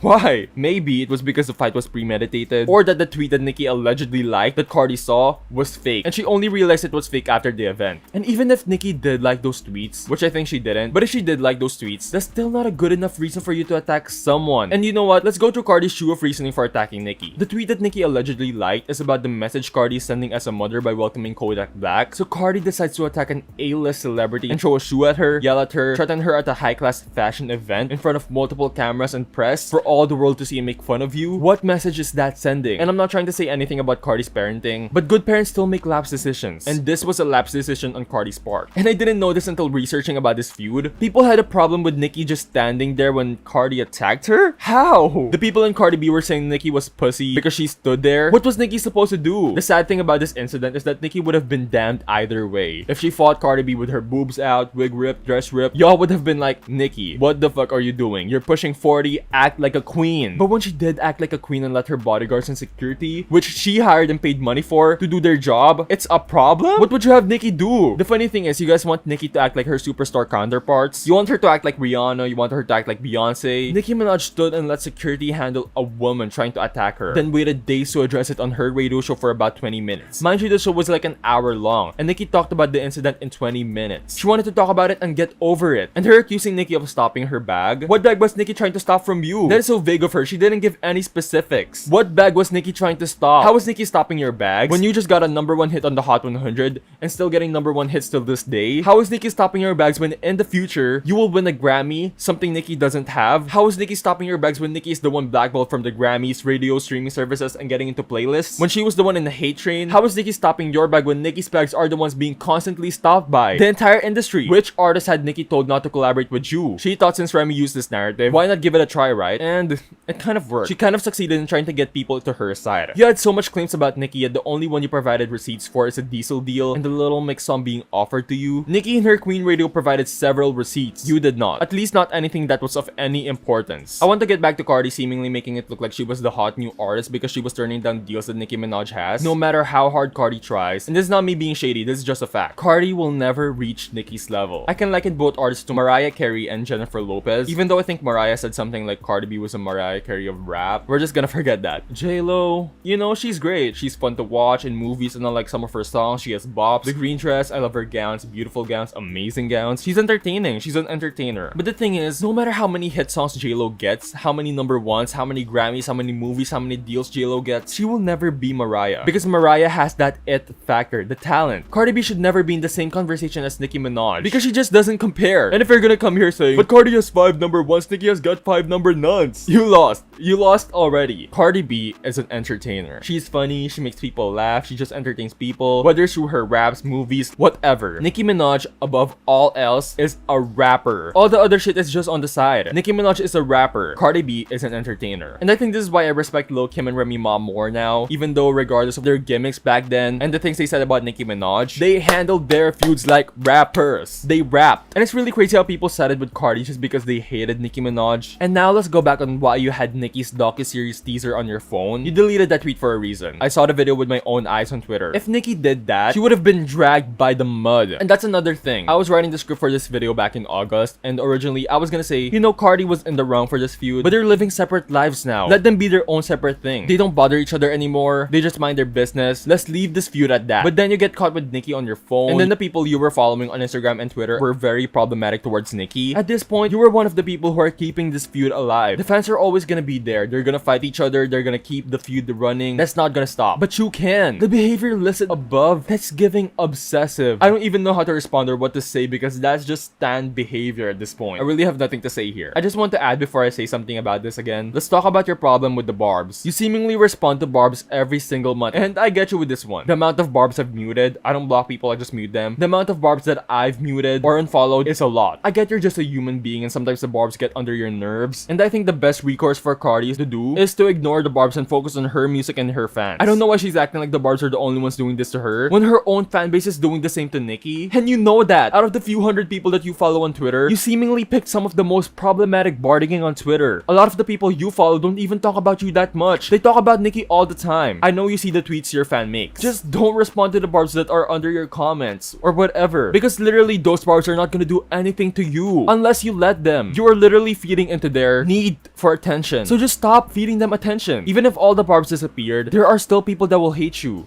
And now I want to open this floor to the fans. Y'all ain't safe. To the barbs, what the fuck are y'all doing? You guys think you're slick? You're not. When I was taking screenshots of Cardi's tweets, why did I see a lot of y'all under Cardi's tweets? I'm gonna say this and it might be a little controversial, but some of you barbs are as obsessed with Cardi the way y'all claim the barding is with Nicki. Some of you guys genuinely hate Cardi, and that's insane to me. I mean, I don't like Cardi, but I'm not gonna spend my entire day scrolling through her pages and likes and followers and tweet about her. That's jobless behavior. I don't even like talking about Cardi. The only reason I'm even doing this is because of money. You guys call each other names and the other fanbase is delusional, when in reality, both of you guys are just as bad and as toxic as the other. Both barbs and party gang. And I don't want to diagnose the entire fanbase because I know there are a lot of barbs who are there because they genuinely support Nicki. And I'm sure same goes for Cardi's fans. But if you're 24/7 talking about the person you claim you don't like, you're not really a true fan of the person you claim you love. And I'm not saying stop talking about each other completely and stop the feud. That's stupid and that's never gonna happen. And that's so unrealistic. What I'm saying is, stop being obsessed with the person you claim you don't like and get alive. And finally, to end this messy ass rant, I'm sorry guys, I'm just really talking at the top of my head. Listening to Nicki's Queen Radio and how she was the one to say, let's stop with this bullshit, I realized Nicki Minaj really just wanted to wrap this feud up as fast as possible. Nicki Minaj, at the end of the day, doesn't have a problem with Cardi B per se. She didn't have a problem with Cardi B back in 2017. What she has a problem is with y'all. Because if you really think about it, all Nicki wants and cares about, other than her family, is respect and her legacy. If Nicki got the respect she's deserved and she's earned from day one, she wouldn't have been as hungry as she was in her career. The reason there's this certain drive that you just admire about Nicki is because Nicki has something to prove. And the thing is, she has already proven it, but people are still acting like she didn't. So when Cardi B and other people walks in and says, oh, you're done, your career is over, yikes, what do you think Nicki's gonna do? She's gonna fight the way she knows how and the way she does best.